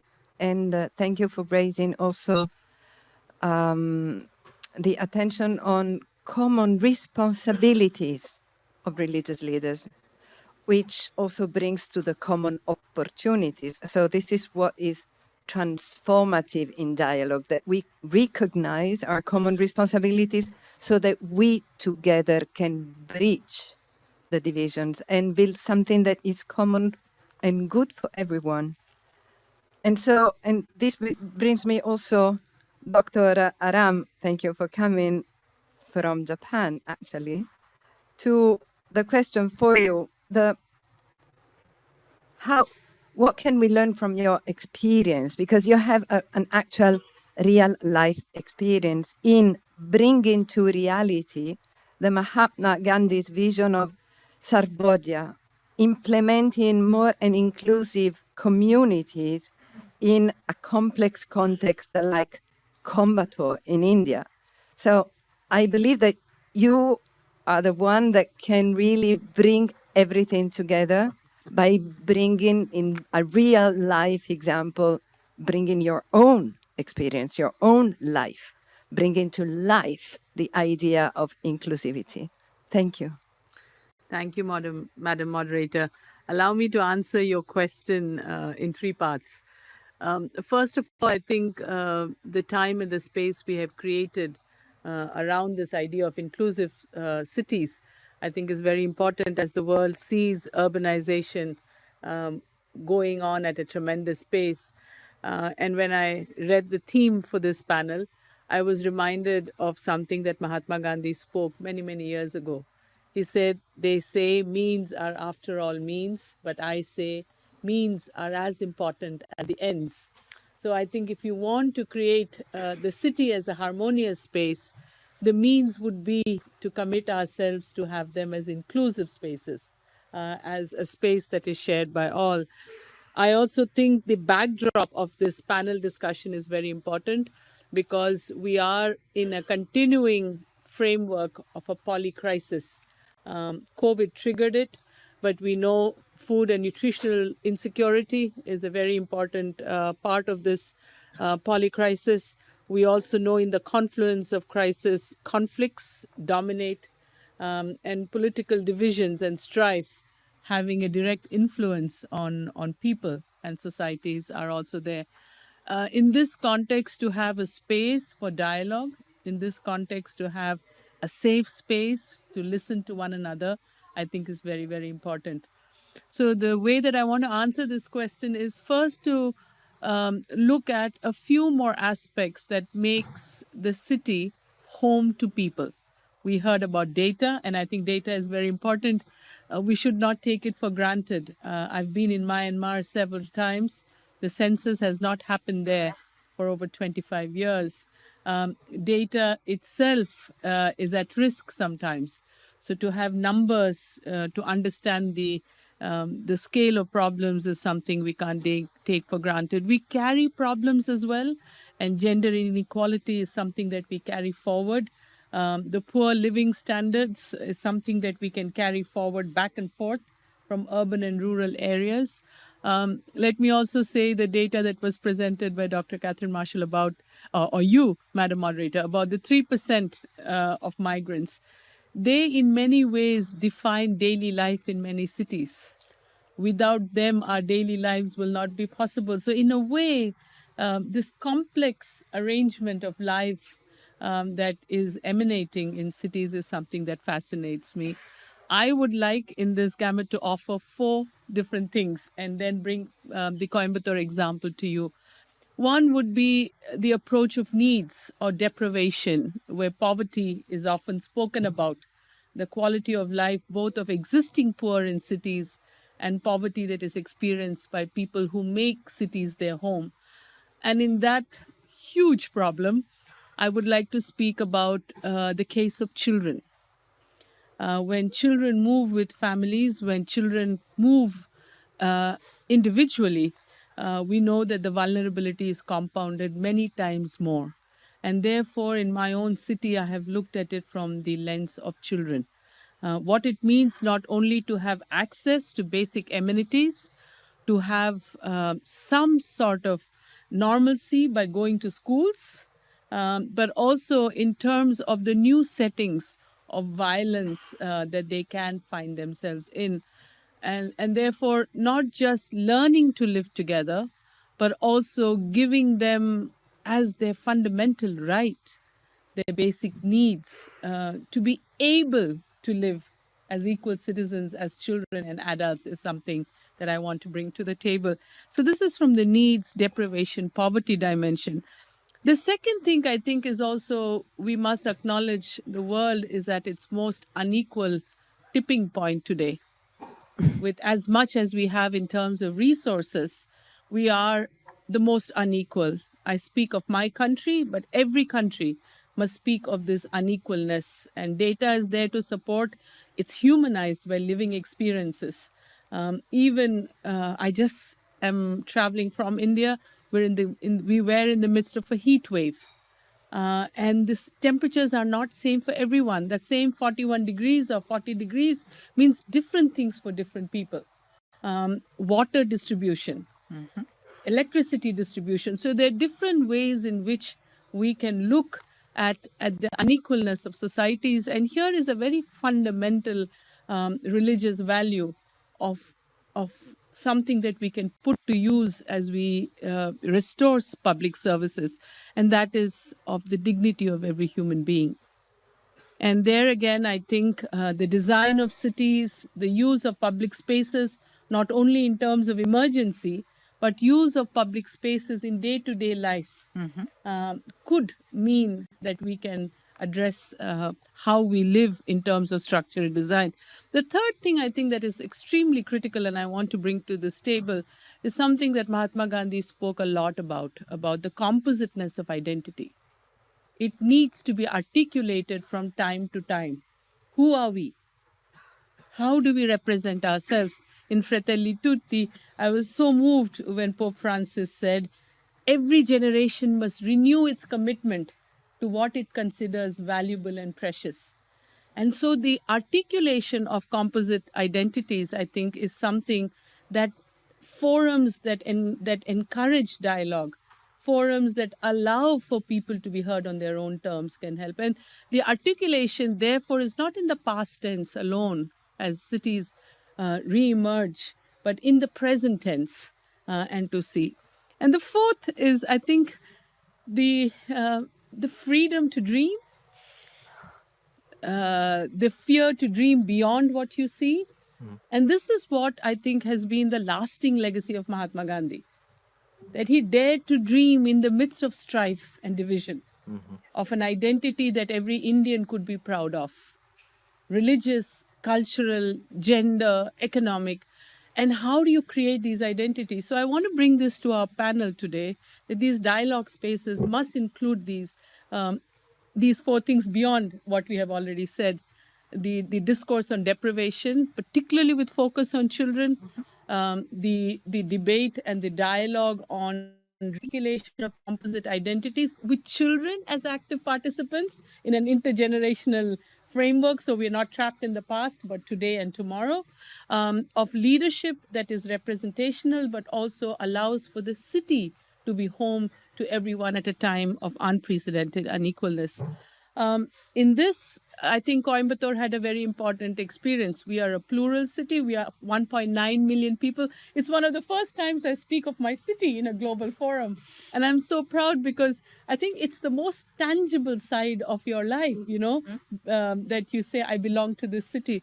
And many years ago, this city, which was known for flourish because we had industry, people from all over the country made it their home, we were struck by violence between two groups which had roots in the Hindu community and the Muslim community. And that violence took the shape in the midst of a national election. We're again in the midst of a national election, where there was a bomb blast, a serial bomb blast in 13 places, and 135 people died. And the whole city was brought to a standstill because we've never had this kind of violence. It was the religious leaders of the city who went with bare hands and walked barefoot and said, we will walk through and see what we can do. Fast forward, it took us 13 years to normalize the way we lived. But in these 13 years, we have added to the culture of the city a very important part, that is acknowledgement of our cultural and religious diversity. I was a youth member then in the Religions for Peace youth group. And you know what our leaders asked us?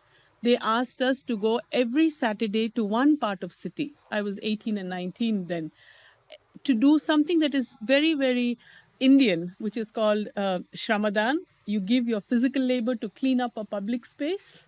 Mahatma Gandhi brought it into mass Shramadans. You go and clean a public space together. Men, women, people from different religions, economic backgrounds. And then we had a moment of interfaith prayer. We did this for an entire year. And when we thought what we did, at the end, we were rediscovering our city. We were making it our own, and we were praying for peace together. When young people came, elders came everywhere. They came and stood with us.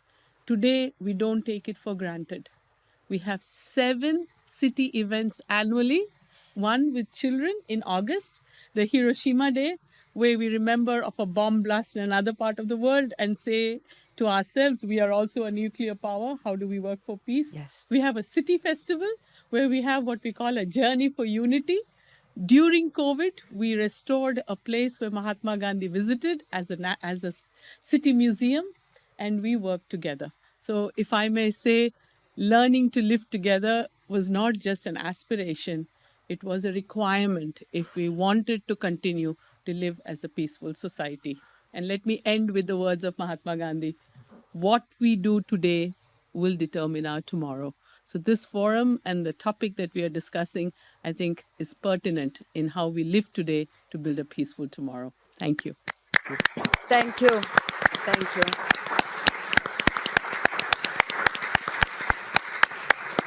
So, thank you so much. There is so much inspiration. What comes to my mind immediately is that just a couple of days ago, we at KAICIID, at the European Region Program, we launched a call for young people, catalysts for cohesion. So if you go on the website of KAICIID, you will find it for young people. And what you brought in terms of experience when you were a young leader in your community is so inspirational for our further actions, because cleaning a part of the city, bringing everyone together is so meaningful, it's so transformative, and it really brings intergenerational, interfaith, intercultural, everything is there, because the city is a place where everyone needs to feel belonging. And I was also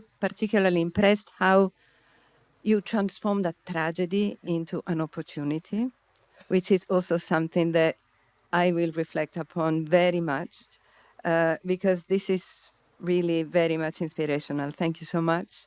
So I would like now to open the floor. I believe we have a lot of, let's say, grounds to raise your hands and pull the presence of our experts. I will take 1, 2, or 3 questions. Thank you very much, and thank you for a very fascinating discussion and session. I think one of the things that was touched upon was the notion of cities and how they're built. And so I wanted to get the views of the panel on how can the design of cities, how can the structure of cities, the fabric of cities, perhaps in a manner which is anticipatory, advance some of the elements that would bring more cohesion. How can we achieve this, perhaps even at the urban planning of their form? Thank you. Interesting. If you allow me, Andre, I would like all the speakers to give a contribution to your question, because what I believe is particularly enriching is the combination of the different perspectives, more secular and more religious, so that this is particularly pertinent to the job of KAICIID. Is there anyone else who would like to ask a question? We can Did I see your hand? We No, can comment sorry. on each other. It's fine. Yes. My name is Ingo König. I'm from the Austrian Embassy, and I have also a question maybe for the whole panel, which is, I think one of the main problems we see here in Lisbon especially is housing. So I think, and I just want to know your opinions on housing and how maybe religious communities can contribute. There is, I think, real estate. Real estate is a big question when it comes to housing. I think religious communities do have a certain hold on real estate, for example, that maybe an input, but also how to, another question would be how religious communities can also maybe influence markets up to a certain extent. For example, how we how how we can, for example, if there's price hiking going on in a market, for example, can religious communities fight against that kind of dynamics? Yeah, that's it, basically. Thank you. We could organize a second forum on this question. So these are also ideas for the future. So thank you very much. Unless there is a third question. Okay, I would like to start answering these questions. And then, so one is on the design, which is past, present, and future. Because design is an ongoing process. It's not only how we design the city of the future, the city of man, the city of God, but also how we redesign the cities in which we live. And this brings also to the second question, in reading, how can we make cities more accessible? Because this is not only a problem of Lisbon, if you allow me. I come from Italy, so students in Milan are camping in front of the municipality because they cannot access affordable housing. And then this also brings to the last question, which means if I can, slightly reformulate, how can we overcome the logic of maximization of profit at any cost? So, because if housing is not affordable, it's because we are asking an excessive cost to be paid. And this brings to further gentrification in a vicious circle. And we design cities according to economic powers, and we foster further inequalities. So how do we break this cycle? So if you allow me, I would like to start in reverse order, so that in this time I give you the floor first, and then you, Monica, you will speak the last, but not the least. Please. Thanks so much, Madam Moderator. I think very important question on public spaces and designing of cities. I don't know how it's in the rest of the world. In my part of the world, we're always catching up. So there is a frustration that comes from designing. But there are three practical things that I have seen belonging to a city which is of medium size.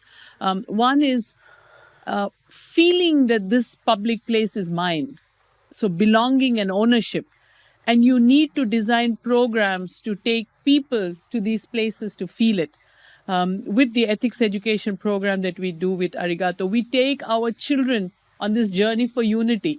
So we not only speak of diversity, but you explore this in a safe way and say, my city's places of worship. Also, in a country like India, we are the most populous country in the world.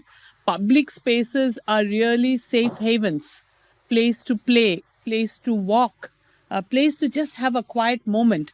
So I think one is retrieving what we have, and second is assisting governments with inputs to do what we can do. I do hope and I really wish that we can also have planned infrastructure, but that's still something that is aspirational in my part of the world. The second thing I think is on active citizenship. During COVID, I think we all discovered the refresh button to finding the relationship between global efforts and local efforts. We were all confined to our homes, and the city administration became so important in our daily life. I hope we don't forget that lesson. I hope we invest in it. And here, I think working with the government has been very important. Dr. Catherine Marshall spoke about health, a practice that we started, we continue on health with the city government. Every month, we seek for an open dialogue. And therefore, what you say, Madam Moderator, about different ways of finding link between theory, practice, and lived experience is very important. I hope we don't put it in the back burner, but we keep it as a way not only of civic engagement, but also as public literacy. And the final thing, I think, is to be able to invite our politicians and our bureaucrats, our administrators, to common spaces. So in my city, we have created a space, a forum for social responsibility. So business comes in not in a confrontational way, but we take 2 or 3 topics a year and then we work on it for 3 years. So I think to find also shared forums. So I hope KAICIID will continue the parallel of the Global Dialogue Forum with these city efforts as well. And again, let me reiterate how the city can be a tangible laboratory to live these experiments in social cohesion and peace building. Thank you, Madam Moderator. Thank you. Thank you so much. I will try to link, if you don't mind, Father Bassanese. Yes, of course. Yes, indeed, we are going to continue this forum, not only at local level, at regional level. So definitely, yes, I'm taking notes. Social responsibility, it's such an important focus. And thank you for bringing this to the fore. Father Bassanese. Yes, to complete and continue this reflection, as far as urbanization is concerned, we must take into consideration always that which kind of city we desire to build. A city for the cars, for example, or a city for us, for human being. Because most of our cities, or the cities of the future, will become unvivable. I don't know if we say this, but it will be very difficult to live in it, to breathe and to. So many things are not under control, it appears to me. We can manage, we can control at a certain level, but a city is like an organism. It's a body. It changes, and if we just look at our body, when there is something which is not perfect, we go to meet a doctor and to try to fix it. But not everything is under control. So we can use our powers, the politicians, the religious, to try to live, to accompany the growing, because it will grow, of the cities. What we must take into consideration is obviously green spaces, because without nature, we know that we are men and women in this only earth, this unique earth. In the nature, we are composed as the same atoms as the tree, so we need this proximity with green spaces.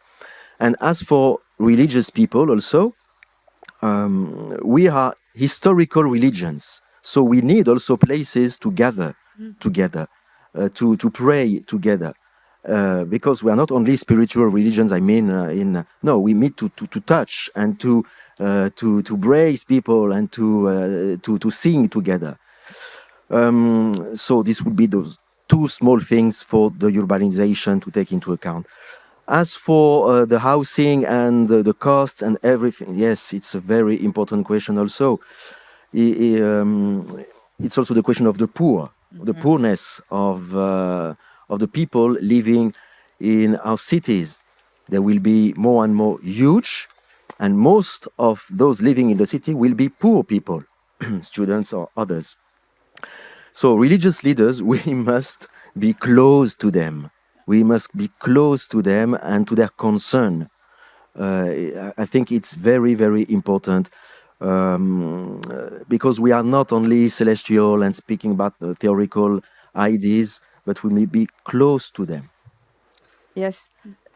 What you said reminded me of the mayor whom I met many years ago. And, in Albania at the time, having a car, possessing a car, was a status symbol. And he was in the difficult situation to create green spaces in the town. So he appealed to children. So his constituency was children, and children making pressure to their parents. They were them to decide the green areas in cities. So he became the first mayor of children and the first mayor of green areas in Tirana, which still are there because he used this strategy, speaking to children, in order to make pressure to their parents. So thanks to them, finally, in Tirana, they created green spaces because we need green spaces because we are part of the environment. And in fact, yesterday, in the thematic session, we decided to call inclusive cities ecosystems because they are so much more, this terminology resonates so much more with the dynamism that you're referring to, Father Basanese, and to the fact that we need to include everyone, including the private sector, and appeal to the social responsibility of the private sector in order to make cities accessible to everyone. Isn't it, Catherine? So there are in the world some planned cities that reflect some ideals at a certain moment in time. In fact, one thing that's a bit startling is to see how the ideals change maybe 20 or 30 years later. But most cities have a sort of organic quality. And one of the things that we're hearing a lot is unease at what seem to be trends of and segregation. That people have the ideal of a time when rich and poor lived side by side, when there was, we could call it integration or inclusion. I think that we need to look at some examples. The Singapore example is quite fascinating, where the government actually requires diversity within an apartment building. And this seems to be quite a successful model, but it is trying to ensure that you do not have the sort of tendency for people to gravitate towards their own. On the other hand, I've been reading a lot recently about redlining in American cities, which is the phenomenon in the past, which is illegal now, but which happened in the past, of districts where housing advertisements and so on basically restricted certain racial groups in a neighborhood. But what is so worrying there is that a lot of those patterns persist. And so you still have that tendency. So I like the Singapore model of sort of a forced integration, and certainly that in the myriad of decisions that city leaders make and that religious leaders influence, that they promote the physical inclusion, the physical integration. Just again, as sort of another sort of lesson coming out of development, is that a policy that only looks at poverty will not get political support, even in a populist time, that you need to have a broader integration across it. The question of basically the greed issue, we could call it, the change in lifestyles, is something that I think the world, shall we say, at many, many different levels is trying to come to terms with the concern of the power of the engine of growth to create jobs, to create revenue for health and education. But how do you promote in realistic ways freedom of choice, but also more of a consciousness of the real need as opposed to desire? But it's one of my frustrations that the discussion of new economic models that a lot of people are talking about, including obviously many within the Catholic and other church and other religious traditions, that I don't see much progress. I think we have a long way to go to try to grapple with some of the tensions between freedom and the devastating issues of inequality, which we don't seem to be dealing with, at the same time that we accept the joys of diversity and the joys of having the possibilities to live one's dream, whatever that might be. So I think that we have a long way to go to figure out the answer to the question. Thank you, Catherine. It's true. And what I take from you are saying is that either we govern inclusion and integration, or we are governed by inclusion and integration. So we have a choice. So there are multiple ways to govern, but we need to take the courage of taking the driving seat and drive. Where do we drive towards? Well, I'm probably not the right. I don't have a driving license, so I think you chose the wrong. I don't. Wrong I admit. No, but that's actually a brilliant question. It's where are we going to, right? And I think that what we've heard this morning and this question on how do we plan cities, and yesterday we even gave the example of Brasilia, right? It was a city that was projected from zero. Even the sidewalks were decided after watching where people wanted to cross the street or walk across so we don't have time for that. Now we need to take care of the cities that we have, and in a way, I kind of like this idea, Andrew, that anytime we can, we should plan ahead. And this is again where data is very relevant, and I do insist on this issue because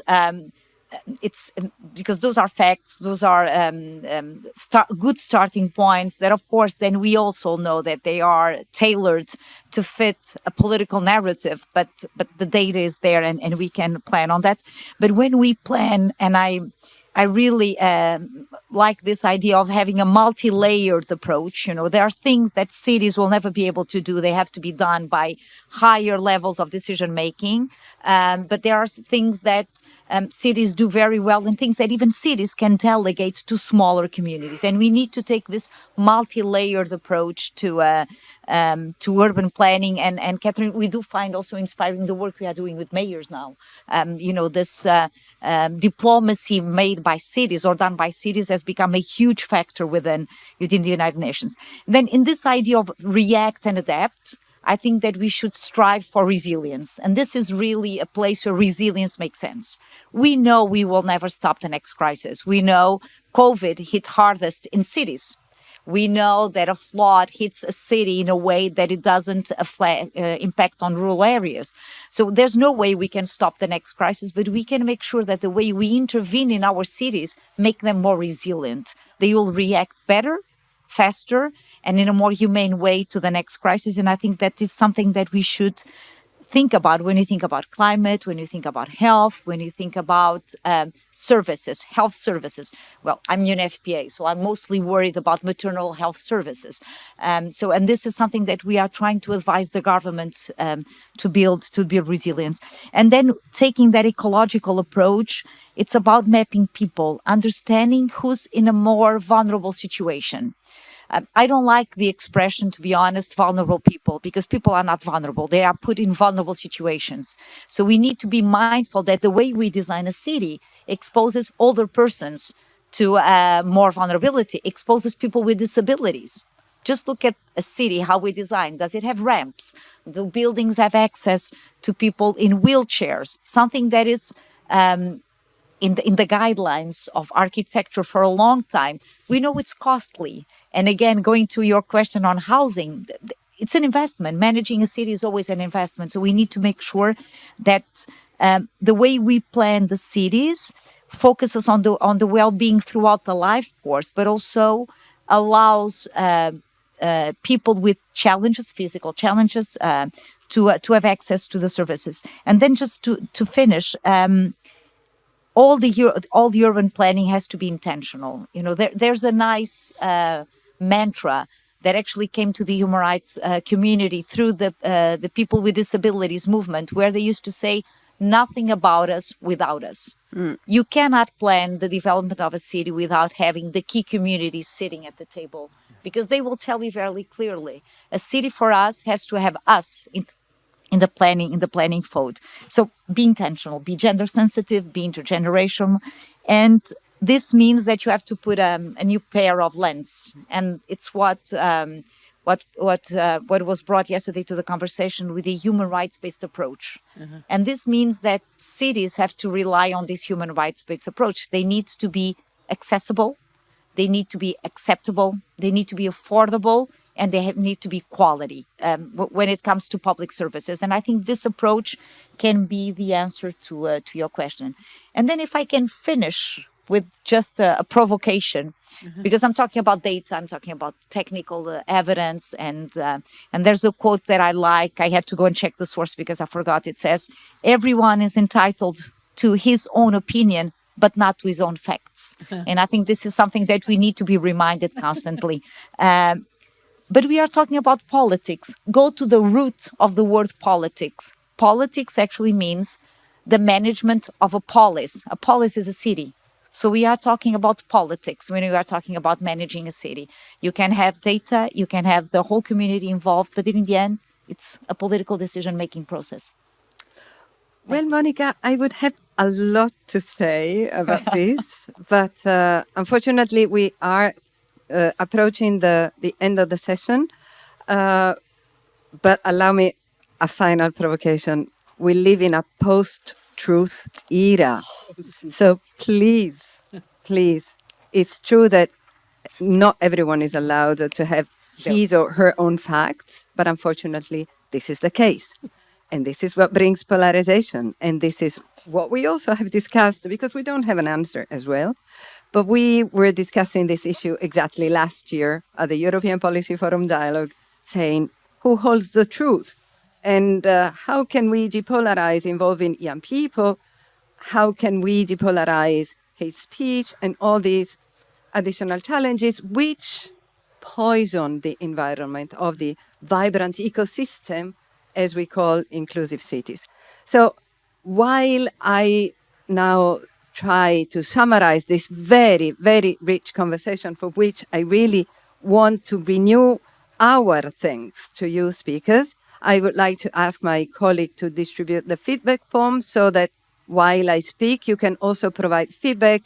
And please don't forget to provide thoughtful feedback, because this is extremely important to us for our future actions. So what I heard during this 1.5 hour conversation is that we are addressing really a complex challenge with multiple layers.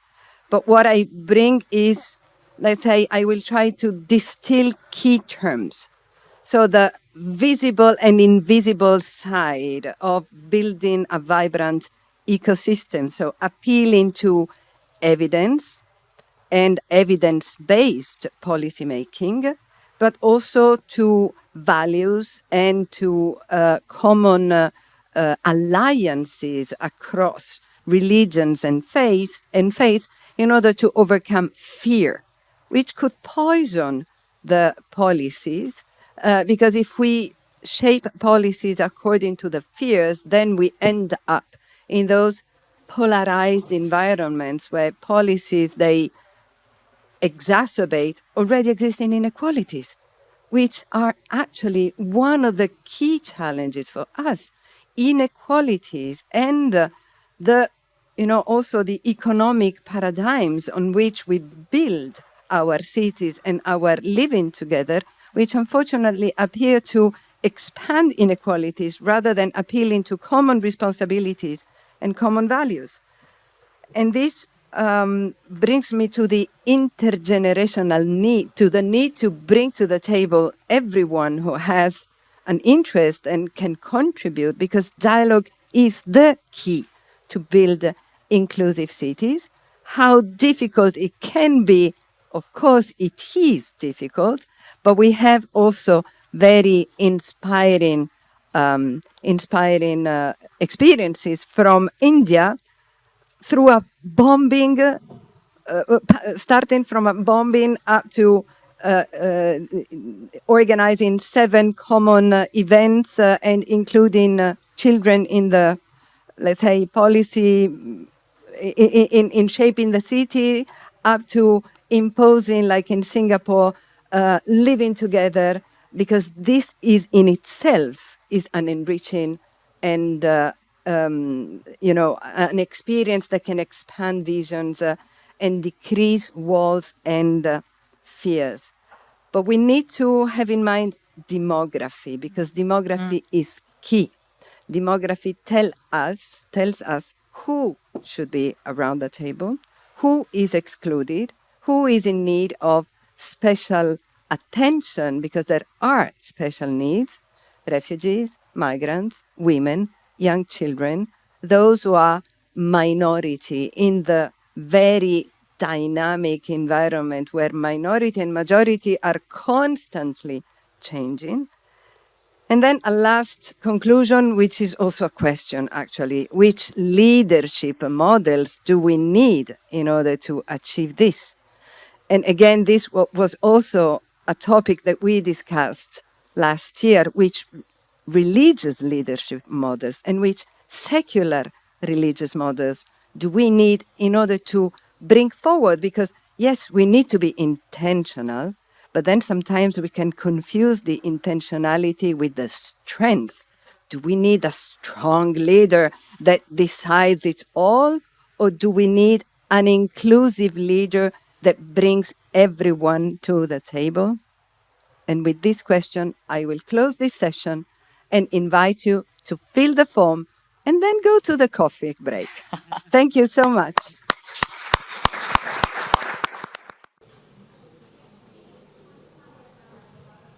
So good afternoon. Good afternoon. I'd like to welcome everybody in the room to the session, the plenary session on sacred ecology. For this session, we would like to bring to the forefront the urgent call for environmental protection and the critical role that religious and faith communities can play in addressing the global and ecological crisis that is the current climate change. Particularly, we also would like to highlight how sacred ecology, where spiritual beliefs and practices intersect with environmental conservation, provide a moral imperative to protect our planet. So, and to enlighten us during this discussion, we have a very distinguished panel with us. So first to my left, we have Honorable Stakuf. He's the General Chairman of Indonesia's Nahdlatul Ulama, the world's largest Muslim organization with over 100 million followers and 28,000 Islamic boarding schools.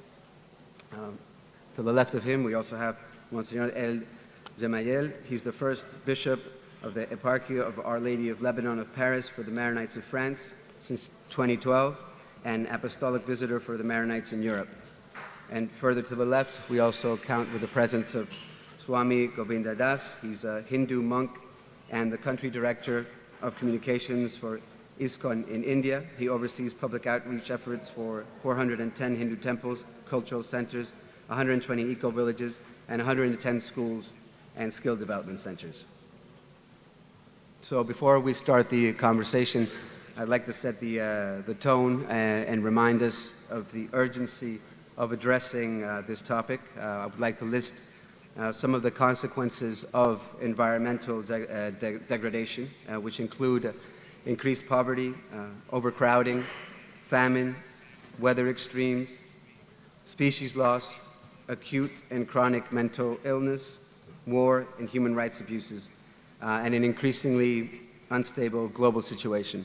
So this again brings us to recall the interconnectedness of all the topics that we've been discussing so far, and how they feed into each other: peace building, the need for inclusive city design, and the need to protect our environment, given that we live and interact with it on a daily basis.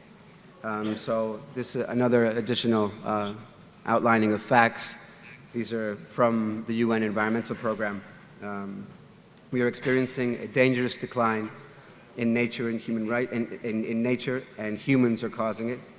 We are using the equivalent of 1.6 Earths to maintain our current way of life, and ecosystems cannot keep up with our current demands. 1 million of the world's estimated 8 million species of plants and animals are threatened with extinction. 75% of the Earth's land surface has been significantly altered by human actions, including 85% of wetlands. Close to 90% of the world's marine fish stocks are fully exploited, overexploited, or depleted. and our global food system is the primary driver of biodiversity loss, with agriculture alone being the identified threat, 24,000 of the 28,000 species at risk of extinction. Agricultural expansion is said to account for 70% of the projected loss of terrestrial biodiversity. So this is just to remind us of the gravity of the situation that we're facing and the importance to tackle head-on the need for environmental protection and environmental sustainability. And without further ado, I'd like to start posing the first question to our distinguished panel to understand from their specific faith tradition, given that they're all religious leaders and also religious scholars, how do their respective faith traditions and their teachings inform notions of environmental protection and sustainability? So, Honorable Duke, please, if you could go ahead and take the first. Okay. Thank you. Assalamu alaikum. Good morning, everybody. From the perspective of Sunni tradition of Islam, and I'm from Sunni tradition of Islam, and it is important. It is our fundamental attitude that we firstly look at things from our religious tradition rather than try to change the interpretation of our tradition in order to comply with any new ideas coming to us. So from the perspective of our tradition, the Islamic Sunni tradition, the stewardship to our environment is a divine obligation given by God to us human beings. Because all the creations are created by God, and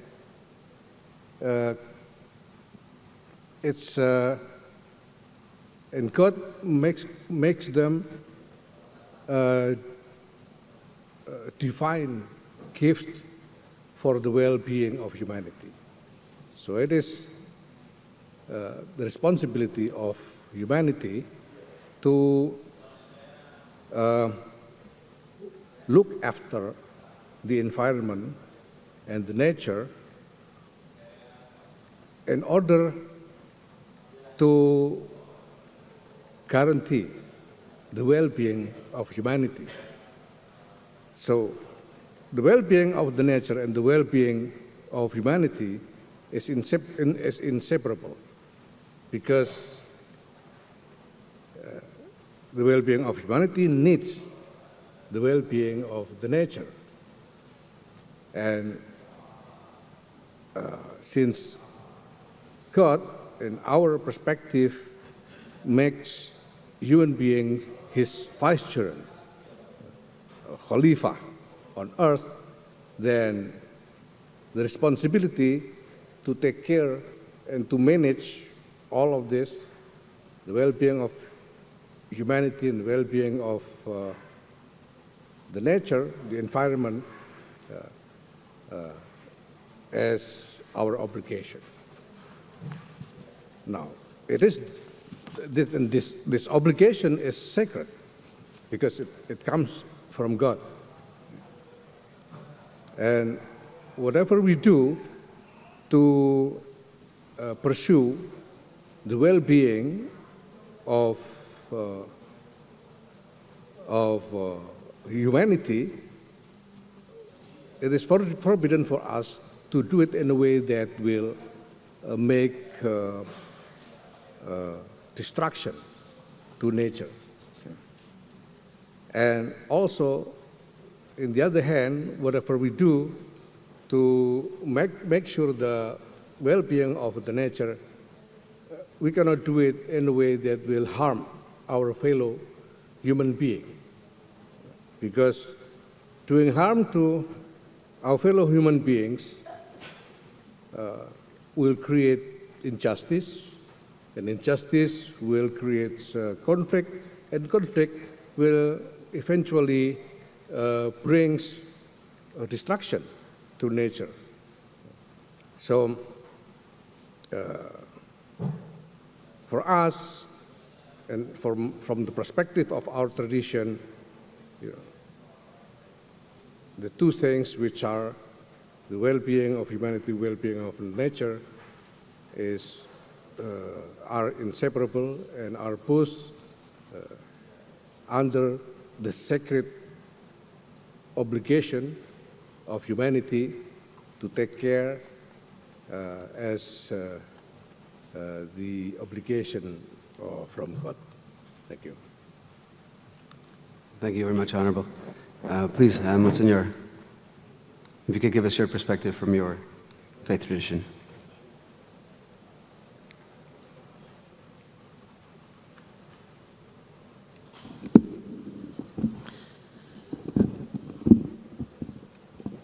Good morning, everybody.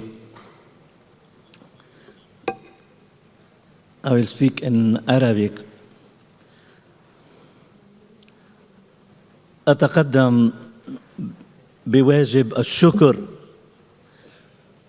والتقدير إلى مركز كيسيد الذي يستضيفنا باسمي وباسم صاحب الغبطة والنيافة مر بشارة بطرس الراعي بطريرك أنطاكيا وسائر المشرق، الذي لي شرف تمثيله في هذا المؤتمر. فهو يحيي ويبارك أصحاب الدعوة ومنظمي هذا المؤتمر والمشاركين فيه، ويتمنى النجاح الذي يستحق لأعمال المؤتمر. في هذه الندوة مع الزملاء المنتديين الكرام، أود إذن أن أدلو بدلوي في مواضيع ترتبط أساساً بخدمتنا وواجباتنا الدينية. في زمن الاضطرابات السياسية والاقتصادية والاجتماعية والبيئية التي أصبحت أمراً شائعاً وخطيراً جداً، لابد من اللجوء إلى اعتماد الحوار والتعاون من أجل تعزيز السلام والاستقرار ولإيجاد الحلول الشافية. طبعاً الحوار كما نراه وترونه هو ليس مجرد محادثة، إنه طريقة قوية لفهم وجهات نظر الآخرين واهتماماتهم ومصالحهم. في ضوئها تتكشف الرؤية والحلول. فالحوار الحقيقي مبني على القيم الحضارية المشتركة، حيث يسود القانون ويخضع الجميع إلى المراقبة والمحاسبة. والمقصود أيضاً بهذا الحوار الترفع عن الأنانيات والمحسوبيات والتخلي عن الفاسدين والمفسدين ومستغلي المراكز لجني الأرباح غير المشروع. إنها المرة الثانية التي أشارك فيها في مؤتمر كايسيد، وبين الخبرة الأولى في جنيف والمؤتمر الحالي أرى تطوراً كبيراً قد حصل، وهذا تقدم نوعي وأكثر شمولية، والمواجهة للتحديات تكبر يوماً بعد يوم. استمعت بشغف إلى ما قيل يوم أمس واليوم، وألتقي مع العديد من مقارباتهم، ولكن فيما يعنينا في هذه الندوة حالياً هو أن نسلط الضوء على إسهامات الجماعات الدينية والطائفية من أجل مواجهة الهموم البيئية العالمية التي تنعكس سلباً على حياة الإنسان. من المسؤول؟ من المسؤول عما يحصل من كوارث بيئية ونزاعات وحروب على أرض البشر؟ وإذا كان الله موجوداً، لماذا لا يتدخل ويضع حداً لما يجري من تدمير وتشويه وموت الأبرياء؟ جوابنا على ذلك نابع من الإيمان. الإيمان وحده هو الركيزة الثابتة لتصرف البشر. فإذا كان الإنسان يدعي محبة الله سبحانه وتعالى ويقر بأنه هو الخالق، عليه إذن أن يسلك بموجب تعاليمه ويحافظ على مخلوقاته، فجميع البشر هم من مخلوقات الله.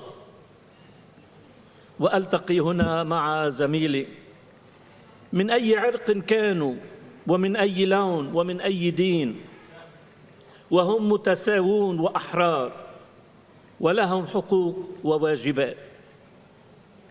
وبالتالي تشريع إبادة شعب أو نزع حقوقه أو استعباده أو تدمير الأرض التي يمشي عليها وتشويهها وتدمير بيوتها ومؤسساتها يعتبر ضد التعاليم الدينية، ولا مبرر له شرعياً وقانونياً، وينبغي وضع حد فوري له.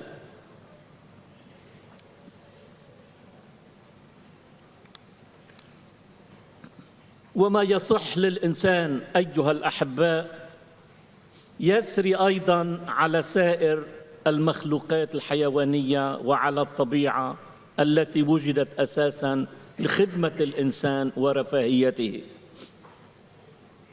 السؤال الآن: ماذا يستطيع رجال الدين أن يقوموا به؟ يوم التقى قداسة البابا مع موسوليني، سئل موسوليني: رأي البابا مخالف لرأيك. يقول موسوليني: كم دبابة عنده البطرك، عنده البابا؟ من يتكلم اليوم، من يحكم اليوم هي القوة. فهم لا يملكون السلاح، رجال الدين يملكون سلاح الكلمة والمسلك، ويرتكز خطابهم البيئي الديني على مبادئ الاحتياط والوقاية وتصويب التلوث. فالمشاكل البيئية المعقدة التي تعود إلى تغير المناخ وفقدان التنوع البيولوجي واستنزاف الموارد يشير إليها خطاب المسؤولين الدينيين، ويحذرون دوما من اندلاع الحروب من جديد حفاظا على الحياة. من كان يتصور مثلا أن أوروبا التي عانت من حربين مدمرين عالميتين في القرن العشرين وفقدت ملايين الضحايا وأصبحت مدن كثيرة ركاما، تعود مجددا إلى خبرة الحرب التي كانت تارة باردة وطورا ساخنة، واليوم حرب الإلغاء حامية الوطيس بين روسيا وأوكرانيا والقلق والخوف يلفان بلدانا أخرى أوروبية كثيرة. من كان يتصور أنه في القرن 21 لا تزال شعوب تعمل على إبادة شعوب أخرى، ضاربة بعرض الحائط حقوق الإنسان وقوانين الأمم المتحدة وما توصل إليه الإنسان من مكاسب قانونية وأخلاقية راقية. لا يستطيع المسؤولون الدينيون إلا التوعية المستمرة للشعوب والتشجيع على ضمان جودة البيئة وحماية صحة الإنسان من الاستهتار بتصريف المواد غير القانونية في الهواء أو الماء أو التربة، وضمان الاستعمال السليم للموارد الطبيعية. وهم لا يسعهم إلا مواكبة معاناة شعوبهم ومشاركتهم الأحزان والآلام. رابعاً، لماذا يحصل كل ذلك؟ ولماذا التعجب؟ فعندما ينصرف الإنسان إلى نزع الله وتعاليمه من حياتهم ويقبل بإيديولوجيات تنفي وجوده وتشكك به، وعندما يطلب الإنسان من الله أن يتركه وشأنه، أي أن يبقى في السماء ويتخلى عن الأرض، معتبراً أن الإنسان هو سلطان الأرض وأن الأرض هي من صلاحياته هو وحده. وعندما يلقي الإنسان جانباً تعاليم السماء، لا تقتل، لا تسرق، لا تشهد بالزور، أحبب قريبك كنفسك، فيشوه الإنسان بفعله هذا تعليم الكتب المقدسة. وعندما يبتدع المشترع والمنظم طرقاً تربوية لا تربوية، وعندما يحاول أن يقتل الضمير عند الأطفال حتى باتوا لا يعرفون أن يميزوا بين الخير والشر، عند ذاك تصبح الحياة جحيماً، وبات الإنسان يصدق ما تنشره وسائل التواصل والإعلام والذكاء الاصطناعي، وأصبح يشكك في كل ما تقوله الكتب المقدسة وتعلمه. فعندما تلغي البشرية من حياتها سلطة السماء ولا تعترف إلا بسلطة الأرض وتسلطها، تحصد عند ذاك ما سبق أن زرعت. فلا عجب إذن بعد الآن أن نرى الإرهاب والإجرام في كل مكان، والأمثلة المتفلتة عديدة حتى بلغت إلى حد إطلاق النار في المنازل والمعابد والمدارس وفي كل مكان. وهذا الأمر يسري أيضاً على الشأن البيئي، فعندما يدمر الإنسان الطبيعة والتي هي من مخلوقات الله الجميلة وهي بيته الخاص الذي يعيش فيه، ويسيء استعمالها وقد وضعت لخدمته، فلا عجب أن تغضب الطبيعة وتنتقم على طريقتها، ويظهر انتقامها تفشياً شاملاً للتسوناميات المدمرة وللأمراض والأوبئة، ويدفع ثمنها المجتمع البشري بكامله. ختاماً، بعض الاقتراحات العملية. أنادي بعقد لقاءات دورية بين المسؤولين من مختلف الأديان خارج البيئة اليومية لعملهم ولشهادتهم، كما يجري الآن مع كايسيد. من شأنها أن تخلق جواً من الإصغاء للآخر ولما تقوله السماء، وجواً من الإلفة والتعاون والسلام بين جميع المكونات، فالهم واحد والتحديات مشتركة. ثانياً، عدم التخلي عن توجيه التوصيات والإرشادات إلى المسؤولين السياسيين والاجتماعيين من قبل رجال الدين الذين الرجال السياسيين لهم سلطة القرار على عباد الله، وعدم الخوف من تنبيههم وتوبيخهم إذا لزم الأمر، تماماً كما كان يفعل الأنبياء الأعظمون، حفاظاً على حقوق المواطنين وحفاظاً على العدل والحياة السليمة. ثالثاً، خلق مناسبات راقية ومفرحة مشتركة كعيد سيدة البشارة مثلاً في 25 أيار من كل سنة الذي يحتفل به لبنان، مسلمون ومسيحيون على السواء. إنها أعياد وطنية لا تمس جوهر العقائد، لكنها تبرز خبرات مشتركة تقرب ولا تفرق وتزيل التشنجات من بين المؤمنين. ختاماً، من يحاسب؟ أقترح خلق مجلس أمناء سموهم دوليين أو حكماء في هذه الأرض يتحلون بأخلاقيات عالية ويحكمون بالعدل ويعملون على إبعاد الفاسدين والمفسدين والمستغلين والظالمين، أفراداً كانوا أو جماعات ودولاً، حتى تستقيم الأمور. ختاماً، قصة صغيرة بتعالج وضع الضمير، خلق الضمير عند الآخر، عند الأولاد خاصة، وهذا شأن تربوي.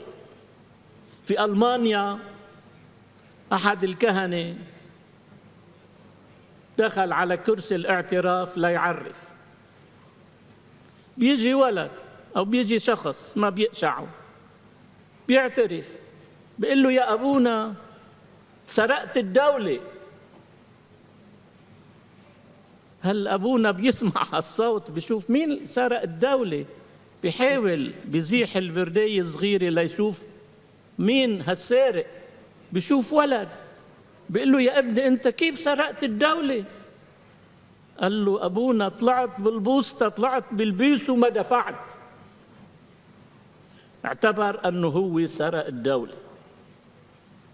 قديش في عنا أشخاص ضميرهم صار بعيد كتير، ما بيعرفوا أنه اللي عم بيعملوه أوقات هو في شر ما في إيجابية.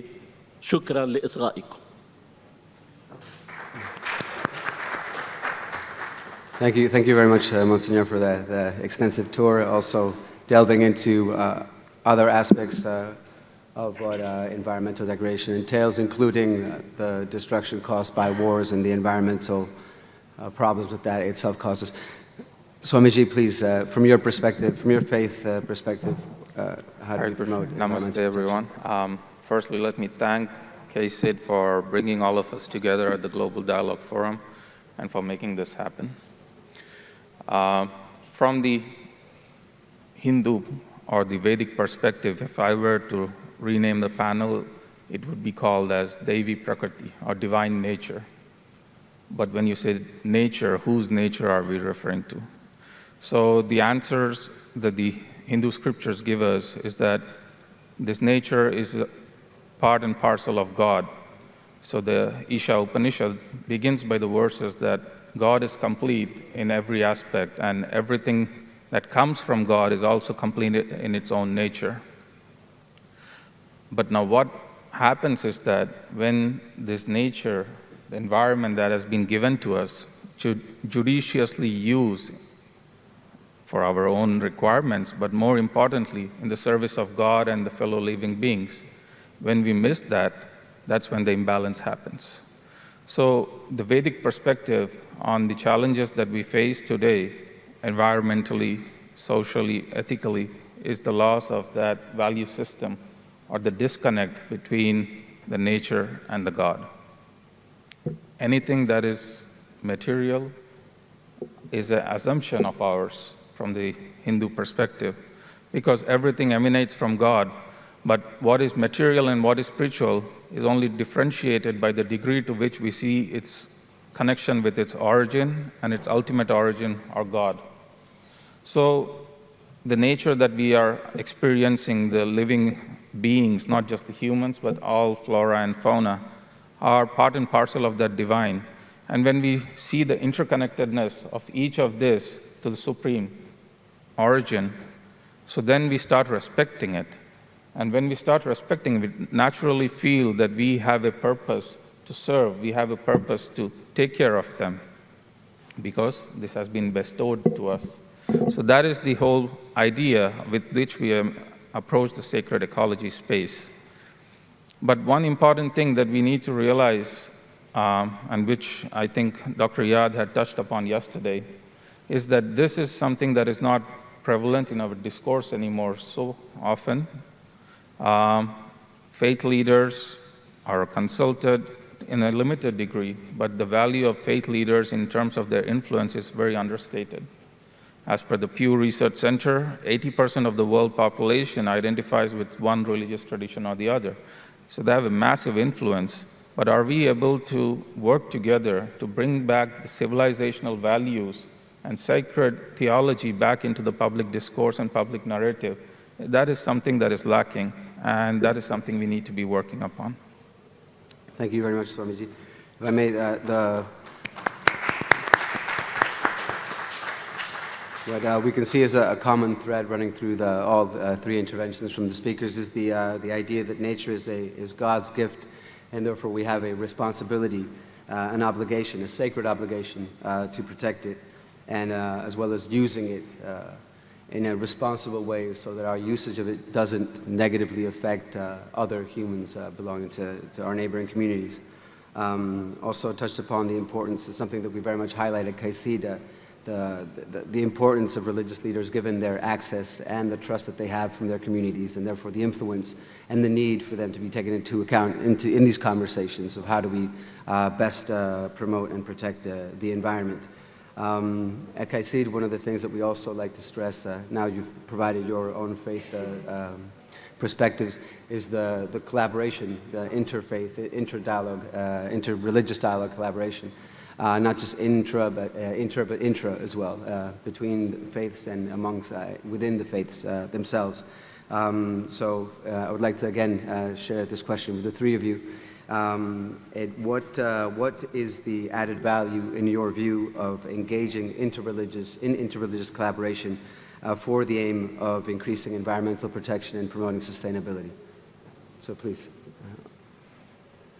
Yes, of course, because by engaging with other religious community, then we will find a broader constituency for our efforts regarding the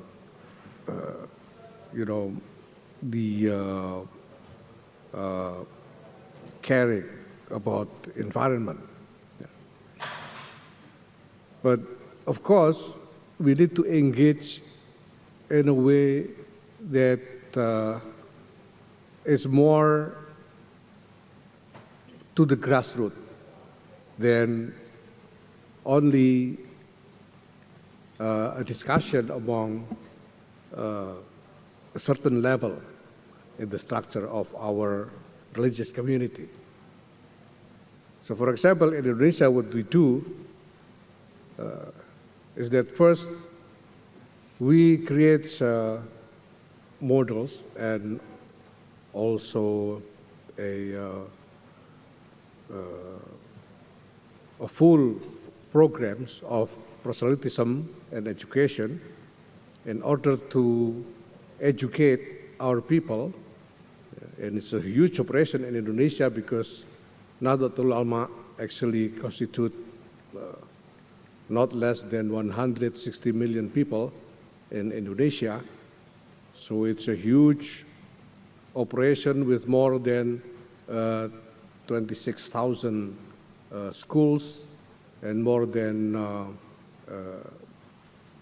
30,000 traditional madrasas in Indonesia only, and we create a curriculum to educate our people about the teachings of our religion that is relevant to the needs of caring about the nature and environment. And also, we engage with other religious community, and not just in Indonesia, but also in a broader sense as an international effort. For example, in 2022, we launched a movement that we call spiritual ecology in Bali.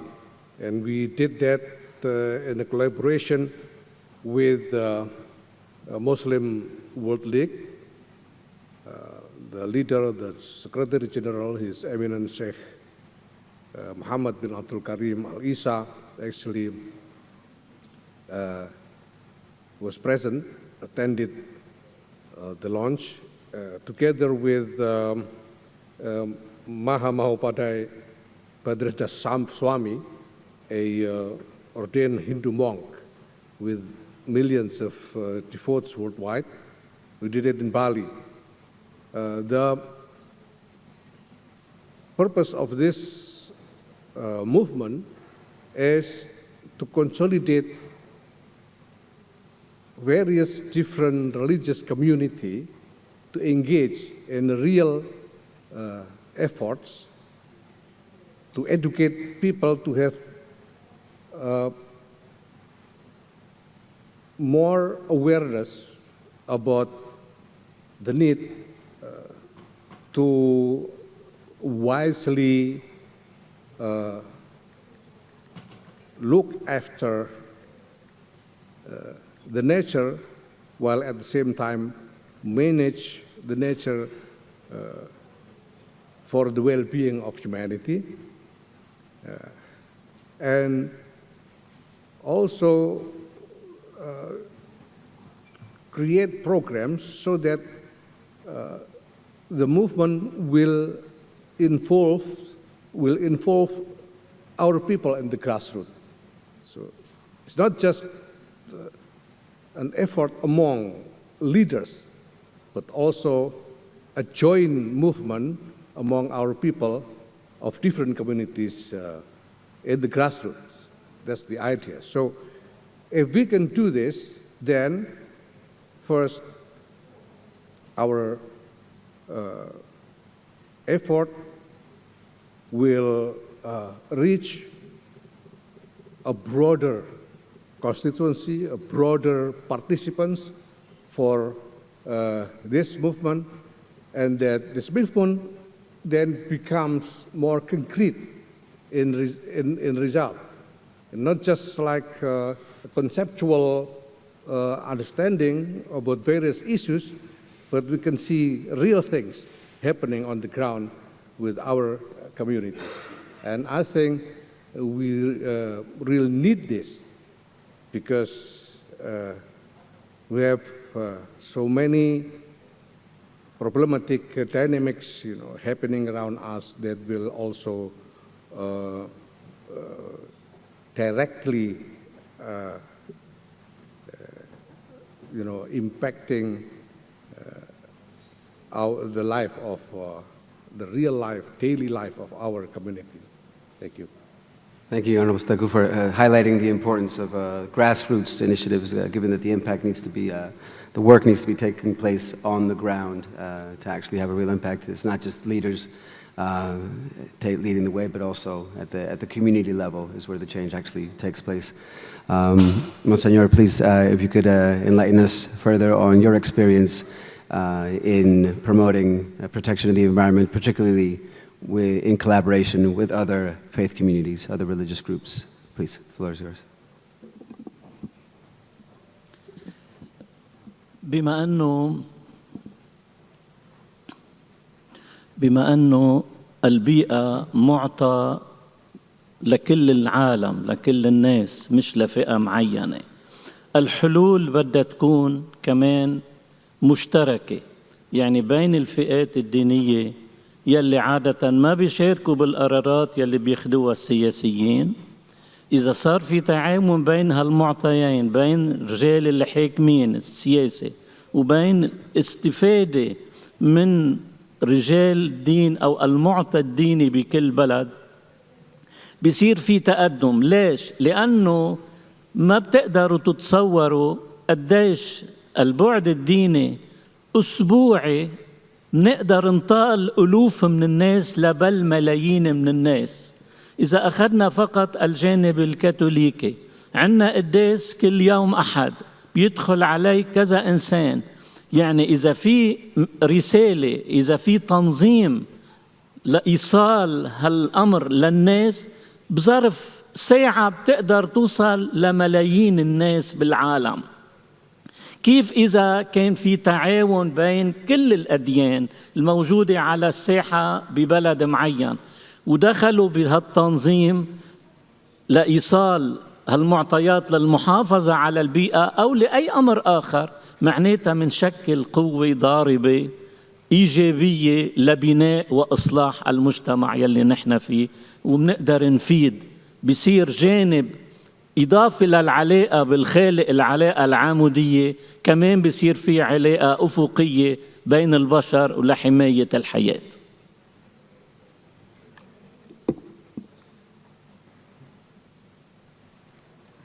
Thank you, Monsignor, for also bringing up the connection between religious leaders and policymakers, something that we like to promote at KAICIID, but we'll get into that a little bit further. Please, Swamiji, in terms of interfaith collaboration, share with us. In this time of strife and conflict, actually a lot of people, especially we saw that in COVID, I don't know about the other parts of the world, but especially in India, we have witnessed the number of people who were coming into places of worship, temples, has doubled, tripled, or quadrupled in many places after COVID. So people are looking for a sense of a spiritual connect, for leadership, for bonding. And that's where I see the role of faith communities coming together and providing that. And it's very crucial because we need to send a unified message that this is not about Islam, this is not about Hinduism, this is not about Christianity, this is about all of us working together to make the world the better place that it originally was. But it's the humans who have brought it to the point where it is. So, and in this effect, I recollect this initiative that I was part of, Yamuna, one of the sacred rivers for the Hindu communities, right in the capital city, but also one of the most polluted. So what has happened is that all the faith leaders in Delhi, we got together, we said, okay, we can't clean Yamuna overnight, but let us at least start an initiative which sensitizes people and brings the awareness that we need to talk to our policymakers, we need to talk to our local representatives and enforce and tell them that we need a clean Yamuna once again. So all of us went over to the river bank. It was stinking, very dirty, but we said this is what it needs. So all of us got on the ground, started cleaning the river bank. It took a good 3.5 hours. But the result of that was we had policymakers calling us up saying that, please, can we do this every year? So we want to bring next year the school children, we want to bring the other community members and make them a part of this initiative. So that's the power of faith-based collaborations at a local level. At a global level, we have forums like UNEP who have been working with many faith-based organizations in different parts of the world, and how collectively when we send a voice, when we send a message in one voice from these platforms, it has a massive impact.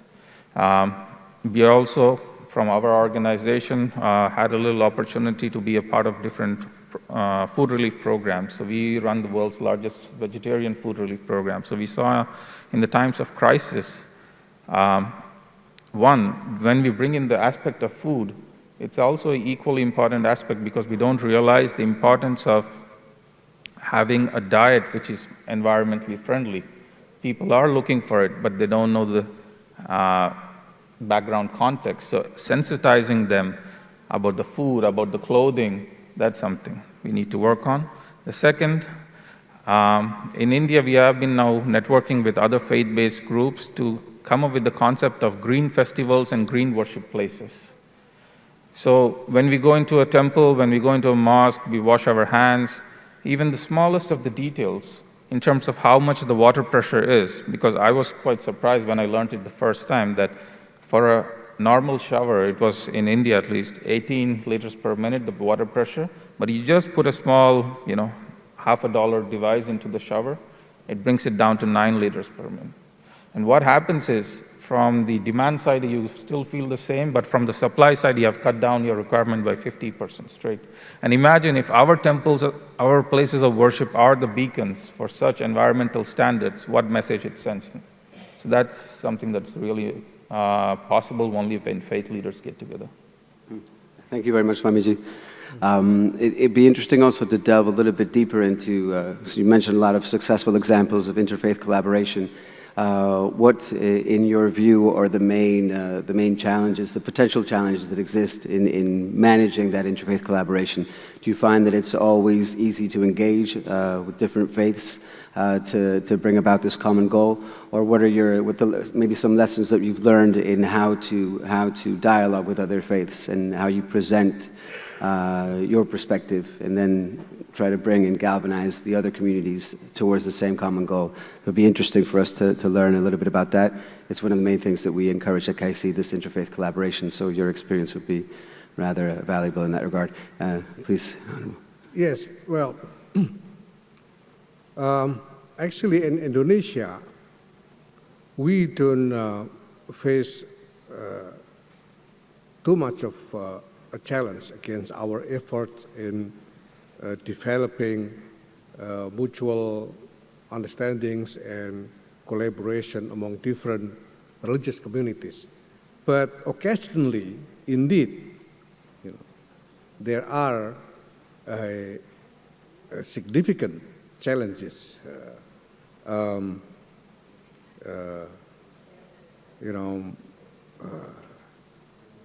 exist. And mostly the challenge comes from the political dynamics in the country. It is that some political actors, sometimes they tend to use religion or other identities as political weapon to gain support from the people. It happens in Indonesia, several times. So, in general, I think what we need to firstly prevent from happening is that our religion or our cultural identity being used for a purpose that is not within the teaching of our religion. For example, for the political gain as a political weapons, or to legitimize, a certain idea that doesn't come from our religion at all, from somewhere else, but then, people try to create something that force or drive religious leaders to accommodate those ideas, which sometimes potentially can do harm to our people. So if we can manage to prevent all this, and each of our community can go back to the essence of the teachings of our religion, then we can find that on the interest in the well-being of humanity, we are all on the same page. And we can always work together for that. So this is what we do in Indonesia, and in our experience, Nahdlatul Ulama's experience in our operations in other parts of the world, because we are also operating internationally, such as in the United States and Europe and so forth. The most often, coming as a challenge to this to these efforts to develop mutual understanding and collaboration between different religious communities is political weaponization of religion.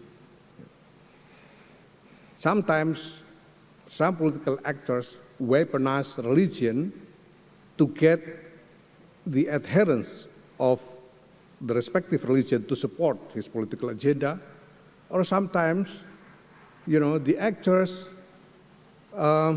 manipulate the resentment or hatred toward a certain religion to get support from those who have, hatred toward a certain religion. So this is very, very, the way we see it, very, very dangerous to everybody. And we should all, struggle to fight back against this kind of practices. Thank you very much, Pak. If I may, to just a quick follow-up question on that, you've highlighted the difficulties when religious identity is manipulated or exploited for any nefarious mean, whether it's to segregate a specific community or encourage violence. What then do you see as the solution to prevent this instrumentalization? Yeah, first what we do is we should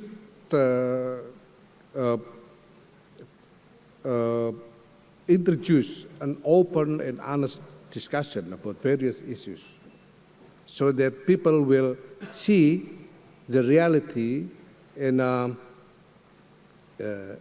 objective way as what it is.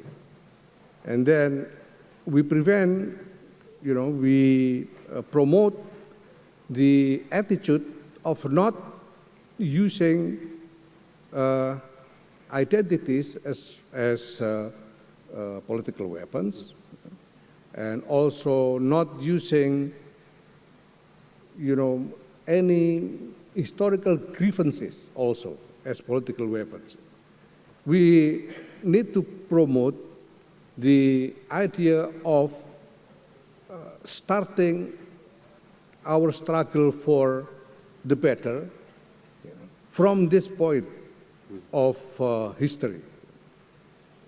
Because if, sometimes people use historical grievances to incite hatred toward others. And this is something that we need to, to object. Now, what we do in Indonesia is once something like that happens, then we, together with leaders of other religious communities, then we consolidate each other to tackle it together. So, when to this point, and of course, we engage the actors who are involved in such, problematic practices. So far, this is a model of cooperation among religious communities is still effective in Indonesia, but we need to have, more broader supporters internationally for that, for this movement, and we need to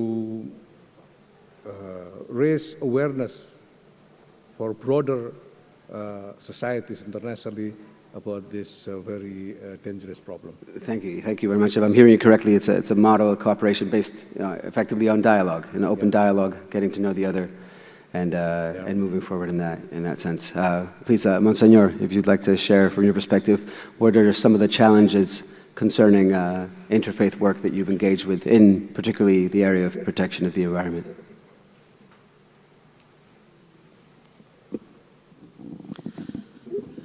في كل مرة الديانة أي ديانة اللي كان على وجه الأرض تتمسك بماضيها وما بتتأقلم مع البيئة البشرية والصناعية وكل البيئة الحالية، بصير في دايما مشاكل. مش المطلوب أنه نتخلى عن القيم الدينية يلي ورثناها وما حدا منا اختار ديانته بنهاية الأمر، والديانة موجودة سواء كنا منمارسها أو ما منمارسها، موجودة عند كتير من الناس، ورفض الناس للديانة هو ديانة، بمعنى أنه إذا بدنا نضل عايشين على معطيات ورثناها وقابلة للتغير والتأقلم، معناتها نحن بدنا نضل بهالوضع المتشنج. المطلوب مواكبة الحياة اليومية وتطورها من أجل الحفاظ على البيئة، وخاصة الحفاظ على حياة الإنسان ورفاهية الإنسان. ما منختلف على الله كرمال يعني الإنسان، نحن بهمنا نفيد الإنسان، هيدا بمرتبة أولى. بقى فكرة التعاون مثل يلي عم وردت اليوم عند 3 منتديين أساسية، أنه نقدر نتفاعل مع بعضنا البعض وننقل خبراتنا. وأنا عم بعطي خبرة هلأ بلد مثل لبنان فيه 18 طائفة وعم نقدر نتفاعل، بس أوقات كتيرة عم نكون بنزاع وعم بيولد يلي عم تسمعوه كلكم. بقى القصة طويلة الأمد، في رأيي حلها بيكون بيداغوجي، بيكون تربوي. نحن مسؤوليتنا مع هالشباب وهالأولاد يلي هلأ بين أيدينا، شو ورثناهم، شو عطيناهم؟ هيدا سؤال كبير أنا بتمنى أنه نبحثه.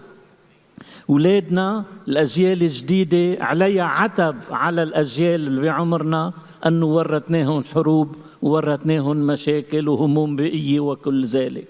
هيدا الموضوع يلي كايسيد بفتكر أنه حطت إيدها فيه وبذلت جهودها حتى تخفف شوي شوي عن هالمشاكل وعن هالهموم.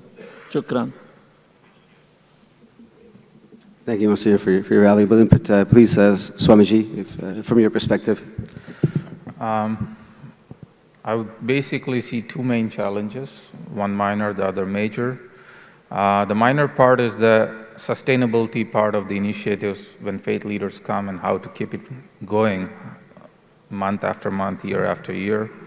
And funding is a major component of such initiatives at a global level, national level, and a regional level. But the larger component of that is the solutions that we wish to bring forth. Because what may work in one part of the world may not necessarily be the solution for that part of the world.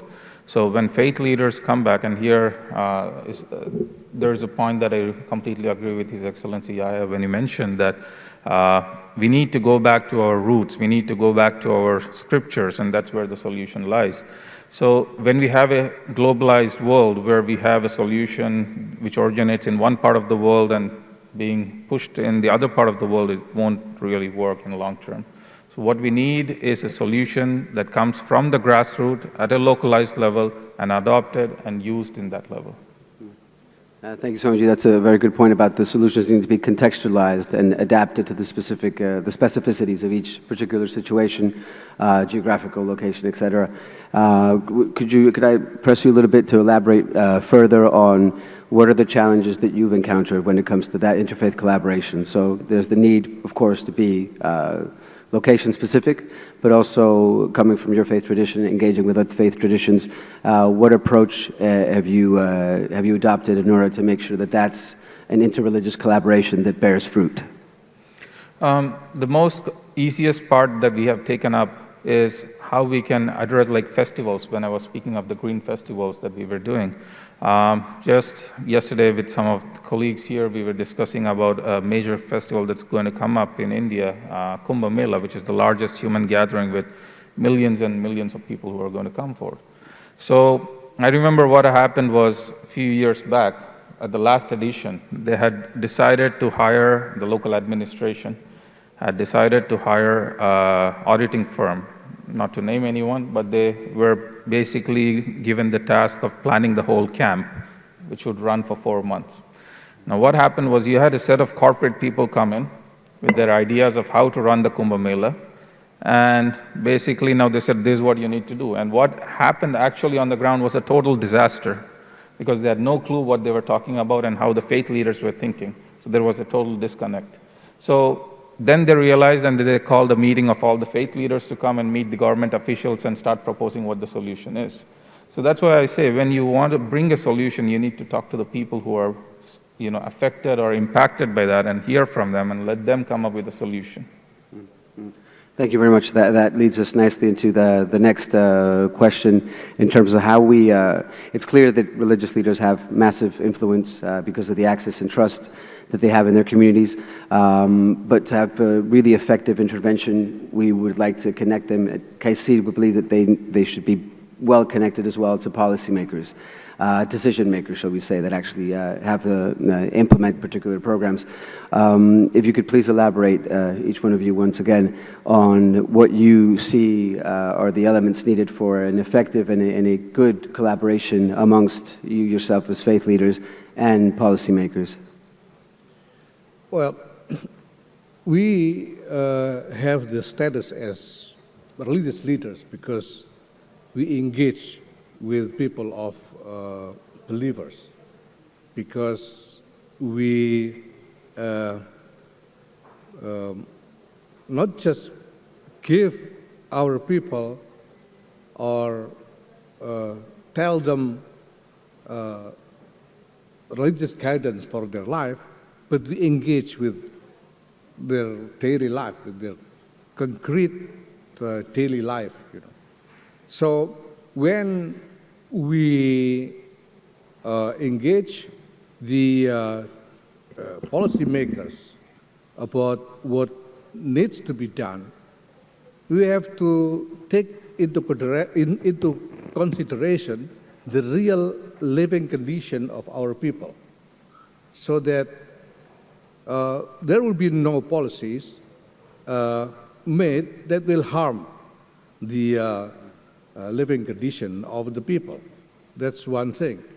And also, of course, we have to mind not just our in-group, we have to care about all humanity, because, see, the well-being of all humanity will guarantee the well-being of our group.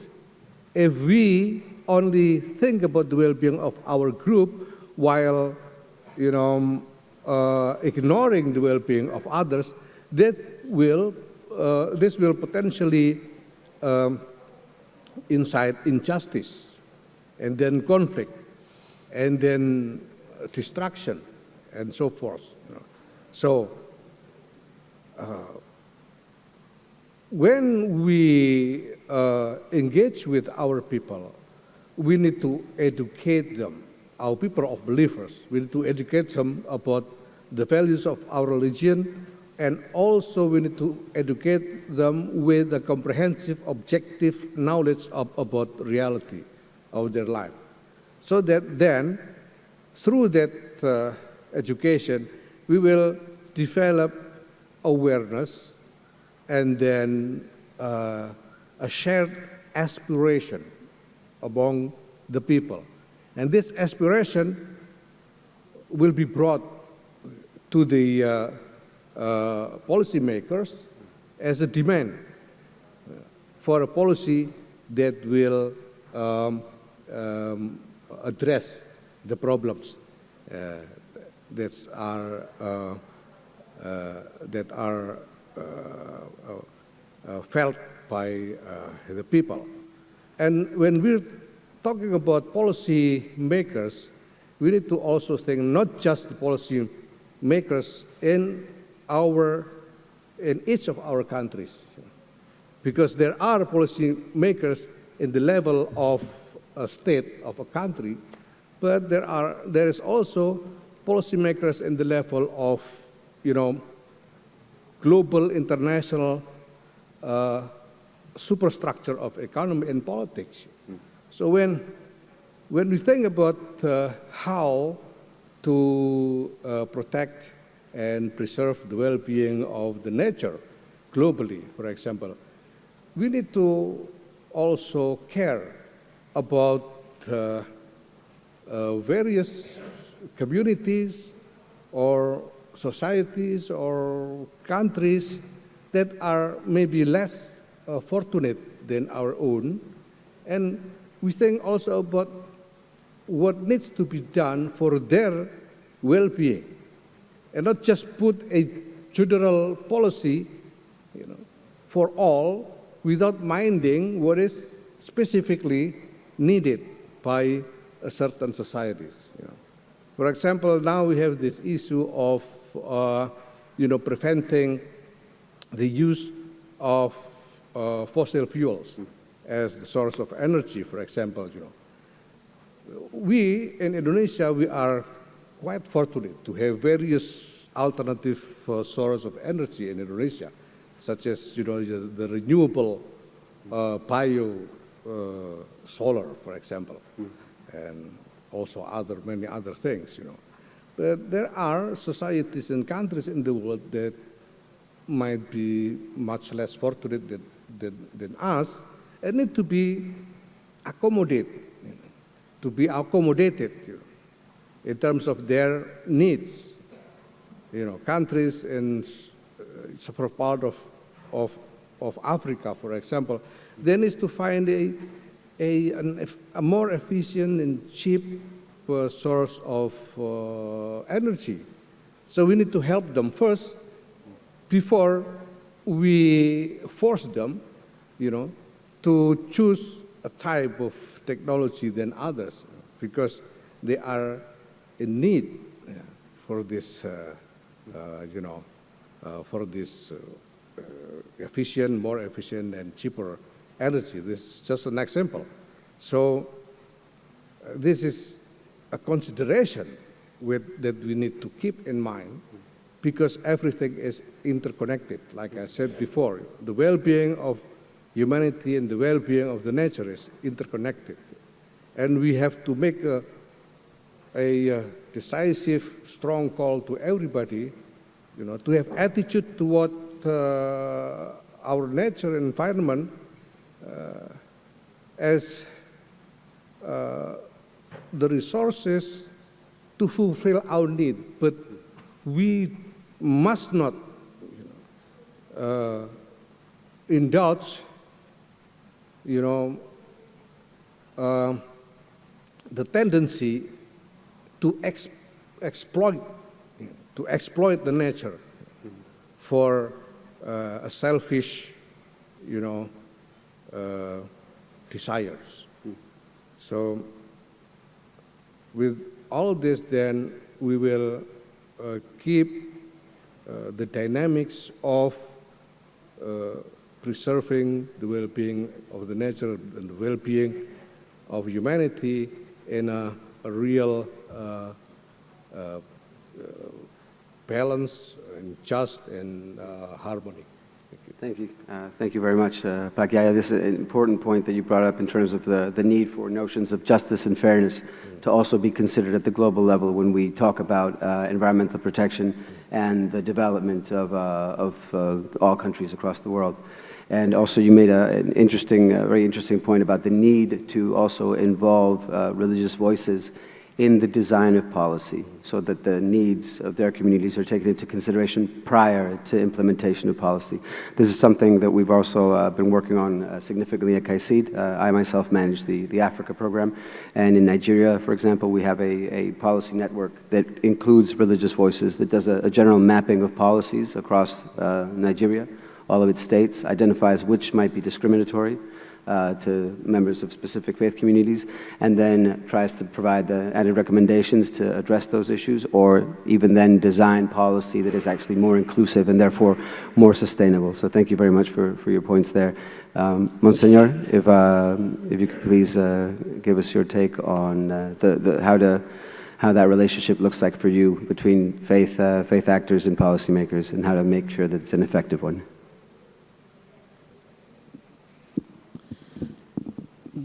رح حاول جاوب على موضوع لم نثره بهاللقاء اليوم كوننا مسؤولين دينيين. ما في شك أبداً أنه في دور للعقل وللبرامج بحل مشاكل الأرض، إن كان من الجانب السياسي أو من الجانب الديني أو الاجتماعي أو أي مؤسسة.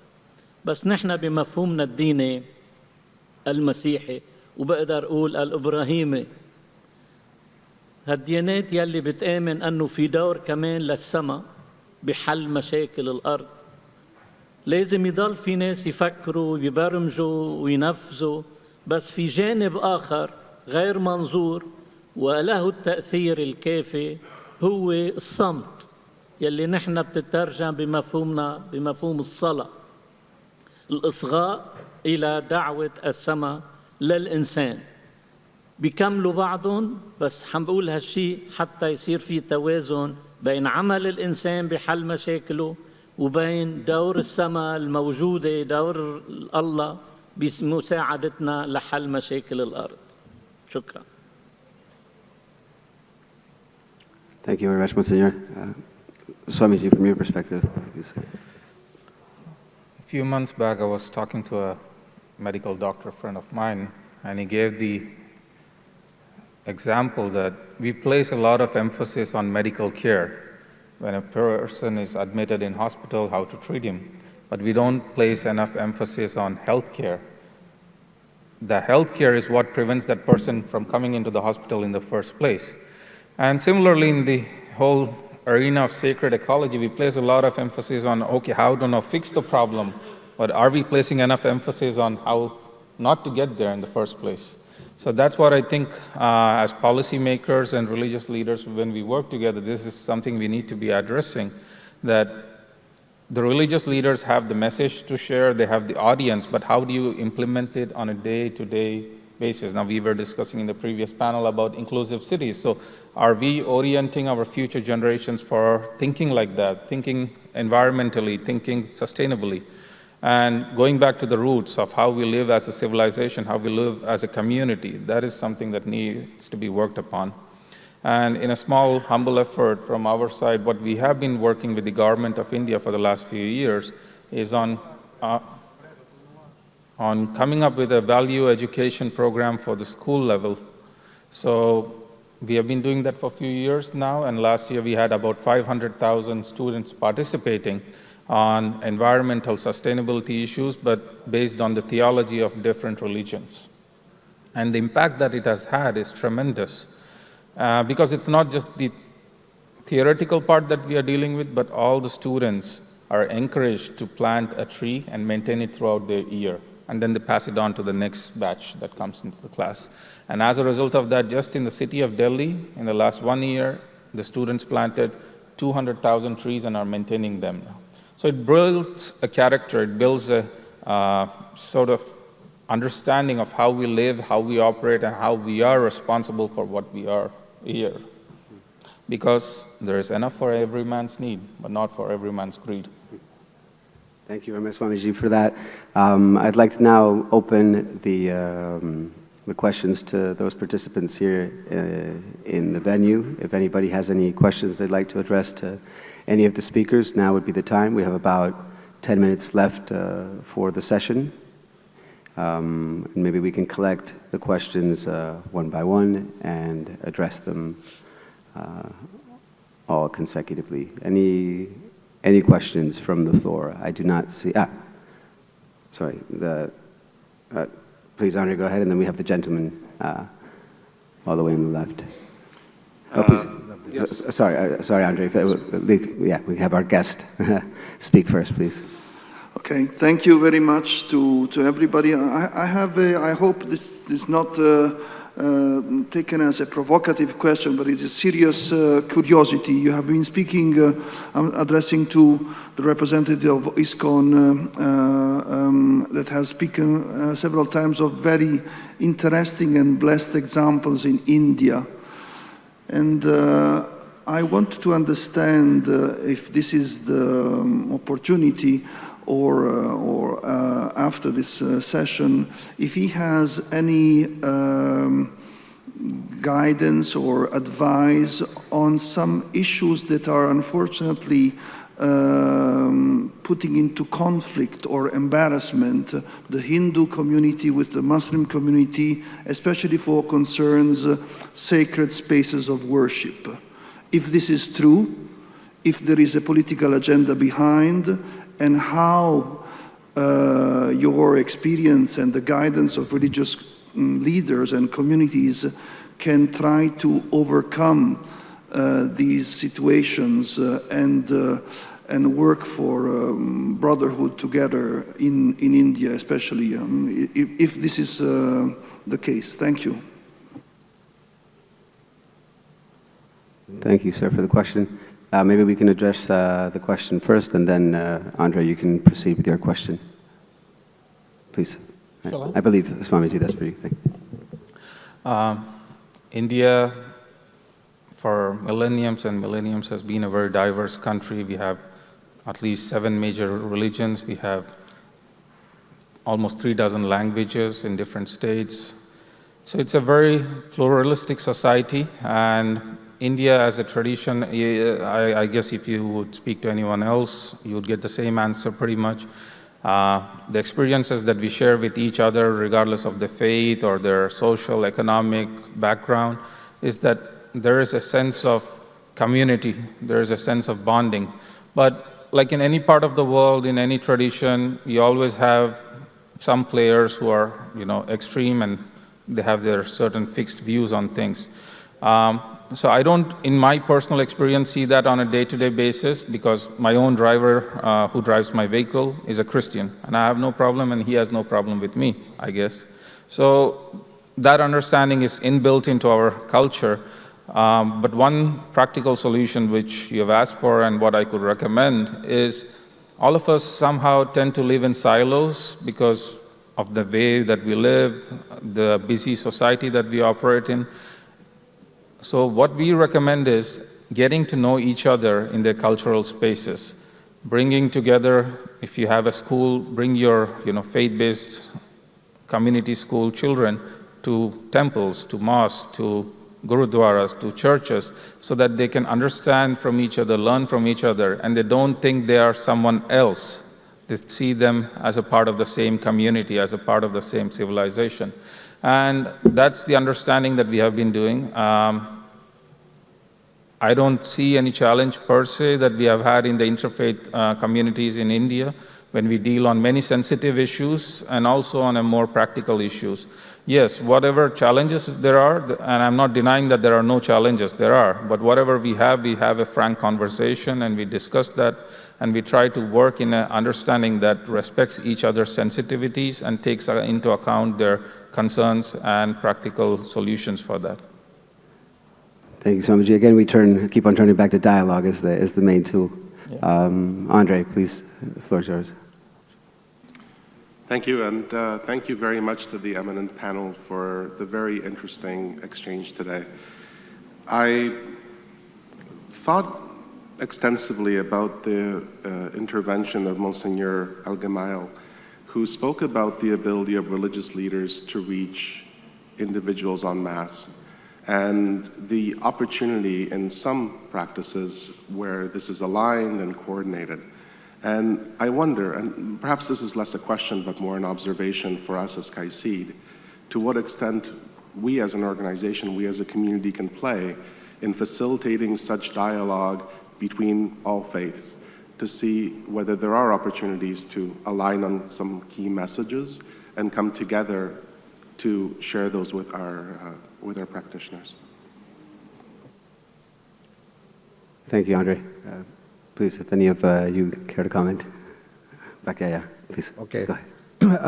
Well, fortunately in Indonesia, the interfaith dialogue has become a tradition. We've been doing it for a long time, since a long time ago. You know, I've been an activist since my very young age, it's 1980s, on this field of interfaith dialogue. So Indonesia is already, you know, a good condition, but we, of course, doesn't mean that we don't have no problem anymore. There are things, including, you know, problems that we inherit from the past, you know, that we have to deal with. That's why we come also to a belief, a conviction that we should not use historical grievances for a political purpose. You know. You see, in Indonesia, it happened in 1965 when a severe conflict happens involving our own community, Nahdlatul Ulama community, against the, you know, the Communist Party people back then. And it was huge, you know, casualties, you know, presumably more than 500,000 people, you know, were victims of what happened back then.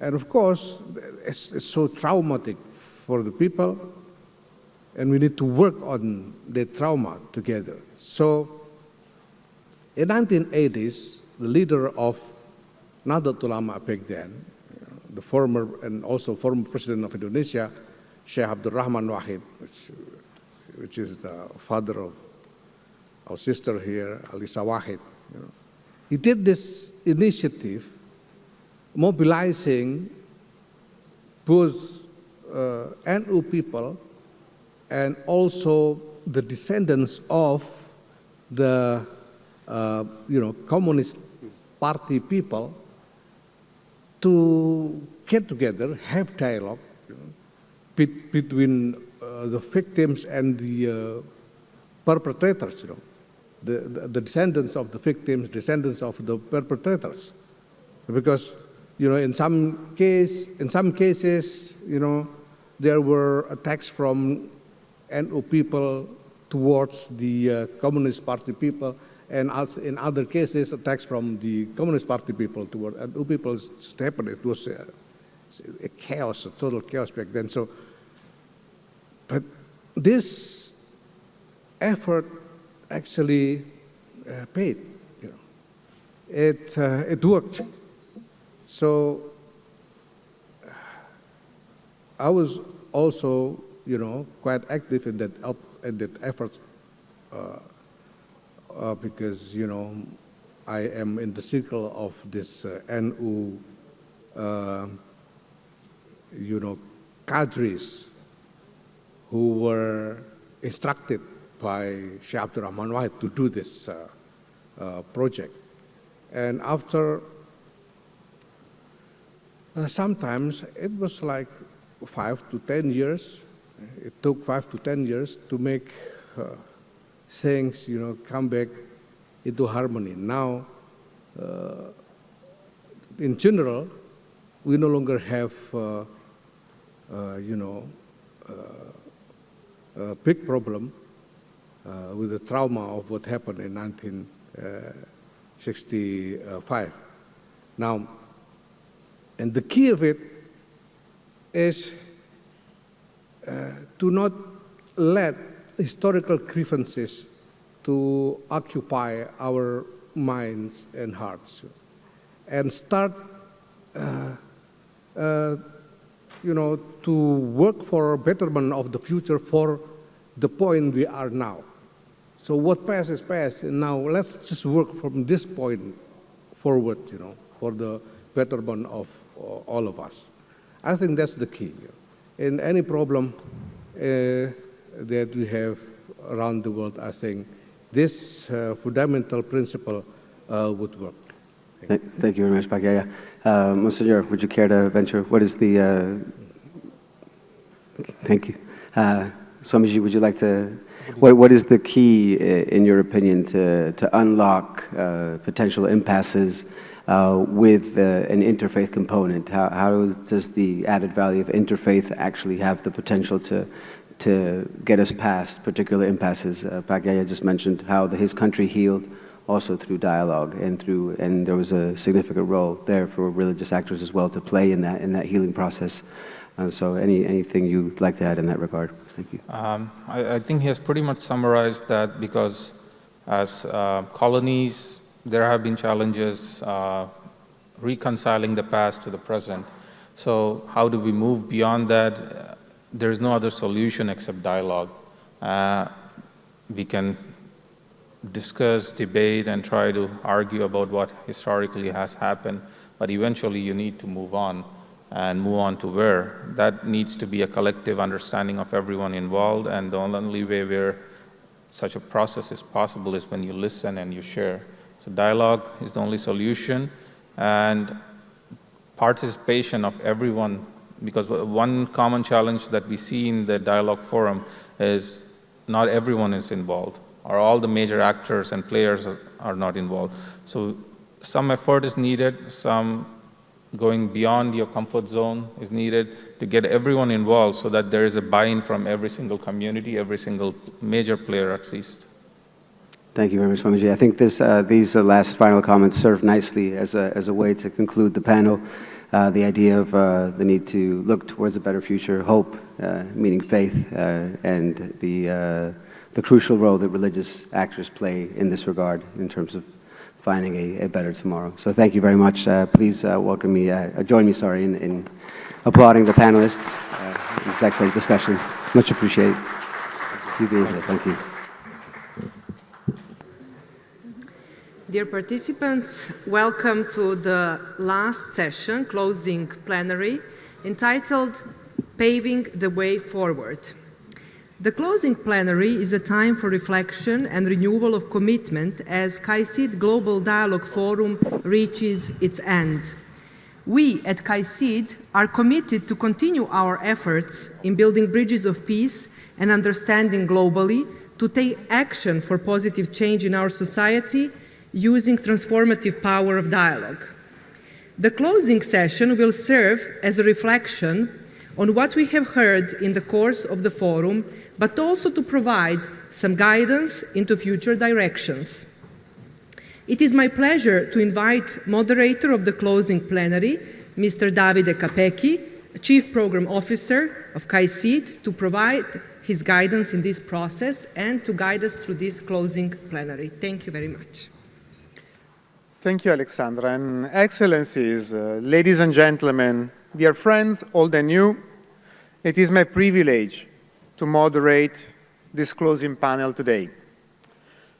To quote the opening remarks of KAICIID Secretary General, His Excellency Dr. Al-Harti, one new chapter is beginning to unfold today, shaped by the voices of those present. Then continuing, that by working together, we can amplify our impact. And I hope after this closing session, we will come to the conclusion that together we must amplify our impact. And it is in this spirit that I would like now to introduce you our closing panelists today. And starting from the left-hand side, we have Ms. Andrea Enriquez, who is External Relations and Partnership Advisor at KAICIID.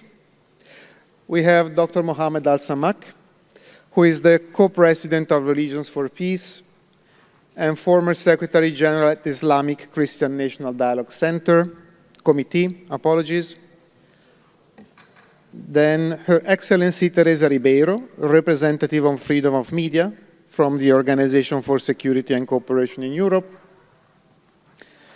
Mr. Kieretye Ozey, head of programs at the African Union's Economic, Social and Cultural Council, and Ms. Rocio Cervera, Deputy Executive Director of the North-South Center of the Council of Europe. Thank you for joining us this afternoon, and we look forward to closing remarks and closing reflections together. In the spirit of the quote that I presented to you earlier today, we have invited you, our friends, to sit on the stage today in the spirit of amplifying together a joint effort for a collaborative impact that will accompany our future work together. Again, as our Secretary General said, let us seize the opportunity of this forum to forge together a path forward and a commitment to positive change. I'd like to give the floor now to Ms. Enriquez to give some indication of how KAICIID sees this path forward. Please. Thank you, Davide. Your Excellencies, ladies and gentlemen, dear friends and partners, when at KAICIID we started last year preparing this forum, we asked ourselves a key question: what for? It was clear that there was a will to bring together the stakeholders and partners that have accompanied our work in the last 12 years. This was indeed an opportunity to celebrate, showcase achievements, learn from our joint work, and look ahead. At the same time, it was crucial to open also to new actors and to build alliances for transformative dialogue. This forum has been for us an opportunity to take the pulse of national, regional, and global stakeholders on transformative dialogue. For KAICIID, this gathering has been a unique occasion to improve our understanding of emerging trends and priorities that shall inform and inspire our work and partnerships. The transformative dialogue imperative, as you received at the beginning of the forum, is at this moment a proposal of a set of principles and approaches, which is based mostly in the current work of KAICIID and how the Center sees its role and contribution to a transformative dialogue agenda. This forum reiterated a few elements that are mentioned in the imperative and are closely linked to the mission of KAICIID, namely the critical contribution that religious and spiritual traditions can provide in addressing the interconnected factors that drive the global crisis of today. The need to renew dialogue efforts, providing sustained, inclusive, safe, and dynamic dialogue platforms for interreligious dialogue, as well as dialogue between religious leaders and policy and decision makers. The importance of building the capacities of a wide range of stakeholders in interreligious and intercultural dialogue methods and approaches to harness the transformative potential of such tool with the intention to bring about long-lasting shifts in relations and institutional settings as well. Additionally, during these 2 days, we learned more about the relation between human dignity and transformative dialogue, the need for trust building, the role that secular and religious actors can play in addressing humanization. We learned about concrete examples on how to make cities more inclusive, build and maintain peace-building processes, and address climate challenges. We heard about the needs to ensure meaningful engagement at the institutional and at the grassroots level of religious leaders, as well as women and youth and others that not always have a seat at the table. We are all committed to leaving no one behind. We were invited to have the courage to leave our silos, leave our comfort zone, to be humble, open-minded, open-hearted, and truly available to engage in meaningful and transformative dialogue that can lead us to collective action. KAICIID will now ensure that these and their key messages from the forum will be further harvested and included in the imperative and communicated to all attendees and beyond. The imperative is a broad-based ethical commitment and a call to action to all the stakeholders present here today. As a follow-up to the forum and the imperative, KAICIID will publish a guide on the collaborative way forward. The learning from this forum will certainly shape this publication, that we expect to be a collective exercise with speakers and partners to advance knowledge and inspire future work.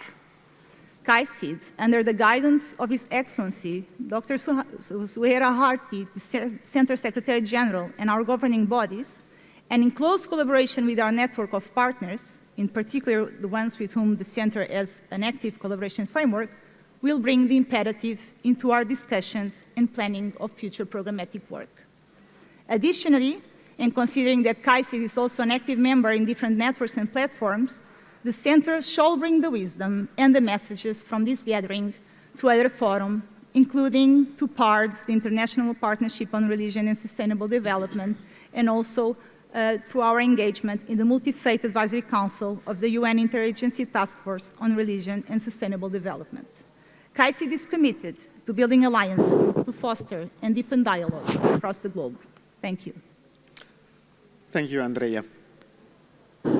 Through this forum, you heard from my dear colleague and friend Andrea, KAICIID had the intention to open doors through our convening power to focus more on solutions after having found common ground.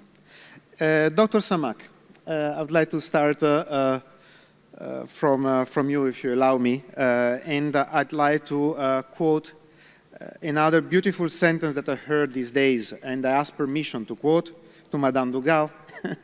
It's that dignity is impacted by the actions we choose to make. And I quote it freely with your content. Dr. Samak, in the spirit of these beautiful words that I trust we all share, throughout the plenaries and the working groups of the last 2 days, you have heard a number of voices offering their wisdom and practices, examples from real life and real experiences. Then what is your take from what you heard around the emerging trends, key priorities and highlights that can lead our path together for the future? Well, I really, as an old member, started from scratch with KAICIID before it was born. But what I've listened today to the different speakers, the spirit of the meeting and the wording of the contributions proved to me once again that KAICIID is in safe hands and on the right track. Well, let me share you with the why KAICIID was born. You know, the historical background from an old man participating with you. There were no KAICIID, no, it was just an idea by the late King Abdullah of Saudi Arabia. He asked the Islamic League for an answer for a question. The question was, is Islam a religion of dialogue or a religion of call, a da'wah, call to Islam only, or at the same time, it is a religion of dialogue? The king asked, I want a very clarified and specific answer. So the Islamic League prepared the conference in Mecca itself. And I was asked at that moment to present a paper. I wasn't aware of this background, but they asked me to prepare a paper about Islam, the concept of other religions in Islam.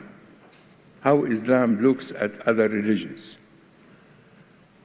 After all, the conference started, and the declaration made by scholars from different denominations from Islam, they all agree that Islam is not only a religion of call, it is a religion of dialogue. Then King Abdullah took his brave initiative visiting the Vatican and then calling for the conference in Madrid with the King of Spain, Carlos. And from there, KAICIID was born and went on. And I'm happy to say what I've learned today from the different speakers proved to me that KAICIID is still on the right track. And I'm happy for that. Thank you, Dr. Samak. Thank you very much. We appreciate it. And of course, learning from the past is also the beginning of starting together a new future. Ms. Ribeiro, what is your take of these 2 days?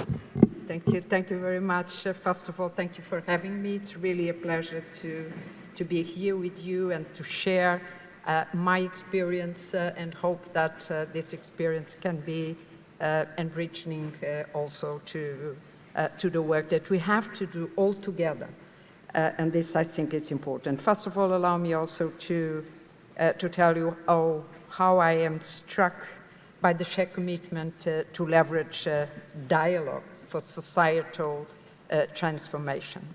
And throughout the topics that we have discussed, I clearly see that they resonate with the main focus of the OSCE, which is peace and security. OSCE is the biggest regional organization for security. It's not a human rights organization, it's a security organization. But, and this is very interesting, with one institution, an independent institution within the organization that deals with media freedom. And we have, and you know, the question for me was always, but why do we have media freedom in a security organization? Why media freedom matters for security and peace? And I think that is precisely the point where we can really look at some of the topics that have been discussed here, like the problem of the narratives, the control of the narratives, the information public space, how shall we live in the same public space, respecting human rights, media freedom, while, of course, trying to avoid all the noise that, unfortunately, nowadays, due to new technologies, the amplification that these new technologies allow regarding hate speech, disinformation, etc. What can we do? And this is important for us to be able to have our dialogue. If we don't have a clear information space, fully respecting the principles and commitments that are the ones at international law on human rights in your experiences, we will not be able to have this dialogue we need if we want to induce societal transformation. This is my first take, but of course then I would like to explore a little bit some other avenues of this first approach. Many thanks. Mr. Rosé, please. Yes, I think for me the idea or the concept of transformative dialogue is very it resonates deeply because I work within an institution, the African Union, that devotes a lot of energy and resources on peace and security and the resolution of conflict. We have the African Peace and Security Architecture, which has been put together to ensure coexistence among communities and peoples. And I think the importance of this topic of transformative dialogue is apparent in the fact that some of the most important components of the African Peace and Security Architecture actually are those that focus on dialogue. And so yesterday, for instance, we heard Madame Graça Machel, who spoke, and is a member of one of those components of the African Peace and Security Architecture, which is the Council of Elders, who we call upon as a continent to intervene in spaces where dialogue is needed. I think one of the things that I took away from the conversation yesterday in particular is, the conversation we had around human dignity, and there was no divergence in the room as to what it is. I think everybody understands at some basic level that we can all identify ourselves around this principle that we all have dignity. But I think equally true is the fact that at the root of a lot of disagreement and conflict is an inability to recognize this human dignity in the other. And so I think going forward, the question is how do we make sure that we are able to give practical meaning to what we all confess to be true, as the fact that we all have human dignity, when there are situations where perhaps you need to expend some political will to actually give practical meaning to the fact that, all parties in a conflict have human dignity, when there is perhaps personal cost to be had, in terms of maybe a potential loss of face in front of family or community or any kind of societal grouping. How much of this political will or personal costs are we willing to incur in order to make evident the fact that we recognized dignity in the other person?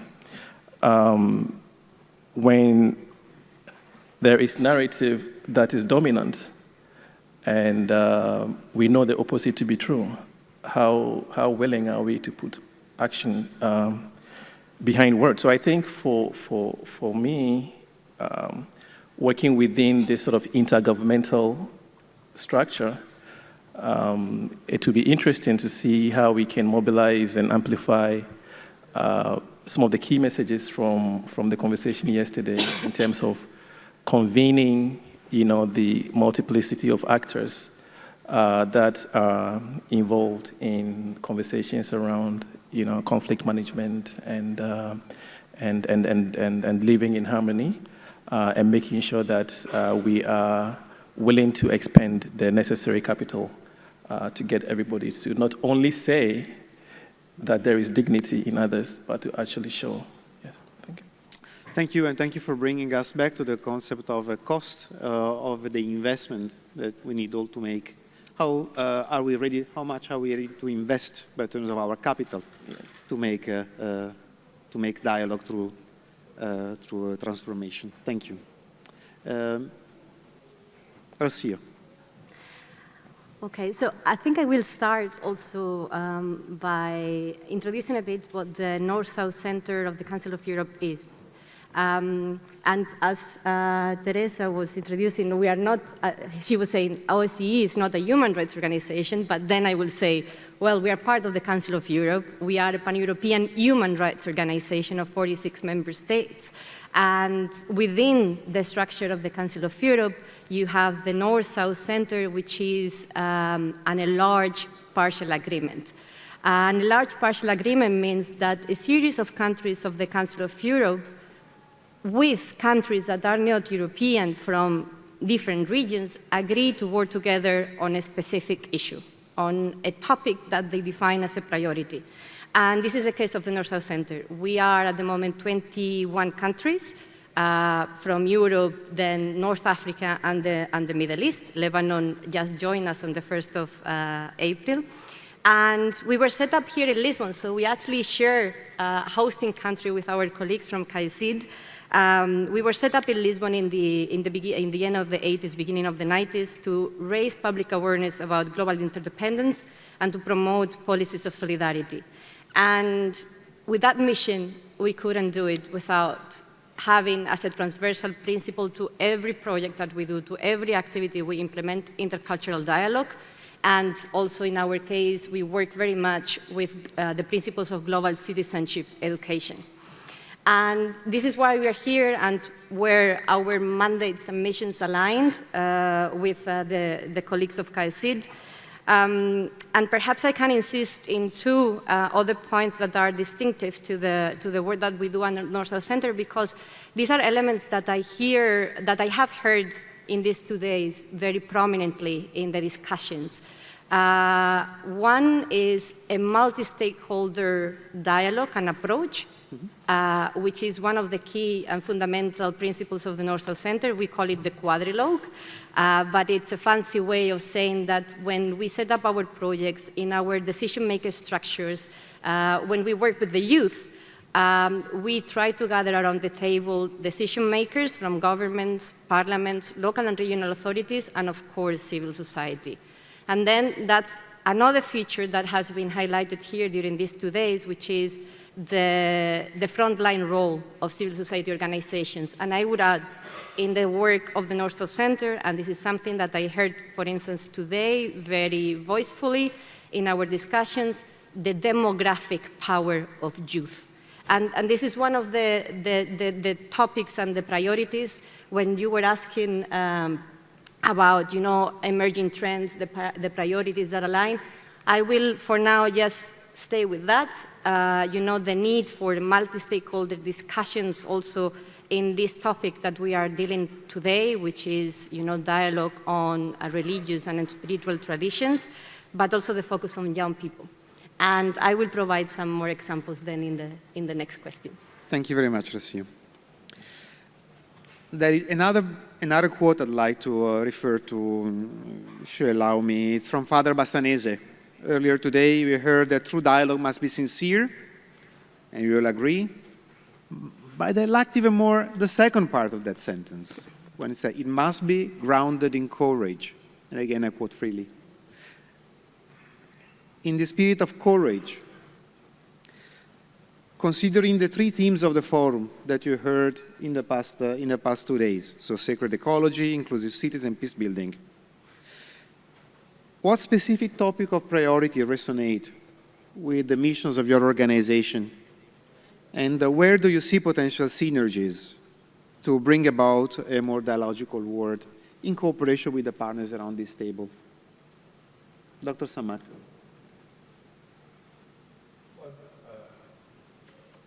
You have to start with the scientific definition of dialogue to answer this question. To me, dialogue is the art of searching for the truth in the point of view of the other. Mm-hmm. And this means that I start my dialogue by a confession that I don't have the truth. And I'm looking for it, even I go far to search for it in the point of view which is completely different from mine. If I find it there, this would be good for me. And if the other find it with me, this is good for both of us. So the art of dialogue is openness and respect to the other, respect to the differences. And that's what I really noticed during the discussions today and yesterday, that the concept of dialogue should be more clear in the sense of it's not a monopoly of the truth. The truth is open, and the truth has so many faces to comprehend. And one of these faces, the topic we are dealing with. So I believe that the conference during these 2 days has proved practically that KAICIID is pushing in the right direction and trying to form a sort of collective understanding of how to build or to rebuild our communities together within the limits or within the framework of freedom, respect, and especially freedom of religion. I don't say I intentionally avoid to say to tolerate the other. It's not tolerance.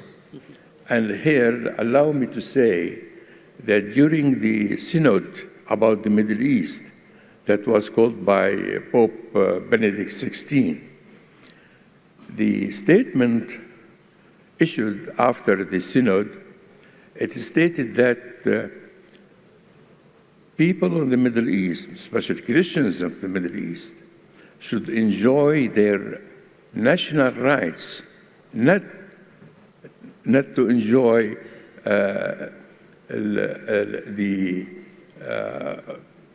this concept of tolerance. Tolerance, as Nietzsche described it, is an insult to the other.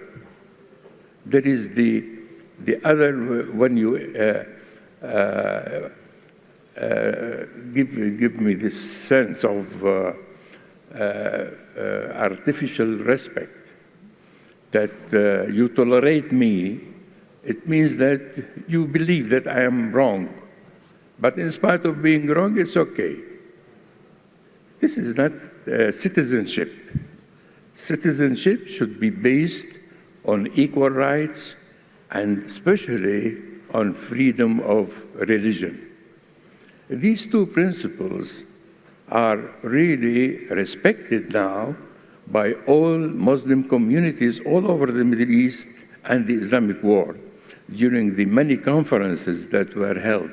And I would like to share with you here in KAICIID, as a member of KAICIID and working with KAICIID since its very beginning, that these concepts that were appreciated and acknowledged by Muslim scholars all over the world should be adapted in such meetings and should be promoted to be the culture on which we can build our common future together. Thank you, Dr. Samar. Thank you, Dr. Samar. Mr. Libero, please. Thank you very much. And thank you very much also for digging on the concept of dialogue that we have been discussing. We talked a lot about dialogue, but really we need to understand what is dialogue. Dialogue is, it goes far beyond the conventional mechanisms of people talking to each other. So thank you very much for that. And also thank you very much for the tolerance and the way you frame this concept too. I do remember my times in the Council of Europe when we were discussing a lot the issue of tolerance, and you are absolutely right. tolerance is disrespectful, is putting the different, in different levels, me and the others. Yeah. So, and this is important, yes. But if you ask me, what are the dimension of the three that you mentioned, which is more, or it's closer to my institution, I would say all of them.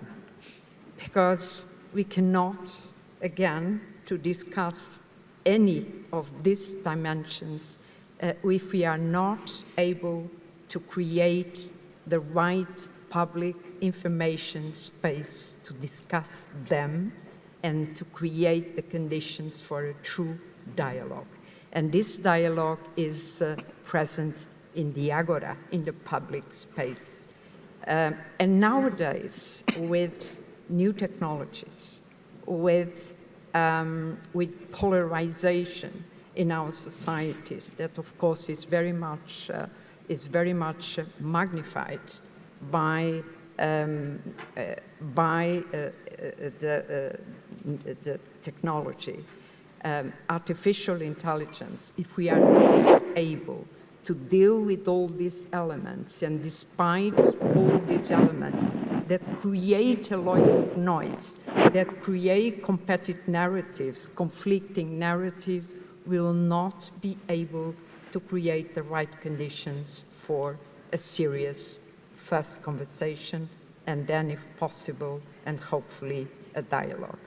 And for that, and we are now discussing in my institution a new concept, which is a public interest framework, which means that, and again, while fully respecting international human rights law and freedom of expression, so no confusion about any control of the public space of information, so fully respecting human rights, fully respecting Article 10 of the Convention, Article 19 of ICCPR, we really need to have a kind of another layer that ensures transparency and that allows us to have access to clean information.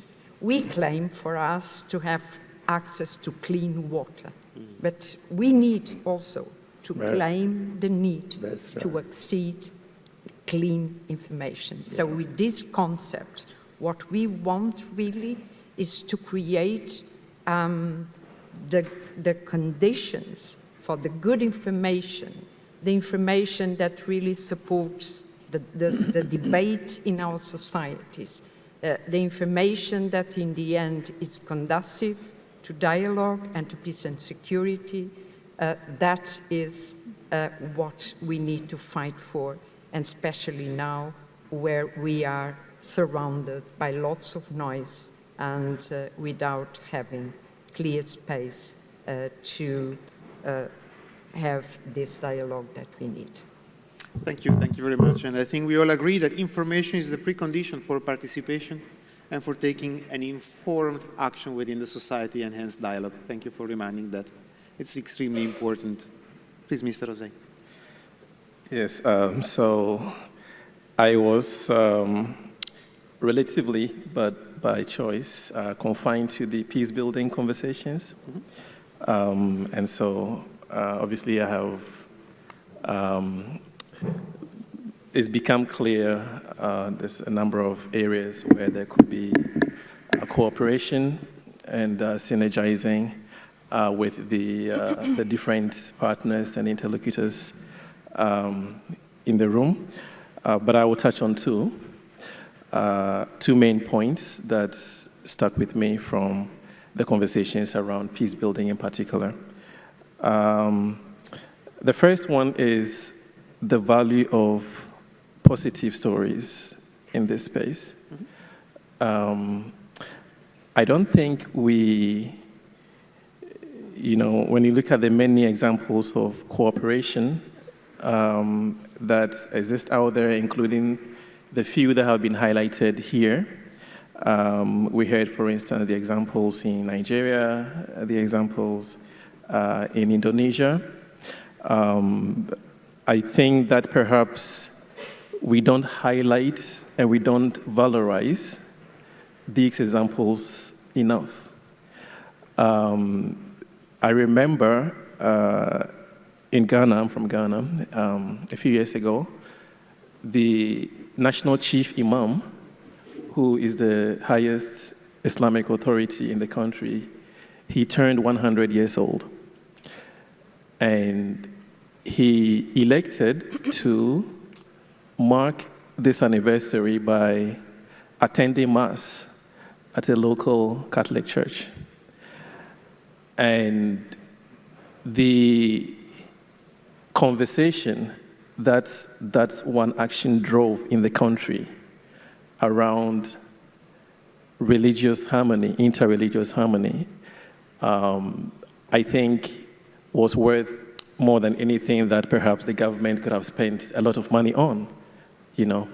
And so I think when you have examples, and we know examples of good practice exist, perhaps we can deploy those, we can leverage them a lot more. I think Excellency just spoke about information. Unfortunately, in the current information climate, the negative, makes its way to the top much more quickly than the positive. And so I think that is one area that I thought we could focus on going forward. The second element is around the need to engage the actors who are within, who might be implicated in the conflict itself. So how do you work within the system that you have, especially when that system is happens to be dominated by religious actors? I think one of the key things that's really emerged from these conversations on peace building is there's a level of unease, level of discomfort around engaging religious bodies and religious authorities. And this may be because that in a lot of our structures, we are socialized around this idea of separation of church from state, and a lot of our systems claim, adherence to the concept of secularism. And so I think there's a certain unease that you observe when it comes to, bringing religious actors to the center, of some of these conversations. Myself, from the African Union, working within ECOSOC, which is the organ that deals with civil society, in our founding statutes, faith-based organizations were the only major category that was explicitly removed from who could be part of our forum, because again, there was this existing level of discomfort that maybe once you introduce, this particular category, it might bring in, other things. But I think once we actually started working, it became obvious that this was a fallacy, because you work with people or organizations in the way that they organize themselves, right? And so for us as ECOSOC, working with African civil society, people organize themselves around faith, around traditional affiliation, around schools, alumni associations, and things like this. And so you cannot say you can engage this one and not the other one. And so I think one of the things that perhaps we need to look at is how to be a little bit more comfortable working and engaging religious actors who, after all, I think we learned yesterday, are permanent in our society. I think one of the things that I think the Excellency, the Imam said, that the permanency of religious authorities such that you really cannot afford to sideline them in any sort of substantive work that you're trying to do. Thank you. Rocio. Okay, I think that in my reply about the synergies, I might come back also to the emerging trends and the priorities that we were discussing, and I will focus on 3 points. One, education. Education related to the demographic power of youth that we were mentioning before. And I think that in our discussions in these 2 days, a lot was referred also about, the transformative power of learning, how, educating the young generations is a joint effort, the whole tribe, someone said. And it's also a big responsibility because very recently UNESCO launched a report about the state of global education. They were referring how 350 million children around the world are educated today by non-state actors. And that implies schools, private schools that are based on different faiths and religions. That implies civil society. That implies the private sector as well. So this is fundamental also because of another emerging trend, which is the learning loss. At the North-South Center, we work also with other regions, and we see this increasing trend about people, young generations or young children that are not in education, they are not in school, and how you reach out to them. And that's where, the discussions here today are so important. So in terms of synergies, going back to that, I think that one successful experience that we have with the North-South Center engaging with KAICIID, but also other organizations that are working also in the field of education based on intercultural and interfaith dialogue, is that we have launched training courses. At the moment, we have an online training course on intercultural and interfaith dialogue that is targeting educators from the formal and then non-formal education sector, and we have done this training course together with KAICIID, with the Alliance of Civilizations, with the AKDN Development Network, as with one in the Universidad Católica of Valencia. And it proved very successful because it's what we're saying, it's about all our efforts together. It's because we put there all the resources that we have. We distributed all the information, exponentiating the outreach from our networks. So I think this is a path to keep building upon. The second point, connected to emerging trends, building on what Teresa was also saying, is the rising trend of hate speech and hate crime. And here I can also link it to the work that we are doing at the Council of Europe, because as we were mentioning before, as an organization that is human rights-based, is a values-based organization, but also with a strong legal component. The organization is advocating also for international agreements on a variety of topics. One of them is the Budapest Convention to fight cybercrime, and it has a very specific protocol on fighting racist and xenophobic speech, hate crime. And we are talking here about also the legal aspects of it. One of our speakers yesterday said, peace without justice is an illusion. And here, in the discussions today, people were also referring to this about, how you hold accountable when people are going too far.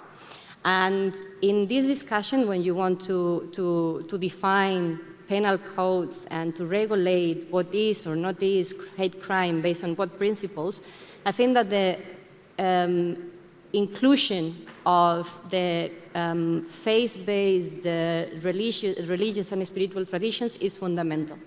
And as the North-South Center, we are going also to work on that direction, especially raising awareness among young people. And I think that this is also an area of potential cooperation that might be important to explore further in the future. And my last point will be on human dignity, also related to the work of the organization and connected to the multi-stakeholder approach. And I give you an example. The Council of Europe has also a specific convention that is working on combating trafficking of human beings. And we do it also in cooperation with countries from different regions of the world, from North African countries, and it's a very sensitive issue and it's a global threat. So there are many countries that are involved, there are many sensitivities that are involved, and the way we do it is also with a multi-stakeholder approach that engages the decision makers, but also the judiciary, the police, and the civil society organizations. The psychologists, you know, it's a victim-centered approach. And in order to have this element of human dignity, it is also very important to reflect and to include in the consultations and in the protection mechanisms the elements of spiritual and religious dialogue that we are commenting here. So these are three areas where I see that also in the future, between our organizations, KAICIID, and the North-South Center of the Council of Europe, there is a lot of ground to work together. Thank you very much. And before giving the floor to Andrea for maybe some reactions, there are a couple of points I'd like to raise. So first of all, thank you for bringing back the attention to the fact that we talk about dialogue, and when we talk about dialogue, we deal with real people from the ground, with real problems. They're paying a cost themselves for the lack of dialogue, and it is our imperative, it is our moral duty to do everything we can in our power to avoid that to happen. Hence, this document that was already mentioned, the Global Transformative Dialogue Imperative that you can find on our website, which is how at KAICIID we see our potential way forward by terms of ethical imperative for moving ahead. So I call for your attention on that regard. And the second is the publication that Andrea already mentioned, that at KAICIID we would like to look at as a way of starting this dialogue to be the Alliance for Peace in a rapidly changing world, which is going to focus specifically on the concept of human dignity to transformative dialogue. And in that perspective, our conversation is taking place. So at KAICIID, we have a great deal to say concerning this topic that we have discussed, but we have also a great deal to listen to and then to create a narrative together with you, our partners, leveraging the experience Dr. Samak has pertinently highlighted in his opening remarks, and we thank you for that. So Andrea, what reactions can you provide us concerning what you've heard so far? Thank you, Davide. I think we need to meet more often. I think we need to discuss more and to share more about what we do, and really to listen to the excellent work that different stakeholders at different levels are already doing in the room, because when we take the time to hear, we do find a lot of potential synergies. And only from this very brief discussion, we do see that we have a lot in common, especially concerns about creating and understanding what dialogue means and creating together the conditions to offer this dialogue. And we see our mission and mandates touch each other, and that probably will serve better if we serve together, and especially in supporting each other in our multi-stakeholder efforts, in making sure that we help others to see their blind spots and fill the gaps, and supporting with the outreach, in bringing to the table who is missing, in supporting this meaningful engagement and dialogue. And I see here a clear concern about young people, but it was also mentioned during these 2 days about women in particular as well. And I also heard the concern about, regarding the conditions, the question of the education and the clean information, and how we can indeed, and we are somehow already punctually coming together in efforts on educating for dialogue, for interfaith and intercultural dialogue. So this is a first reaction, but I think that the forum is just the beginning of a conversation that we will certainly follow up. Absolutely, Andrea. Do you have any reaction from the panel of what you have heard for your fellow panelists so far? Before going into the next round of questions, please, Ms. Ribeiro. Yes, I just would like to concretize a bit what I said before and the possibilities that I see in joining efforts with KAICIID. Because if we want really to create this, it's not the ideal public sphere of Habermas, but something similar, of course, we need, first of all, to think about the obligation of the states to protect the different voices. This is very important. We need the different voices to express themselves, to be heard, and hopefully to be understood. But we have also the need to have good journalists, and this is very, very important, that fully respect the ethical standards. And we need also to have a serious conversation with the online platforms. There is a concentration of power in these platforms that needs to be looked at. If we see that this kind of overpower can, in a way, derail our information space, and this is also very important. But at the same time, last but not least, we need to reinforce the resilience of our citizens, and for that, we need really to have media literacy programs, and I hope that KAICIID could also think about it, because nowadays it's important to empower citizens to navigate in the troubled waters of this new information space. Thank you, Mr. Ribeiro. And the concept of intergenerational dialogue have come out of many of the conversations that happened in the breakout room. We appreciate the concept of accountability of governments and actors has emerged. The concept of creating a united front against challenges has also emerged. So I think we are converging in also identifying how this could happen more concretely. Rocio? Yeah, because you mentioned if we wanted to react also on some of the interventions from our fellow panelists, and we were talking in the panel before about one aspect that we should be really looking at as organizations that have closely related missions when it comes to promoting dialogue, which is how we communicate about the impact.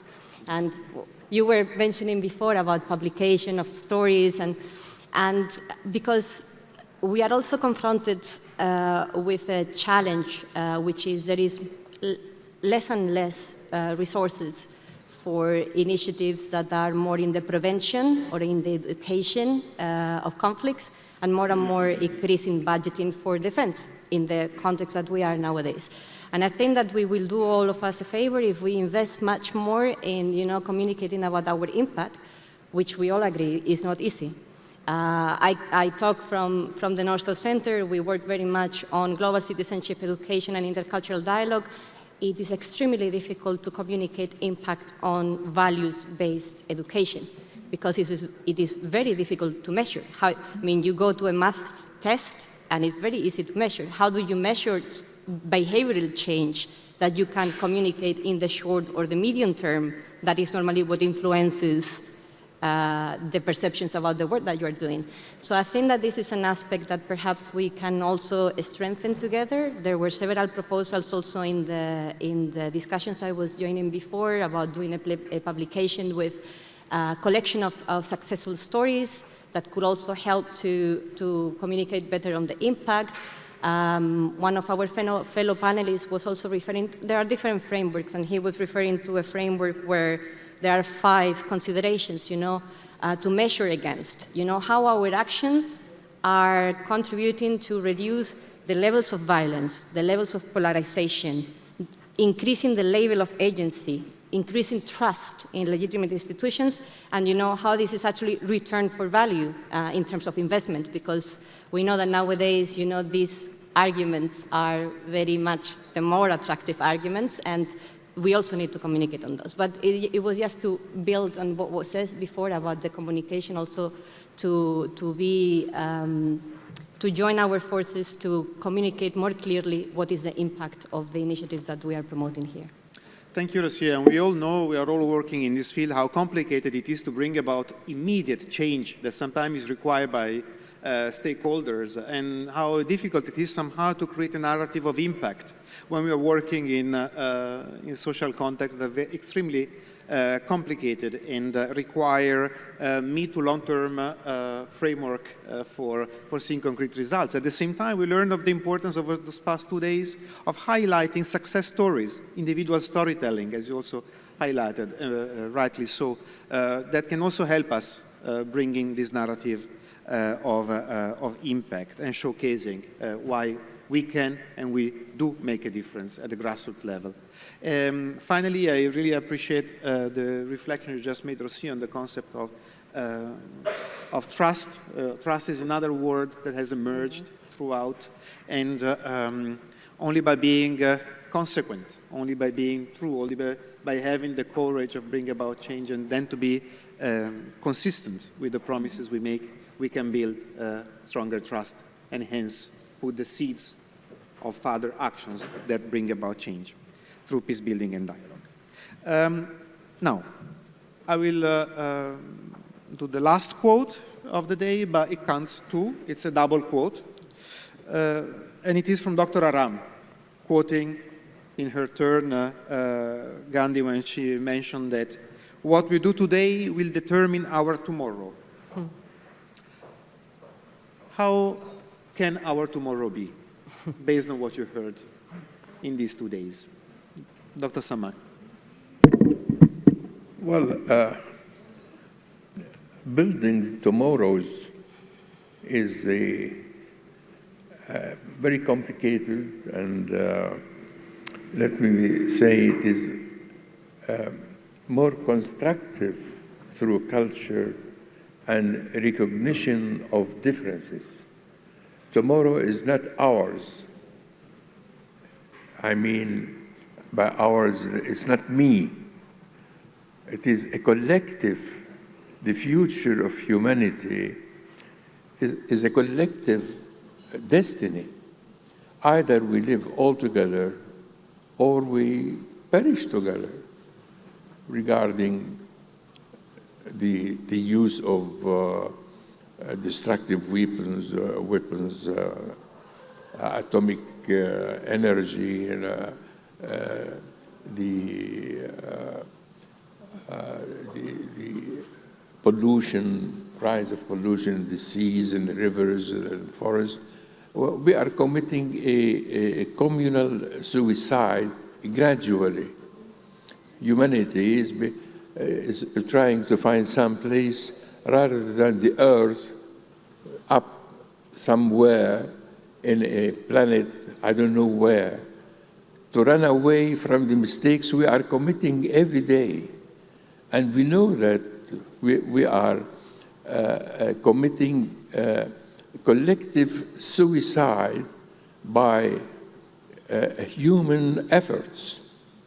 So I believe dialogue should focus in the future about the commonalities that humanity is in need to build a civilization for the human being, a civilization that's not built on arms, but built on trees and built on love, not on hatred, as we have seen between political divisions all over the world, not only religious, but political and ethnical and so on.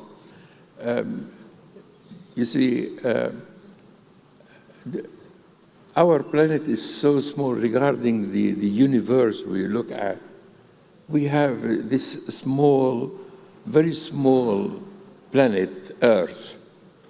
It's pity that we don't take into consideration that we are drinking the same water, that we are breathing the same air, that we are living on the same trees. And we are a family, a real family, humanity. Now, if we look at the international relations as it is, you think that each group, each people, as if it is living in a different in a different planet. So dialogue, I believe, humanitarian, the humanitarian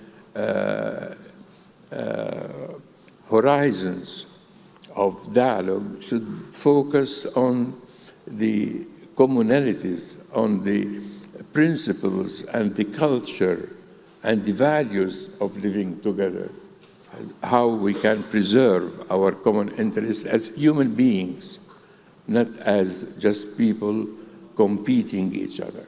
Thank you, Dr. Samak. So how is our tomorrow? It's a very difficult question and a very interesting one.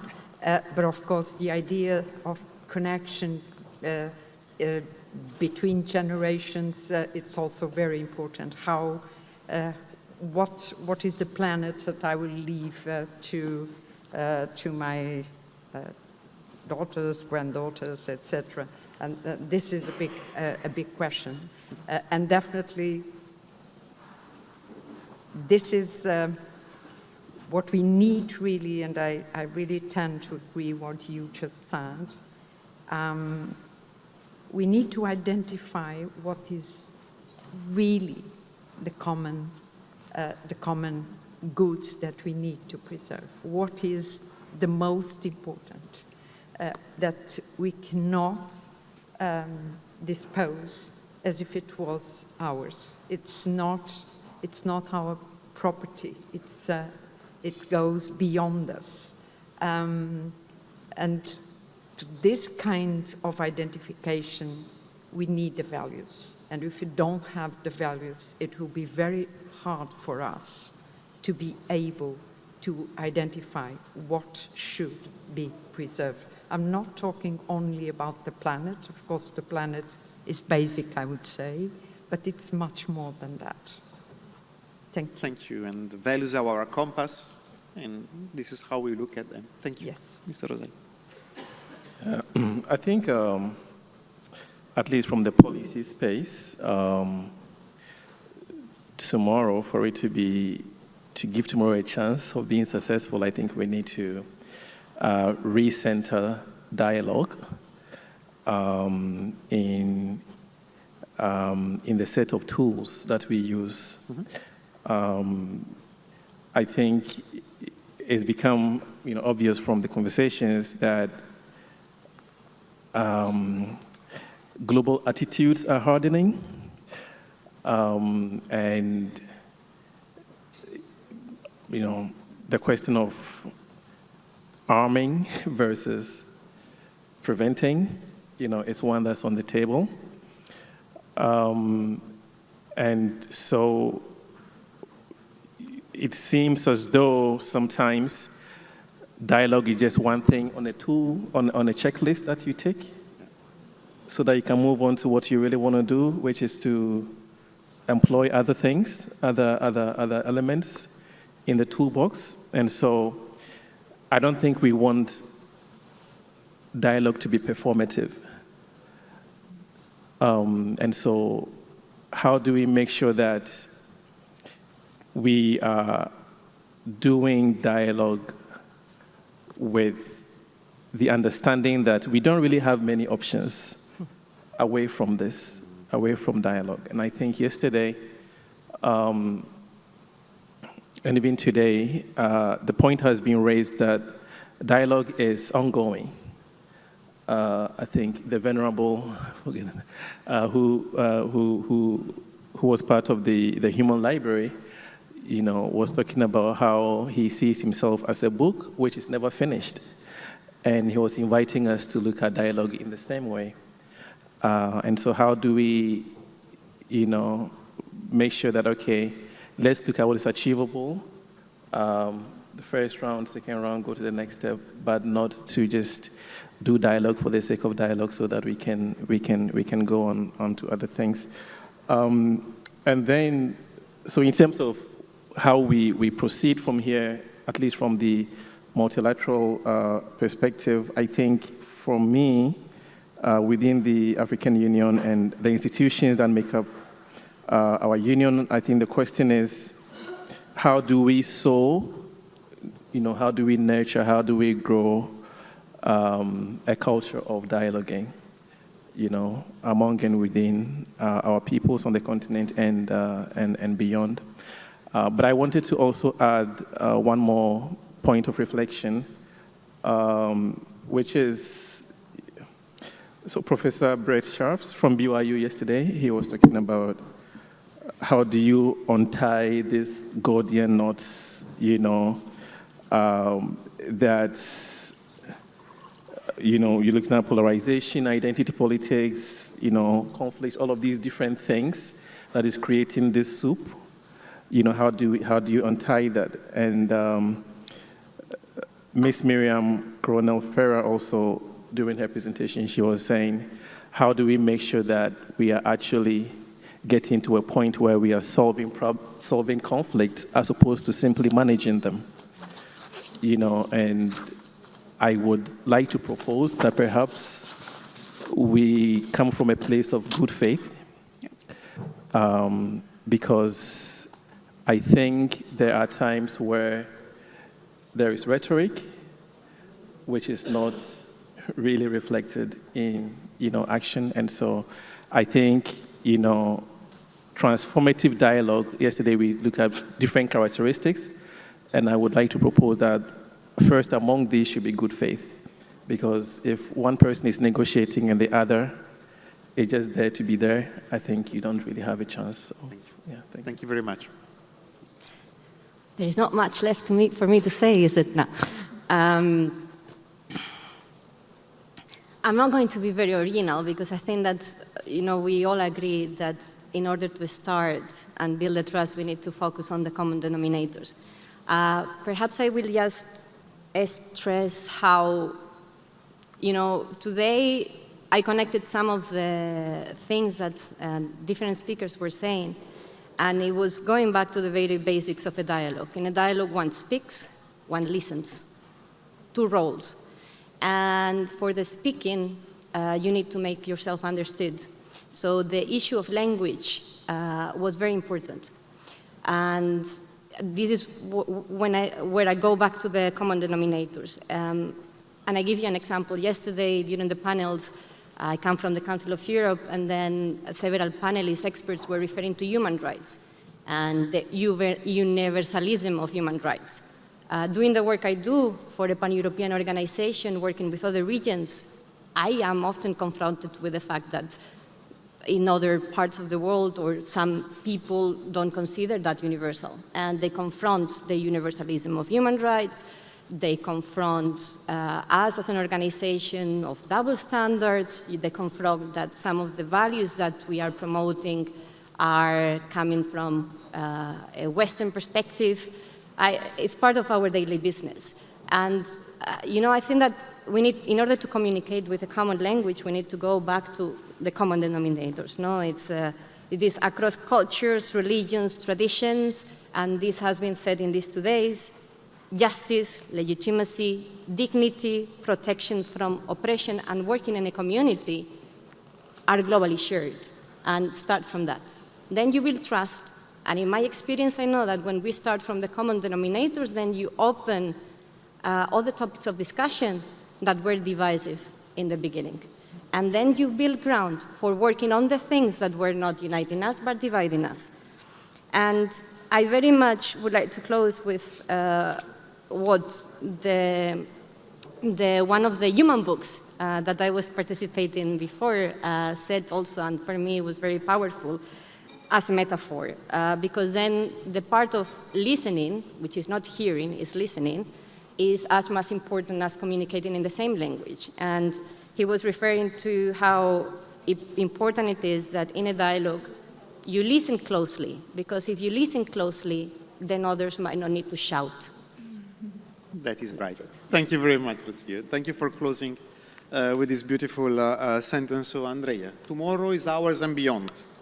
It's about values, tools, attitudes, avoidance of tokenism, hence authenticity. It's about courage. It's about building trust. It's about accountability. It's about commitment. It's about consistency, good faith. It's about a participatory approach. Do we have enough to move ahead? It's never enough. It's never enough. That's yes. Right. Thank you. Thank you all for joining us. And I give the floor to Alexandra. And thank you for joining this closing panel. Thank you.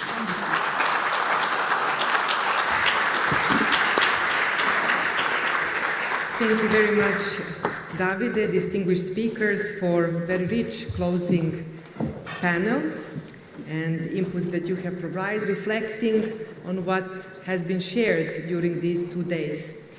And before we come slowly to the closing of this forum, I would like to share 2 logistical informations.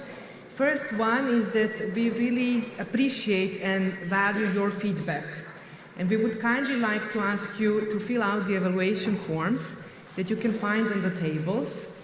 So we can improve, we can grow with your support and feedback in the future.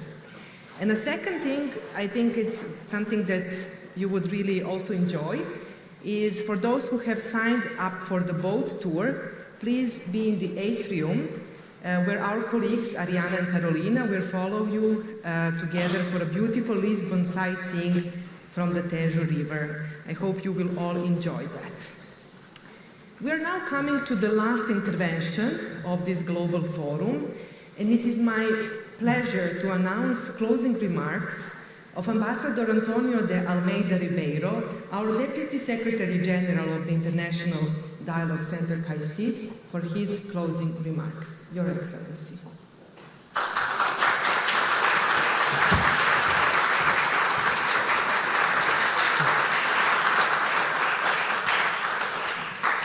Your All Holiness, Your Virtue, Eminences, Excellencies, distinguished partners, ladies and gentlemen, dear friends.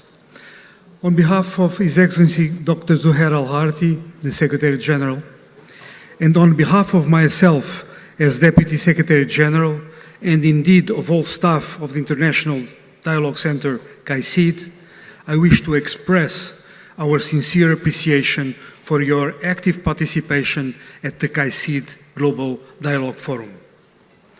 It's a profound honor for the Secretariat to lead the first edition of the forum. We are grateful to KAICIID's Council of Parties member states for entrusting us with the mission of this noble organization, and to our dear host, the Government of Portugal, for the overall support. Last but not least, allow me to express appreciation to our distinguished speakers and participants for their stimulating and impactful contributions. Our discussions might have come to an end, yet there is still a lot to be done. One message that comes across clearly is the need to put transformative dialogue at the heart of our agendas. Dear friends, it's a pleasure to observe the commitment of several partners who pledged to support the transformative dialogue imperative.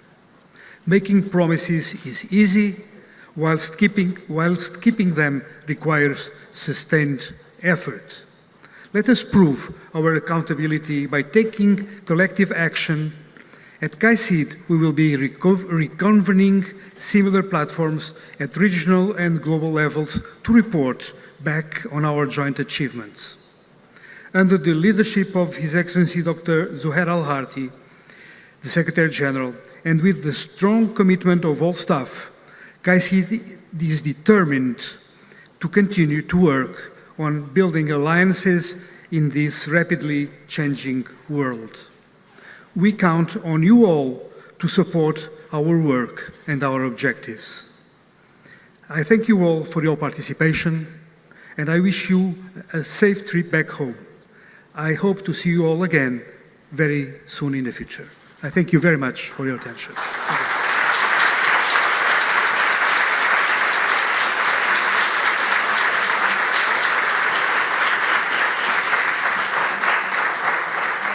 Thank you very much.